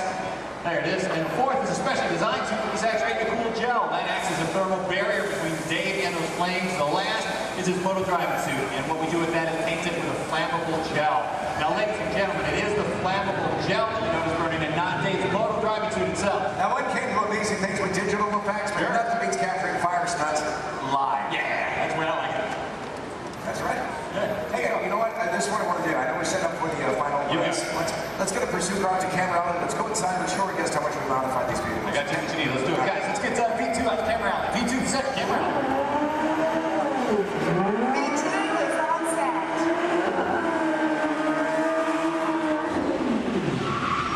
There you go. Right there. That's great. Slow it down, boy. Hey, there you go. Folks, how would you like this guy to be your valet? Put your hands together for Mr. Nick Keeley. Hey,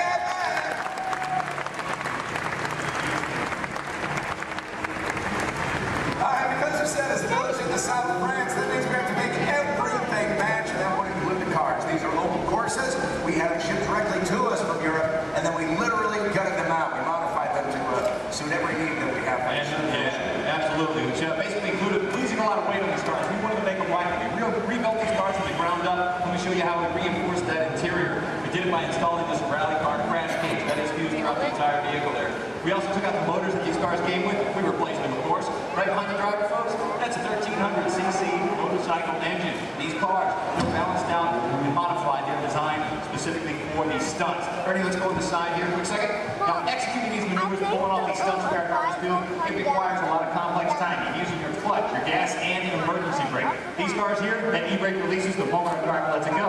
The cars we drive every day, it locks in position until we release it manually ourselves. These guys are pulling off all these maneuvers and they have to keep going. So that's why we leave it released. Something else a bit different, the gear shift. Second, third, fourth gear just requires a little push forward. It's called the bump shift in our business. If you want reverse, you just turn the handle on top and you've got 4 gears of reverse at your command just like that. And we are ready for final shot. Thanks a lot, Nick. All right, let's do it.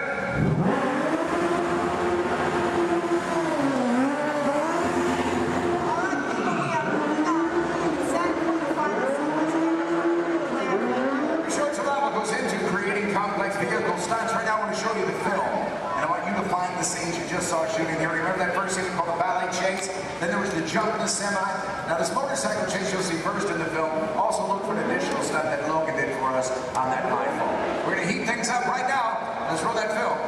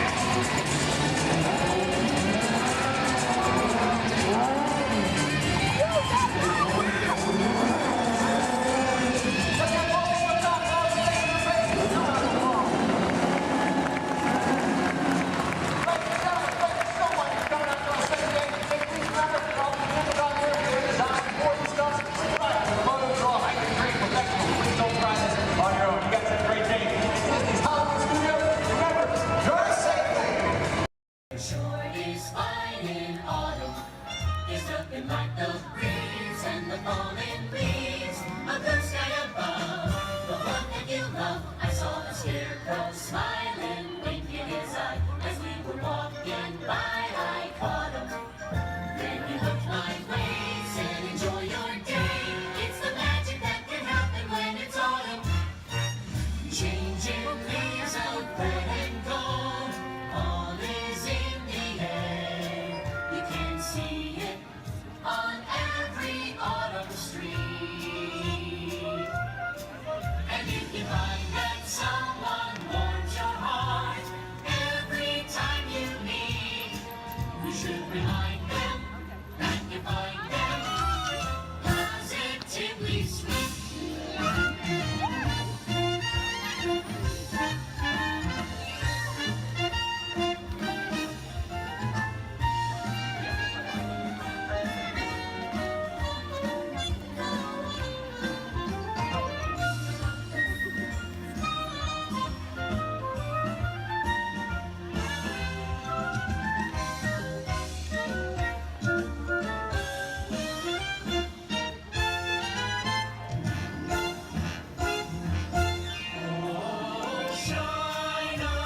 Shine on, harvest moon, up in the sky.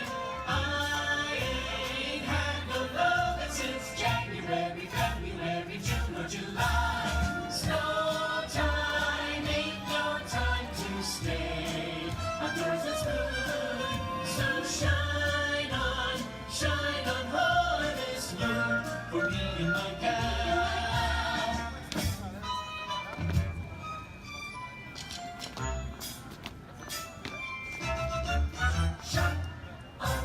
Shine on, harvest moon.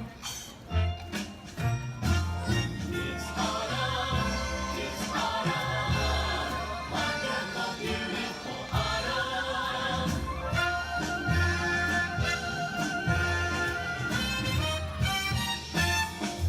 Let's take another hayride under the trees. It makes me smile from top to bottom, because that autumn chill gives me such a thrill. It's the magic that can happen when it's autumn. When it's autumn. When it's autumn. When it's autumn. It's the magic that can happen when it's autumn.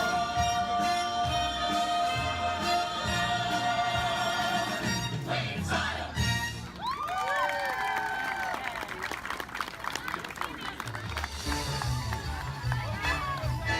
Thank you for joining us on Main Street, USA. And from all of us here in the Magic Kingdom, we hope to see you again real soon. For those of you just joining us, welcome aboard Excursion 3 on the Disneyland Railroad. For your safety, please remain seated at all times, keeping your hands, feet, and legs inside the train. Please supervise all children, making sure they are seated away from the train openings, either fully on a lap or on a bench. Our next stop will be Beacon to Town Depot, your gateway to all Fantasyland attractions. We'll meet at the front. We're taking the train to the front. Oh, perfect. Okay, bye. For those just joining us, welcome aboard the Disneyland Railroad. To ensure a safe ride, stay seated with your hands, arms, feet, and legs inside the train. And please watch your kids. Para su seguridad, permanezca sentado y mantenga las manos, brazos, pies y piernas dentro del tren y cuide a los pequeños. We're now entering Splash Mountain, rumored to be the location of the one and only Grappin' Place. If you look real hard, you just might find it. It's where the critters are celebrating a zippity-doo-dah day.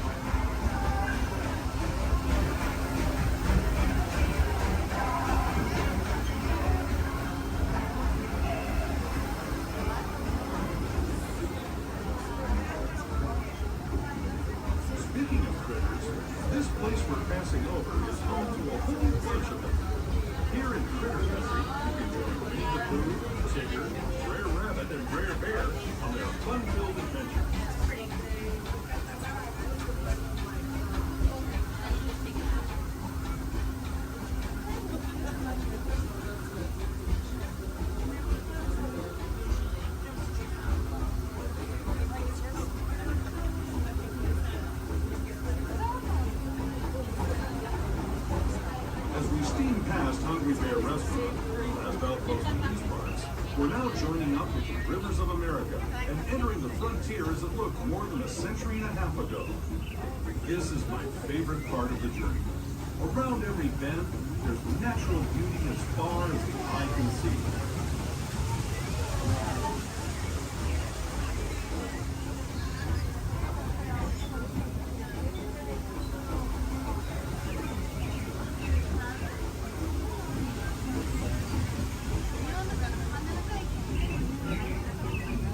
There is the revered Indian shaman, sharing his stories with those in the great river valley below.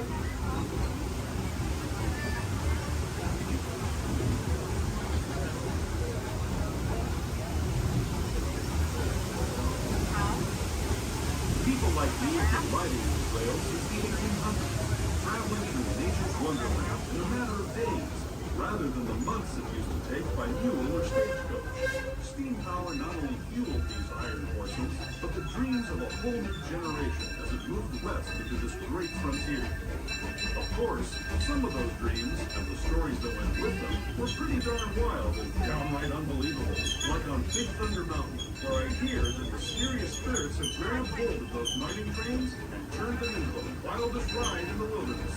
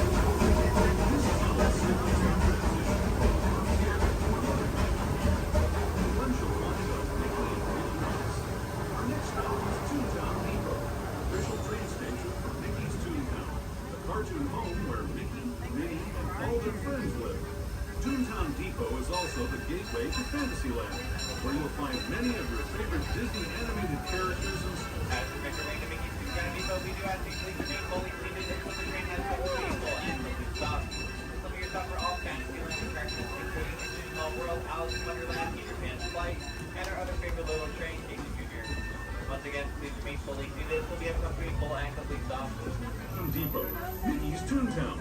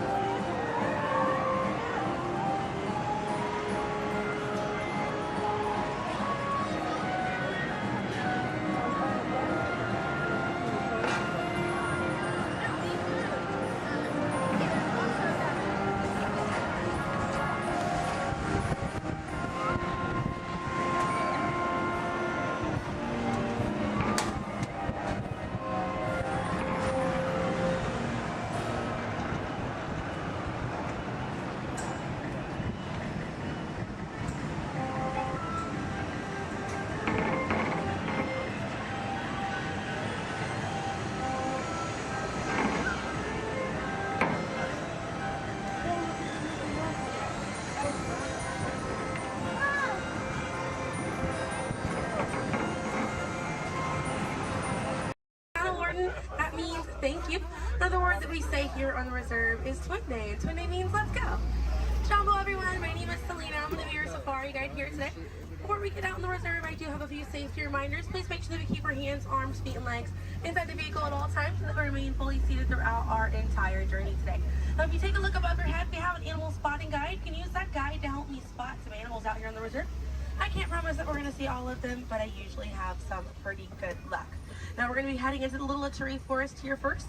And this area is home to animals that tend to be shy. They like to use camouflage to blend in with their environments, but we're going to see what we can find today.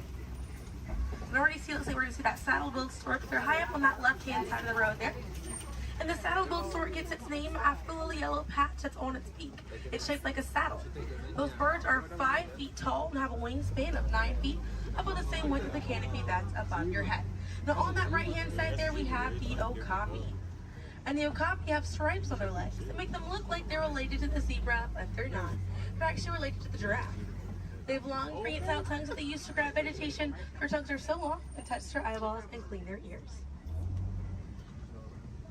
As we're looping around here, you can see we have some greater kudu way up there, as well as the bongo. Now, the bongos are going to have that deep, almost penny color coat to them, with those antlers over there, and then the greater kudu, the tan colored coat right there. Now, the bongos are known as the ghosts of the forest because of how rare they